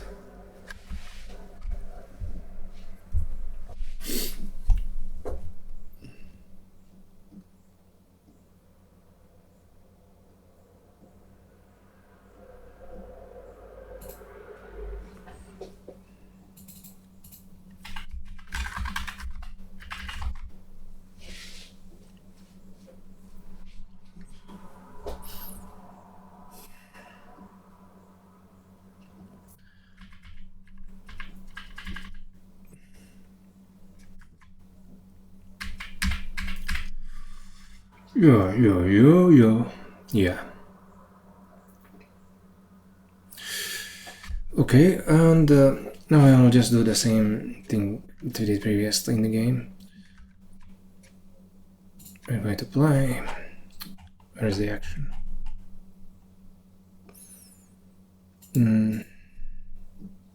This is for Albeit Holdem. We want to play from Leduc.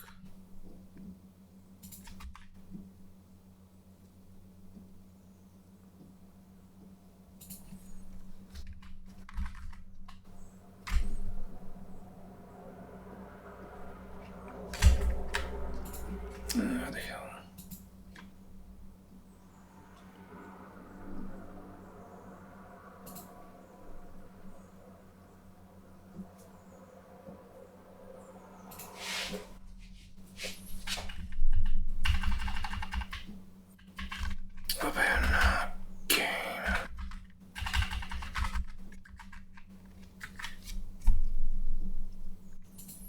And we should actually be printing this out, like here.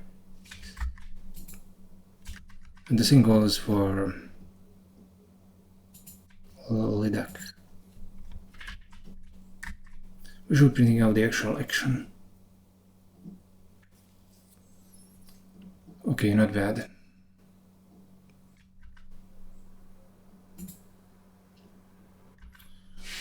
Not bad at all. So let's see, what will we do next? What we'll do is build this and then run it again. Build.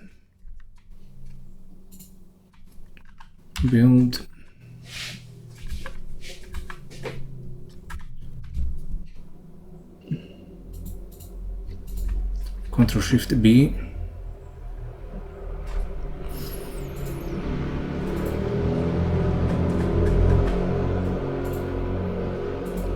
Start game.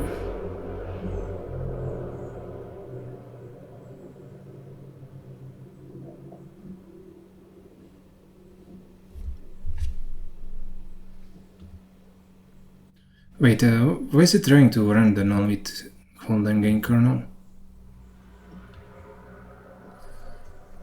what the hell do I do?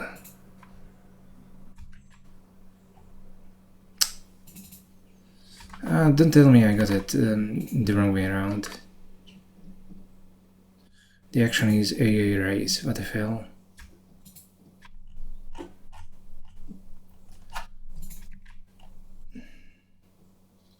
Huh, what?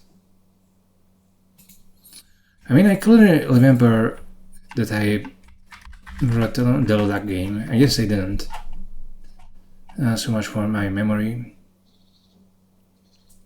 How is the action? The action is a raise. What the hell?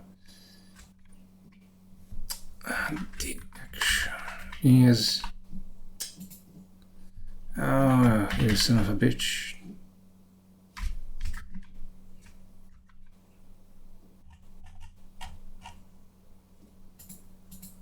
I got this wrong. Okay, build, and it's reloading the backend, and we'll start the game. Going to run the lagging kernel.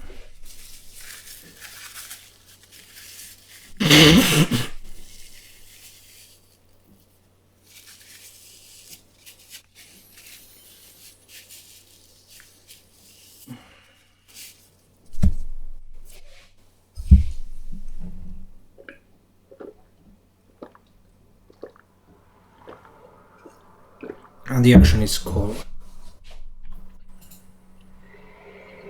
Raise, fold, okay. The action is, yeah, not bad. Raise, fold. Call, fold, call, fold.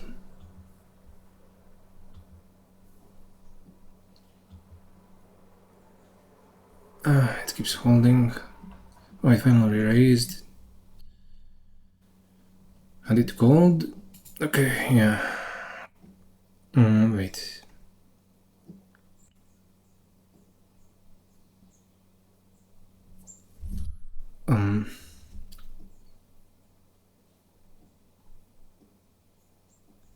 I mean,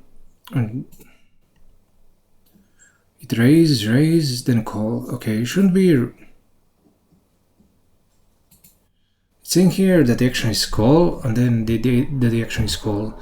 But shouldn't it be raise? I'm kind of confused about this.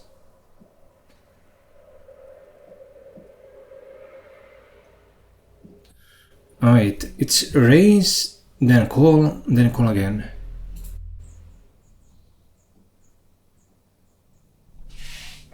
Yeah, it's running the kernel multiple times. Raises, calls. Okay, yeah, I think it's basically fine.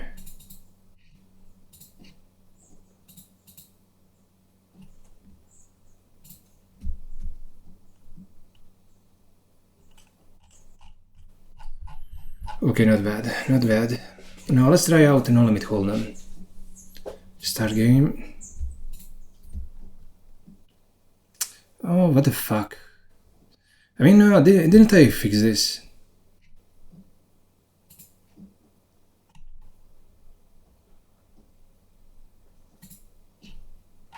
Game public. Ah, yeah, here we're accessing the game state. When instead we should be accessing the... what? The state. Okay.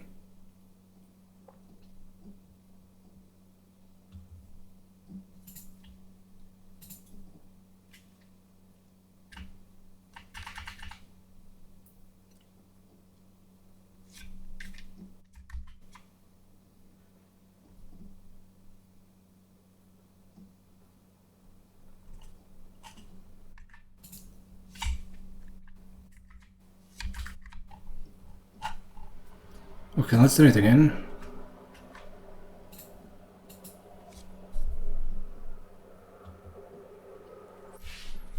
I'm going to run the No Limit game kernel.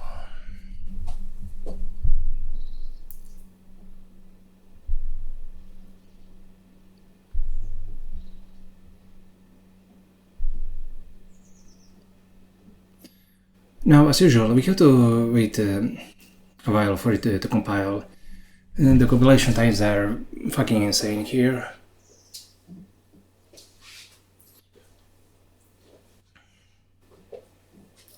I think the CUDA development team really has a lot. It really has a lot of work ahead of it if it wants GPUs to be used in a more general purpose fashion.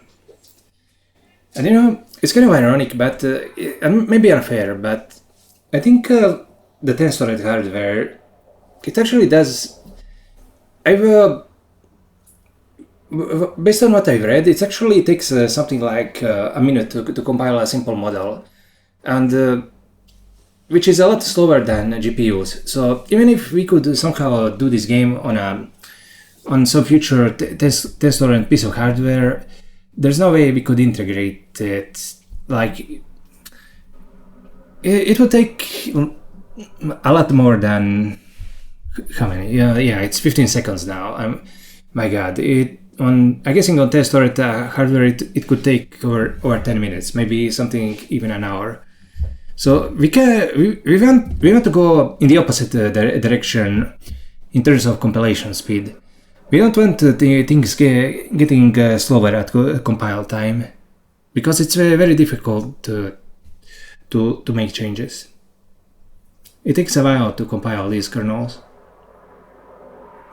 Okay, so it's telling me that it raised 2. Okay, raises 2 chips. Okay, I will raise 8. It will raise 12. Okay, let's just call. I think I clicked call. Invalid output in the no limit Holdem model. Okay, so what is this invalid output?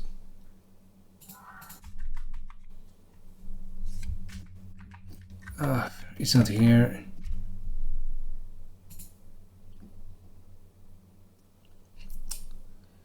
Oh, what the fuck?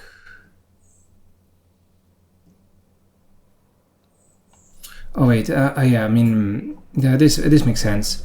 We have a bunch of possible actions, and in the graph itself, yeah, we aren't even masking out anything.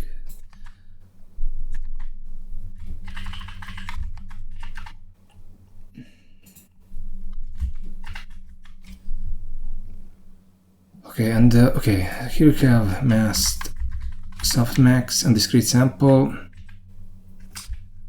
List M length possible actions.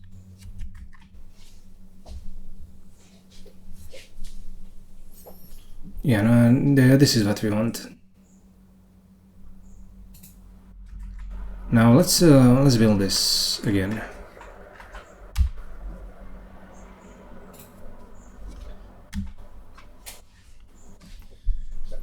I'm pressing Ctrl Grave to open the terminal and close it. Visual Studio has a ton of shortcuts. I mean Visual Studio Code. And I guess Visual Studio, but I can't really... Maybe I should educate myself on how Visual Studio itself works. Okay, now we have to wait like nearly a fucking minute for it to compile this again. It's crazy. Before we added the ML model, the compilation time was something like 20 seconds, and now it has gone up significantly. The compilation times for CUDA kernels scale very... I mean, should I say linearly? Like... I think I was going to say exponential, but it's more like a linear, but it has a huge constant factor. I have no idea why the hell it is so slow. Okay, it's raising 2 again. Yeah, and it's probably constantly raising 2 because it raises less than the pot and then it gets converted to a min raise. That's why we are often getting this. We raise 8, it calls. Then it bets. Oh, this is a pot size bet, I think. No, wait, it's not. It's half pot. You know, on the flop here, the pot was 24 and it bet 12 into it. So it's a half pot bet. 8-5.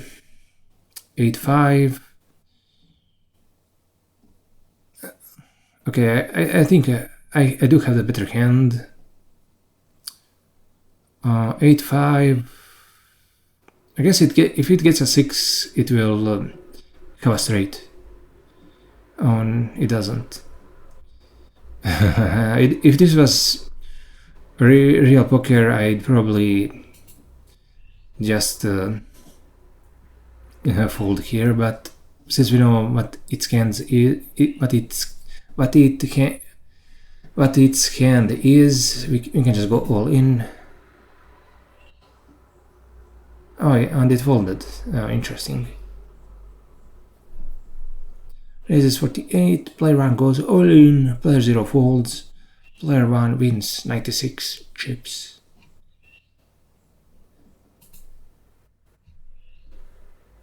Okay, raise.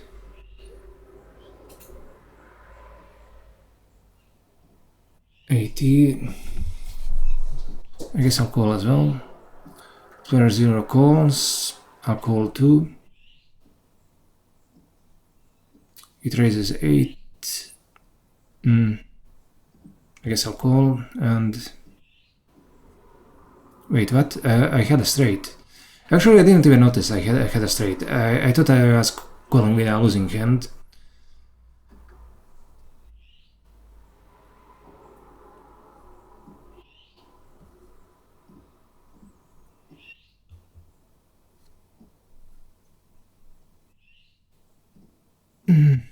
Call. Call.